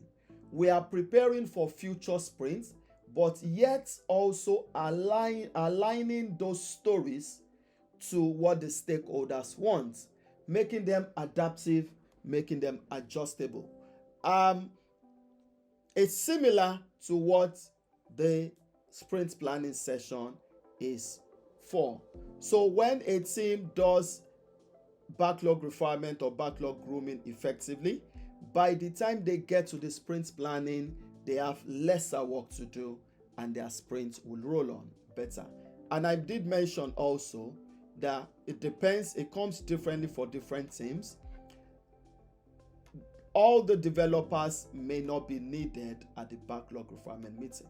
When there is a senior developer, the senior developer could be added to that meeting alongside with the product owner, the Scrum Master, the solution architect if there is need for a solution architect on the job, a tester also. All the key components needed would be pulled into the backlog refinement meeting. All right, let's go back to the slide and continue from where we stopped on the slide. So at the backlog refinement, there is what we call the deep criteria, and I'll explain that to us. The deep criteria, it is important. it is similar to the inverse criteria used for sprint planning. A quick reminder, the inverse criteria is used for sprint planning. Inverse again stands for independent, negotiable, valuable, estimable, small, and testable. That is a criteria used along with sprint planning. For the backlog refinement or backlog grooming, we also have the deep criteria, and deep criteria stands for each of the story must be detailed appropriately, meaning each story should have the full details needed. It must be detailed appropriately. Each of the story should be estimated. Each of the stories should be emergent, which stands for adaptable, flexible story that can give way for adjustments. And each of the story should be prioritized. And those were some of the things we did here. When we were planning for sprint 2, we knew, based on the project we are working on, that you can't bring the mechanical work before block work. So block work has a higher priority, and it is story by story. Even within a particular epic, you would also notice that I needed to find the laying blocks as a story before the creating openings, because you need to lay the blocks first before you start to create openings on the block. So that is what the deep criteria stands for. I've explained also the members in attendance, and I've also related it to the sprint planning. A good team does backlog refinement ahead. So while your developers are squarely focusing on what they need to do, the senior planning units, don't let me use the word senior, a part of that team could be planning ahead of the rest of the team. And of course, it focuses on the product goal still, because the product goal is what the stakeholder wants you to deliver. And I've also mentioned the actions that we undertake in it and time boxed of the backlog refinement. It is relatively 1 hour. It could be more, it could be a little less, but ideally 1 hour for the backlog refinement meeting. And that will be the end of this class. If you have any question, please shoot them across. I'll be glad to give answers to them. See you again in the next class. You are again welcome back to class. And in this class, we would be looking at what we term as parking lots. Parking lots. What is parking lots?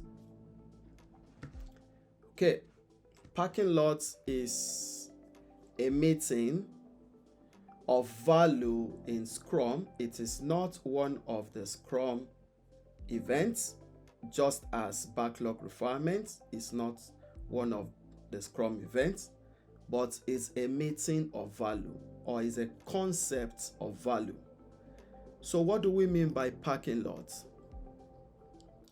Parking lots is a concept where a Scrum Master essentially makes use of to keep the team focused on the agenda of a defined meeting. So you use the concept of parking lots to keep conversations focused on the purpose of a defined meeting. Take, for instance, we come to the daily stand-up let me show from the board. Where is the board again? Just a moment, please. Okay, this is an active board, right? And we have this for foundation, right? So we've arrived at the daily stand-up, and by the time Paul was giving his report on this particular story, the conversation goes outside the story, right? There is need for more technical discussion or to look at other issues as regards that story. So the Scrum Master wants to keep the agenda focused. You know, it's a 15-minute daily stand-up looking at the workflow or the status alone. So what the developer or the conversation outside the agenda of that meeting is equally important. Please note that. What that individual is talking about is equally important, but it has gone outside the agenda of that particular meeting. So such matter, such important conversations would be parked, right? So what the Scrum Master does is to note it down and crave the indulgence of the individual, pointing that because of the agenda of the meeting and the timing, if such is not, if such could be parked, if we could come back again to discuss on that. So that is how the parking lot works. Let me make an illustration from this. Foundation block. So this work focuses on foundation blocks. And the developer working on the foundation blocks, while he was giving his feedback, he realized that that there is a big stump, a root of a tree, a big stump of a tree that is blocking the efforts that would actualize the foundation blocks. So he's raising it, and some other thoughts are coming, valid points, and other team members are giving some other valid suggestions, but that conversation would take some other stretch, and it would impact on the timing, the availability for others. So the Scrum Master could say, oh Paul, would you mind if we park that conversation? At the end of this meeting, we could come together, yourself, myself, and a few others who could give us some suggestions, and we look at that particular issue. So what the Scrum Master has done is to push that valid conversation to some other time arrangements so that the purpose of the meeting would not be lost. That is what we make reference to as the parking lot. So the Scrum Master encourages that the parking lot, such conversations should be put at the parking lot. He actually takes note of those conversations, and he could pull a meeting shortly after that particular agendaed meeting and make the discussion the new agenda. Why do we use it? I've explained that to keep the conversation focused on the agenda of that particular meeting. How we use it also is to push it, schedule another meeting where subject matter experts could now come together to discuss about that. So we'll keep the agenda of a defined meeting on that particular agenda. Any other conversations shooting out would now be scheduled for separate meetings. And the time box, there is no specific time boxing for parking lots. So it gives us the advantage of expanding conversations, but conversations that could eat deep on the purpose of the particular meeting. That is what the parking lot is about. All right, and that will be the end of this class. It's a short one, but it's one of the meetings that is of value. Of course, the parking lot is not used only for daily stand-up. It could be used alongside with other meetings. The purpose is to ensure that conversations are kept focused on, while any other thought is agendaed or scheduled for other meetings. All right, so we'll see again in the next class. If you have any question, please shoot them across to me. Bye now. Right, so you are again welcome back to class. We are still in the second module, talking about the 353 of Scrum. In previous classes, we've looked at the first three, making reference to the 3 roles in Scrum: the Scrum Master role, the Product Owner role, and the Developer's role, or the development team members. Then secondly, we have also looked at the 5 events in Scrum, making reference to the sprint planning, the daily Scrum, the sprint review, and the sprint retrospective, making 5, right? Sprint planning, daily Scrum, sprint review, and sprint retrospective. But we also added 2 other meetings of value to those events, and that's talking about the Backlog Refinement, which is also called Backlog Grooming. Then lastly, we spoke about the parking lot meeting. If you have any question in those previous ones, if you need to go over those classes, please do.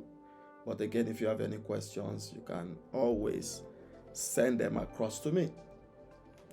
So we are here at the final part of the 353, talking about the second 3. And those are the product backlog, the sprint backlog, and the product increments. I want to believe by now we have some understanding of what these artifacts are.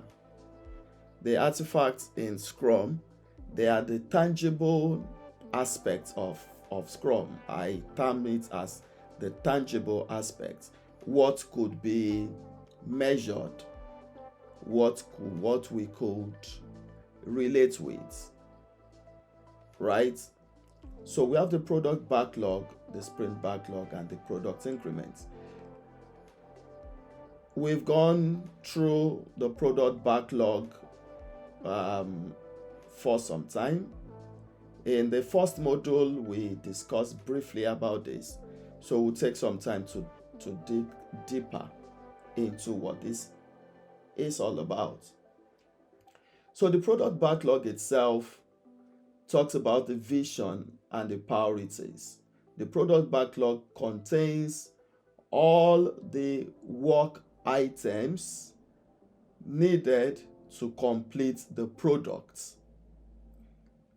Let's cast our mind back to Module 1, where we mentioned, while defining Scrum itself as a light framework that breaks complex projects or products into smaller bits, builds a cross-functional team around it, of course with a time box period talking about the sprints, and deliver those value.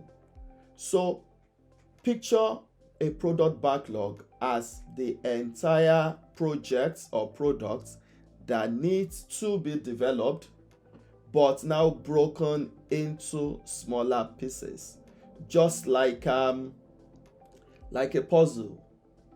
You know those little puzzles that of course from time to time we all have played with those. We've seen younger ones play with them. Each piece of the puzzle is a part of the bigger picture. And of course, how that puzzle would have been developed in the first place was to have the bigger picture before now cutting them down into smaller bits.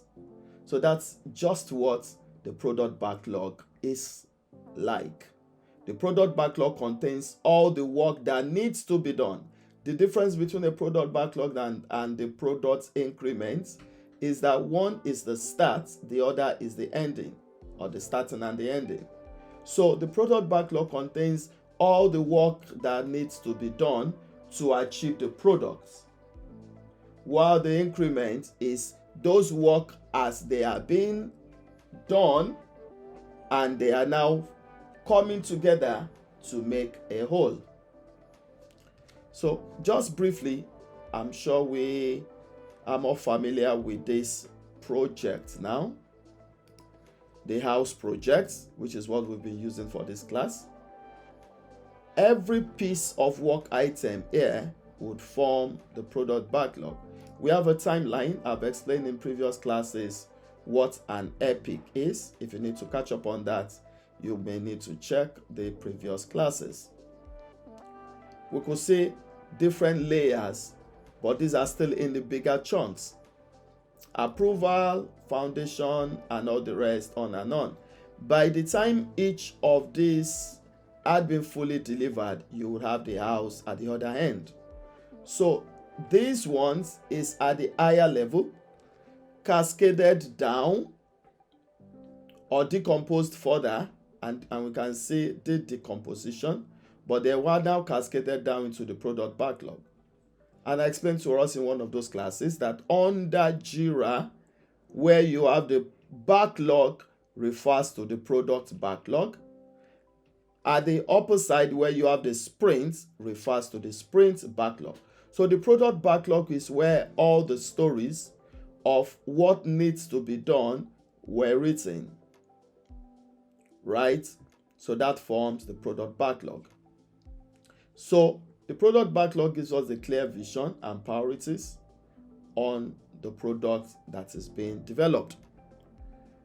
So let's jump right into the product backlog. Okay. So this is the product backlog. For those taking the product owner, under the product owner, we will look closer at this to understand more what the role of a product owner in Scrum is. So we can see the product backlog here, listed here. And this is how they come in. The stakeholders are sending, let me get my marker. The stakeholders are sending requirements. It could come by mail, it could be by discussion. They are sending different requirements to the product owner. So this is the product owner. And all those requirements are getting stacked up on the board, forming layers of stories. But we could also see that there are different types. One that I want to make a brief emphasis on is this, that looks like a bug. And exactly that is what it is. It's a bug. Or in our own local word, it looks like a cockroach. It's called a bug, and a bug is an error that needs to be corrected, or a work that had been previously done that needs to be improved upon. So when there are errors, we write a story as a bug and stack it up on the product backlog, right? So this product backlog here is the same as what we have here. This is the electronic form of it. Before COVID happened, where everybody worked from, at least mostly everybody, of course not everybody still, worked from the sites. We had a board, a literary board, that all the stories get stacked up. And we could see from this diagram that there is always a product goal. Mind you, these are two separate pictures, right? This is one, and this is the other. So from this one, we could see different stakeholders. There is a new idea that popped up here, and it's been sent down as a requirement, right? So we could see different stakeholders sending their different requirements. So one could be from a department of sales, another could be from finance. Each one has different specific requirements that they want. But the product owner is also in charge of the product goal. Every product must have a product goal, just as I made reference earlier in previous classes that every sprint must have a sprint goal also.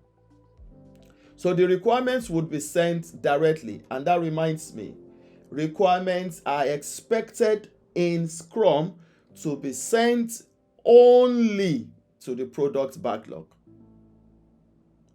To the product backlog. That's, I need to make some emphasis on that. On the field, you could have instances which forms what we call anti-pattern in Scrum, where requirements are sent directly to the developers. Every requirement is meant to be sent to the product owner so that all the requirements could be captured on the board.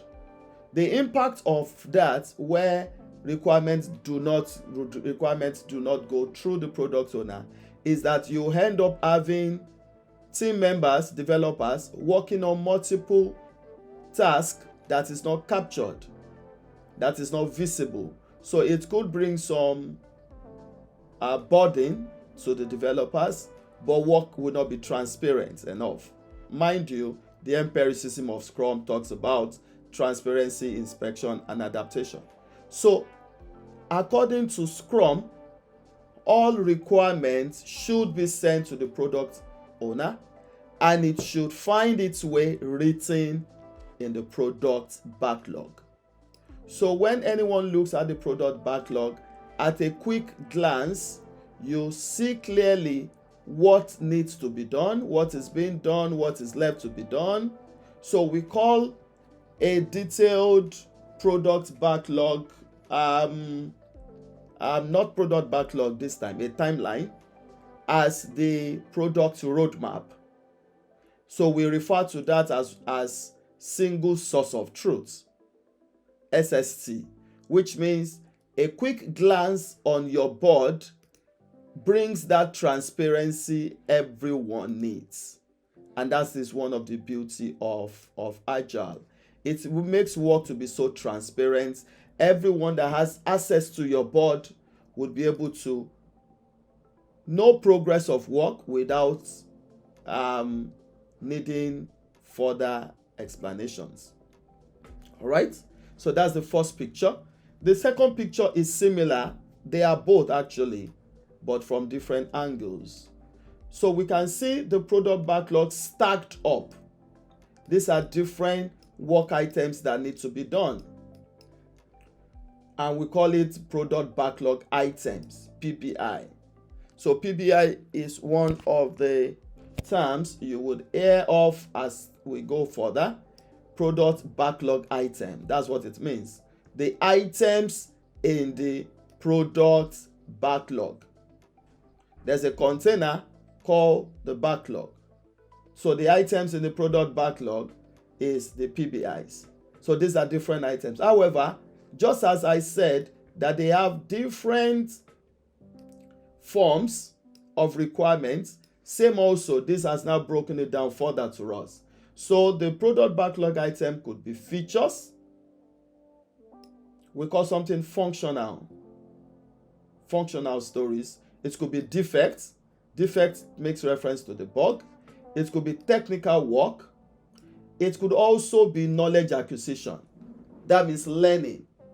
So you could write stories as learning for personal development and add it to your product backlog. So it becomes a doable task for you. So everything comes into the product backlog. When we get to the product owner end, we will discuss further on this, the user stories, the use cases, and freeform tests.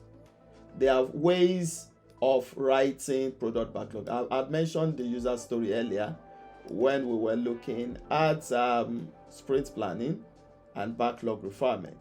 So just note that the product backlog contains product backlog items.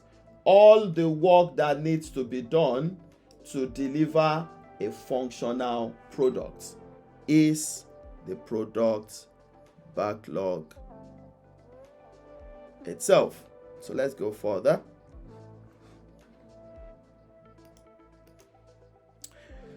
All right, so the product backlog. What is the product backlog? We've explained that. A list of all items that need to be completed. Those items could be functional, could be specifications, could be corrections, which is bug that needs to be fixed, could be development plan for learning, could be anything you need to that will come together to make the final product finds itself in the product backlog. And this is the direction. There is a vision from the stakeholder, but the vision is broken down into epics. Let's see that in just a bit. The vision here would be the house project. The house project itself is now broken down into epics. At this level, we would limit this conversation to epics, from vision to epics. There are higher levels in organizations aside epics. We have initiatives and we have capabilities in Jira, but we limit these conversations to only epics. So the vision itself, house projects, is now broken into bigger chunks or bigger components. Approval, foundation, block wall, roofing. Of course, each of these has its own smaller pieces that will come together. Roofing, for instance. Each of these also could be broken further, but for the sake of what we're working on now, just note that the vision itself is broken into epics. And of course, epics could be broken into functions as it could be required. Epics could be broken into functions where you want to put functionalities together and deliver them. For instance, there's what we call the customer journey for a software as an illustration. So in that customer journey, we would have the login journey. So that login journey is one function, but there are now different stories that would come together to form the function, whereas this function is a piece in epic. And of course, we saw from the board where you now create tasks as stories. But what we have in this board, we do not have function here. Different organizations actually develop it as they would drive value from. So that is why it comes differently like this. So in some organizations, you may not have function here. In some you could. But note that epic is one of the important piece. The user stories is also important. Then, of course, a user story could be broken down further into tasks. Let me show you that to us again. I think we wrote a story somewhere. Which story was that? I'm not sure if it is this project. Okay, yeah. So we can see from here, under survey, we have measurements as task. We have pegging as task. So we have the epic approver. We have the user story survey. We have the task, measurements, and pegging. The same as what we have here. So all this is what we make reference to as decomposition. By breaking down the big projects or products into smaller bits and ensuring that each of those stories, while we were talking about sprint planning and backlog refinement, we made reference to the invest criteria. So while you are decomposing, you are also ensuring that each story carries the detail needed. Each story carries the details needed, right? Then, of course, each of these, under the product backlog, there should be an alignment with the roadmap and a delivery timeline. Every product, every stakeholder wants to have an idea, when will it be done? When will it be ready? So, for your product backlog, there should be an alignment with the roadmap. I told us sometimes back, this is what the roadmap looks like. If we could decide, for instance, to put a timeline here, you can see the different timelines. This is just for class reference. So this shows us when this approval would be ready. It's flexible. Anything in Agile is always flexible. It's adaptable. So this also could be moved. So this is what we make reference to as the timeline. When will it be delivered? When would each of the piece be delivered? That's what it means. You could see the flag in here. Child issue begins and ends. Begin and end outside the date set for this parent's issue. How could you finish the parents? The parent is the approval before the work inside would be accomplished. That's why this has been flagged. If we pull this timeline further, you see that flagging is gone. But just for the knowledge and the understanding, when you get to the practicals, you'll be able to see clearly how all this information come together. So note that your product and product backlog should have some understanding of the delivery timeline, and also should have, where is the board now?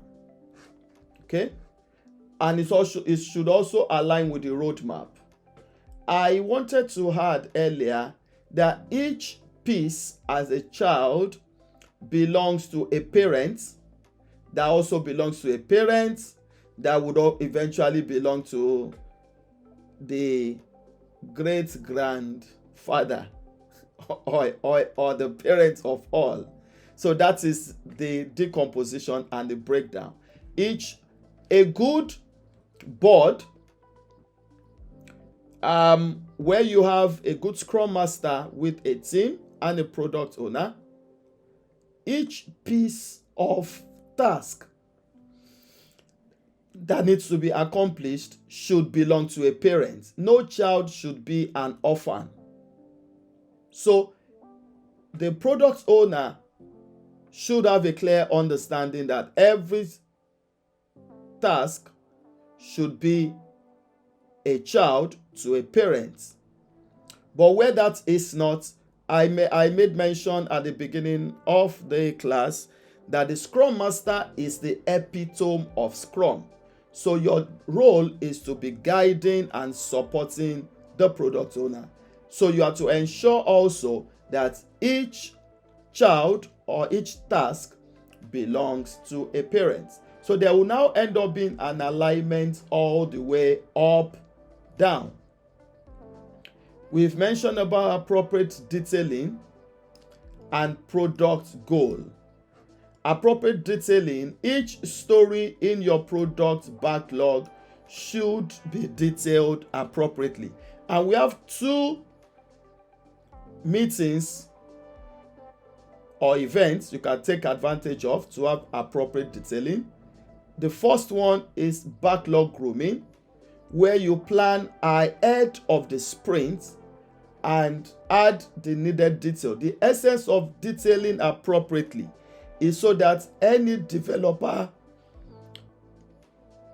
that needs to work on each of those stories has a clear understanding what they need to work on, without needing to call, oh, product owner, what do I need to do here?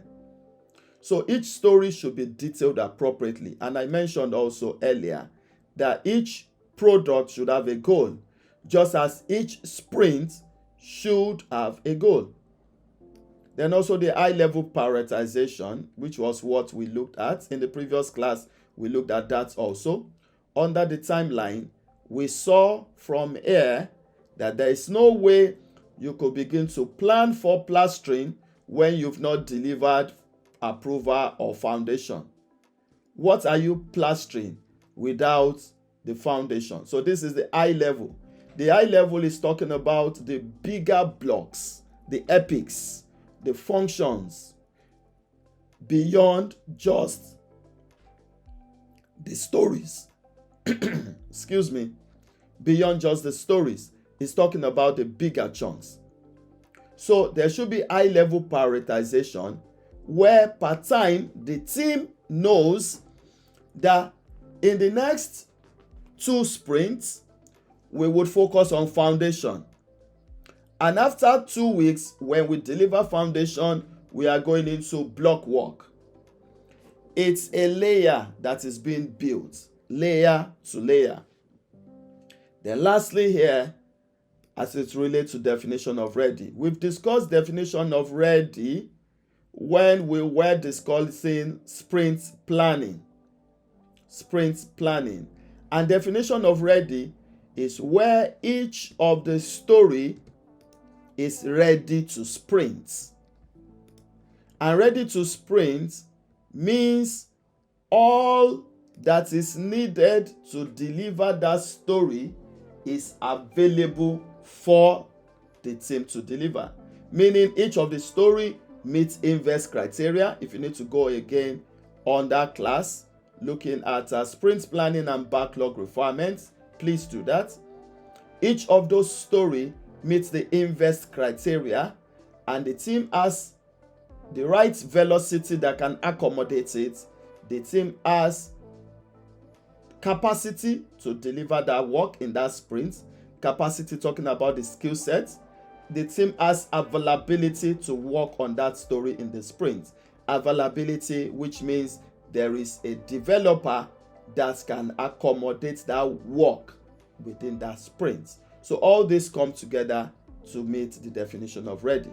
If you need to have a quick catch up on definition of ready, please go again to the sprint planning and the backlog refinement classes that we took earlier.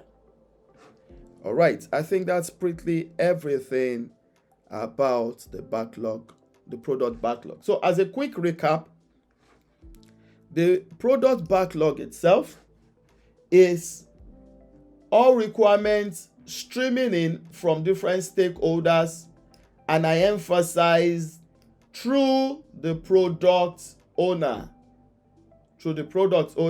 If you need to have a quick catch up on who a product owner again is, please check the class on the product owner. At no time should requirement be sent directly to the developer. Every one of it should go through the product owner and should end up on the board. The board gives us that visibility. So the entire big block is broken into smaller pieces and it's populated to the board and made visible. And I also explained that it could be features or defects a problem that needs to be fixed. It could be technical work, and it could be knowledge acquisition also. All right, so that will be all for this class. If you have any questions, please note them down and send them across to me. We'll have some time to catch up on them. See you in the next class. You're welcome back to class. Could I assume at this time that we have clear understanding what the product backlog is, which takes us to the next class on the sprint backlog. Of course, we have good knowledge. I assume that we have good knowledge of what the sprint backlog is, but we'll look at it from some other deeper angles. So back to the board for our demonstration. Again, when we get to practicals, for those who will be taking practicals, we'll look further at this, where you'll be able to create your own stories, you'll be able to demonstrate value, you'll be able to build your own specifications from stakeholders' brief.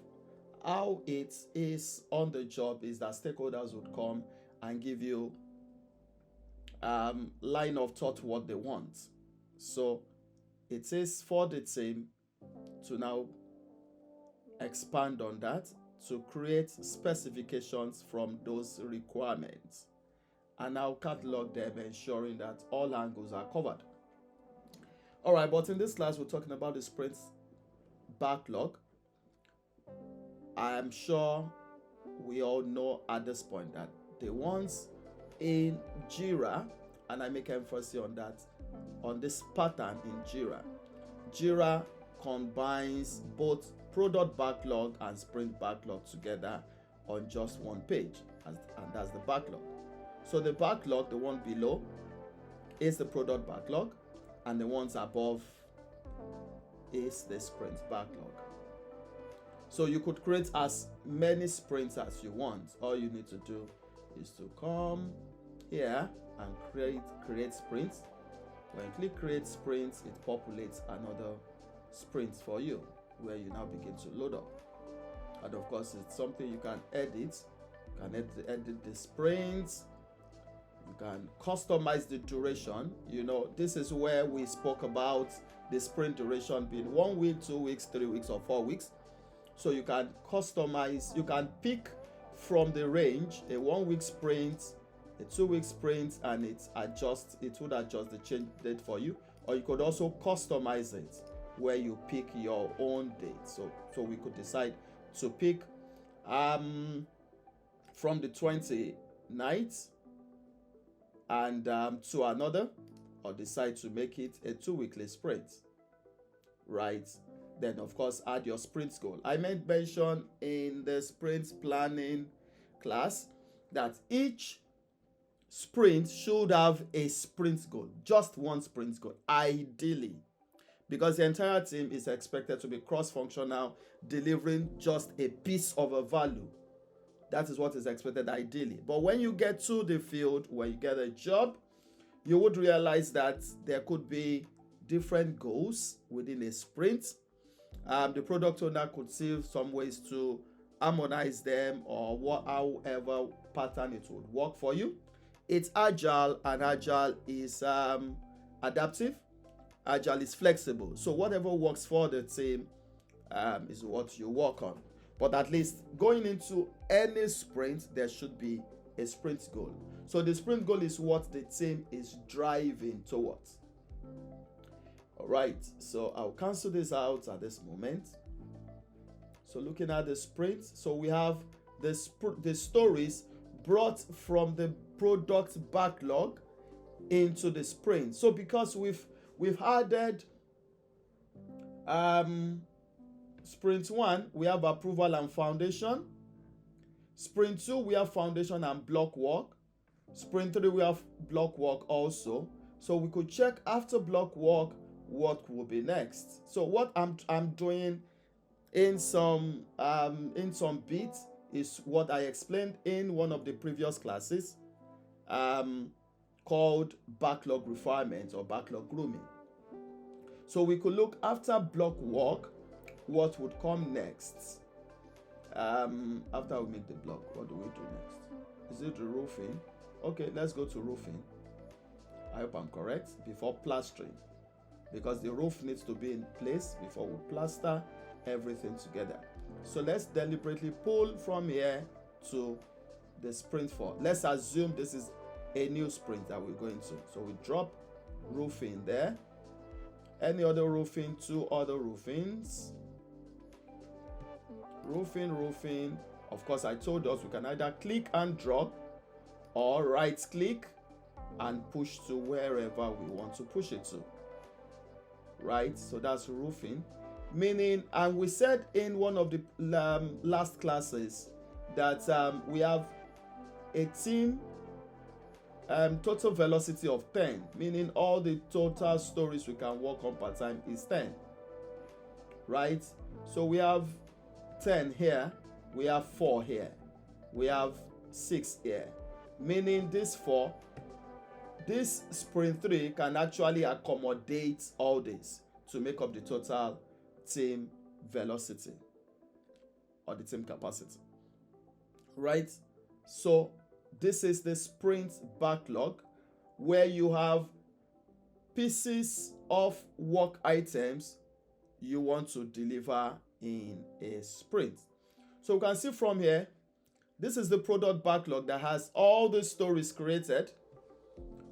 We then now, from this picture, 4 of it had now been selected into the sprint backlog. So this forms the product backlog, while this, let me get my marker, this forms the product backlog, while this forms the sprint backlog. Right? We've picked 4. 1, 2, 3, 4. And the same 4 from the product backlog, just as what I demonstrated in just for a few minutes. Click and drag, or select and right click. We have the same 4 here. 1, 2, 3, and 4. But it goes further to break each story into tasks. So on this story, this same 1 story here, that is 1 here, we have 3 tasks. 1, 2, 3. On this story, we have 3 tasks. 1, 2, 3. Don't mind me, this is not 7, it's 1. On this story here, we have 2 tasks. 1, 2. And on this story, we have 3 tasks. 1, 2, 3. That is breaking stories into tasks. And the same thing is what we have here. I think one of those stories from the timeline, let's check again, under approval as tags. No, not you. Survey should be this. Yeah, it has 2 tags here. Right? These 2 stories also would be estimated. I mentioned estimation in sprint planning, where we make use of planning poker, which is what we would use during the practicals. So we'll see how the story is broken down is picked from the product backlog into the sprint backlog and now decomposed further. Right? If you have any question on that, please note them down. So let's look at what the sprint backlog has to do with. Your work must be manageable workload.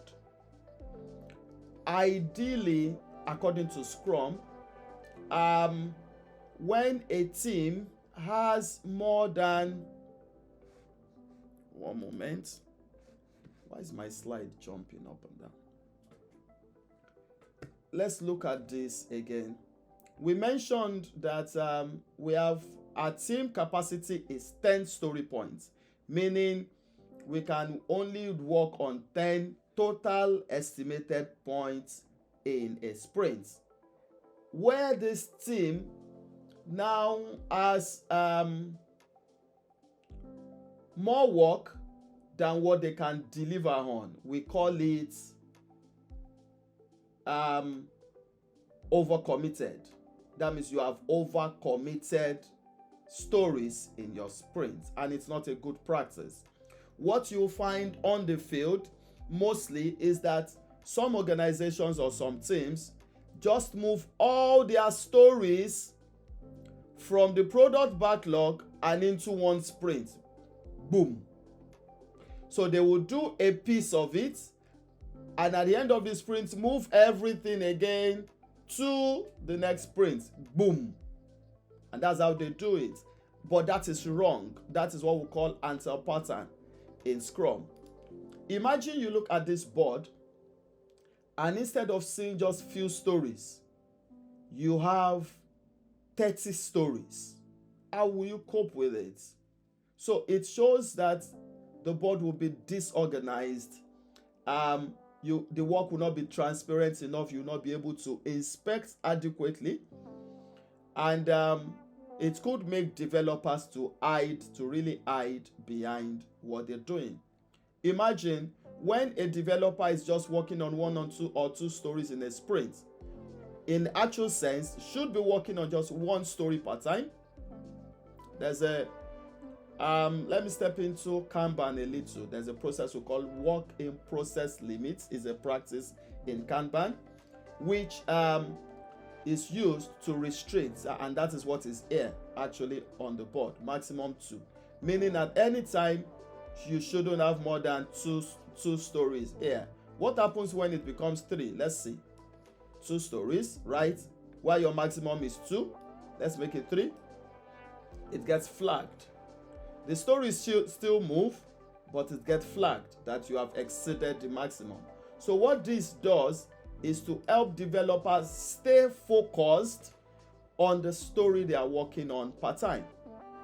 And that is good practice in Scrum. So as a Scrum Master, you need to guide your product owner. What I just described as anti-pattern, where all the stories are just moved from the product backlog and it is overcommitted into the sprint backlog, is often done by the product owner. In one of the classes, I explained that most product owners on the field were converted project manager. They were mostly project manager. They ran through 3 days training, 2 days training, the product owner role, and they get converted. So they may not be deep in carrying out roles as a product owner according to Scrum. So a good Scrum Master needs to be there to guide and support the product owner to deliver value. So it is a bad practice for all the stories to move from the product backlog to the sprint backlog. The team should work on what they can deliver per sprint. So they should have manageable workload. Then, of course, I've explained that the sprint must have a goal. Then you must have your definition. It must meet definition of ready. Any story that does not meet definition of ready should not sprint. And that relates back to this, because when your team members have, let's say your team has a total of 10 hours to work, and you are accumulating the total tasks for 25 hours into 10 hours. That means they do not have the availability to finish that work. Such a story does not meet definition of ready. It doesn't matter how highly prioritized it is. When we go into the 4th module, under the Scrum Master role, we would be looking at a practice we call interrupt buffer. That is one of the ways you need to make adjustment to it. That topic is not for the product owner, it's for the Scrum Master. Okay, but of course those who are taking both classes will be able to have both knowledge of that.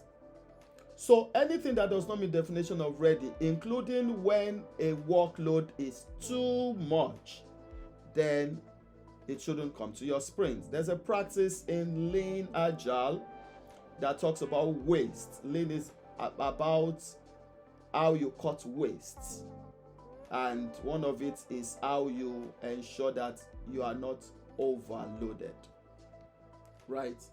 Also in the sprint, you match your capacity and availability. I've explained that also. Your capacity shows what the team has the technological know-how to deliver in that sprint.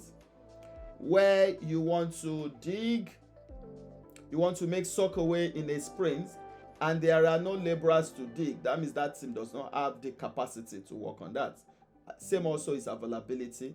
Availability is available time to work on that story. And of course, during the sprint, for the sprint backlog, you should have a quick check on invest criteria. I've mentioned this earlier. Then of course, you need to identify the tasks to focus on within the sprints. So we could see how the sprint backlog closely relates with the sprint planning, because the sprint planning is a planning time at the commencement of the sprint. And what you do is to pick a few stories based on the team's capacity, availability, and meeting invest criteria into the sprint backlog, and now plan for that, what will be delivered in that particular sprint backlog. Why is this guy doing this? Okay. Then of course, you need to ensure that your backlog is adaptive. This is very important. This is very, very important. Adaptive in the sense that while you're also working, there could be bits of requirements adjustments. I've said again and again in some of the classes that the product owner's role is the middleman between the stakeholders and the development team. So there could be reasons where something comes up in the course of the sprint that you need to adapt into your product backlog. When we get to practical, some of the practices, or rather some of the projects you'll be working on, will deliberately make adjustments to it in the course of the sprint, so that you could know how to adapt your stories, your work pattern, and deliveries even in the course of the sprint. Then I've explained also that work must be visible, and that is the essence of us having the board. Your board must be transparent enough where everybody knows what is happening per time. Every stakeholder that has access to the board could see progress of work in time, and of course, work needs to be transparent. All right, so that will be all for this class on the sprint backlog as the second artifact in Scrum. Thank you. We'll see next. Again, talking about the third artifact in Scrum, which is product increment. See you soon. Welcome back to class. We are at the last class of the 353 of Scrum, talking about the 3 roles, the 5 events, and the 3 artifacts. And the third artifact is product increment. Okay, when we look at the picture on the screen, we would observe that we have products delivered in bits. This is an increment. This is another increment. This is another increment. This is another in that order. So these are values delivered sprint in, sprint out. So we could assume that this was delivered in sprint 1, this in sprint 2, this in sprint 3, this in sprint 4, this in sprint 5, and this in sprint 6. right? So going by what we have on this picture, we could see all of them coming together to form a whole piece. Let me see if we can identify a few of them.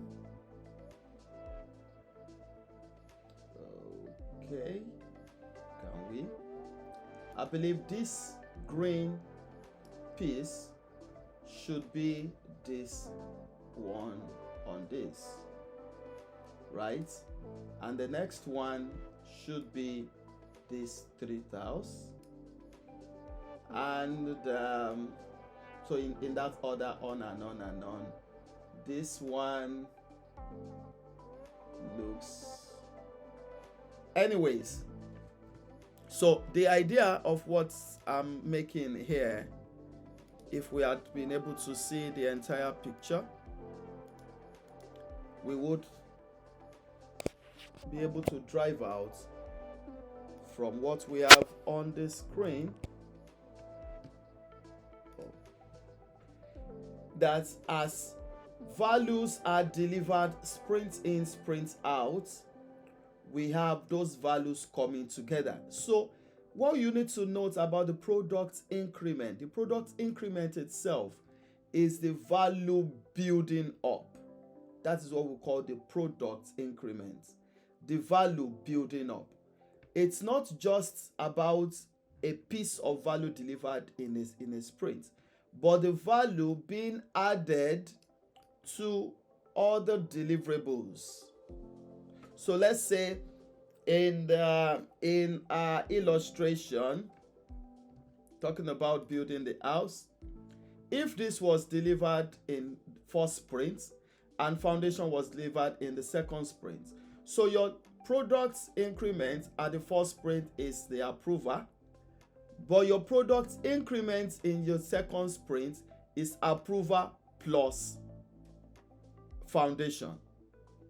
So if block wall was delivered in the third sprint, your increment would be the block wall being added to what was delivered and in previous sprints. So it begins to grow, value begins to improve, value begins to grow in that order until every piece of that is delivered.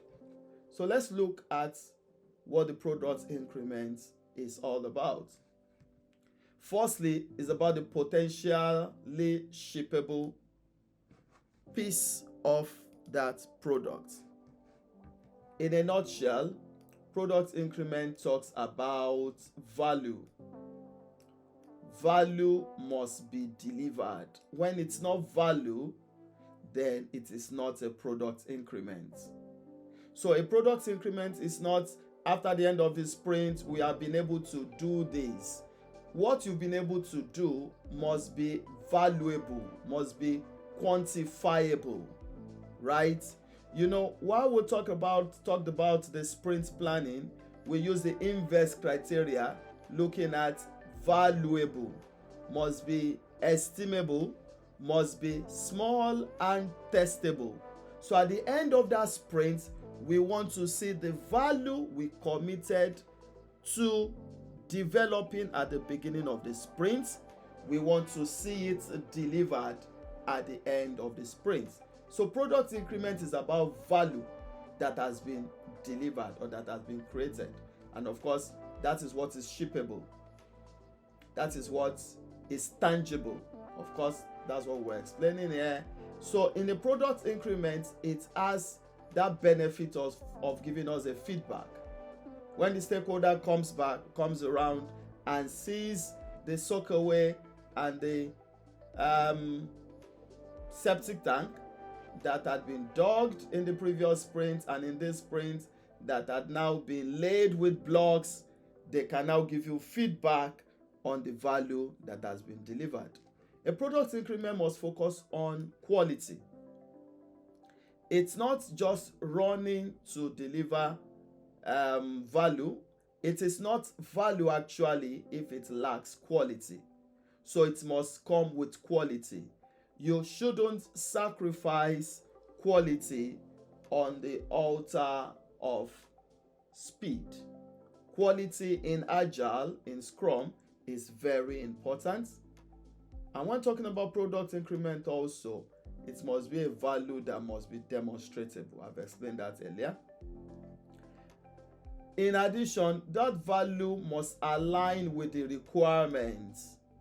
So you need to be sure that you are delivering what the end users want, what the stakeholders want, or what they gave at the beginning is what you are delivering. At the beginning of a sprint, the stakeholder ask you to lay some block walls. Now at the end of the sprint, they got back and you were now giving some, showing what you've delivered as clearing a new portion of land. No, it is the requirement as given that value must align with, and that goes further to the next one. Value created must be what the stakeholder wants. Agile is customer centric. Your development cycles, your development stages is ensuring that what the stakeholders or end users or business or management want is what you are delivering. And I've explained to us earlier that value is incremental. It continues to build from layer to layer to layer until the entire product backlog is converted into a product that is fully developed. And that will be all for this class. If you have any question or you need us to expand or any area you want us to dig deeper in, please reach across and I'll be glad to do that. See you in the next class.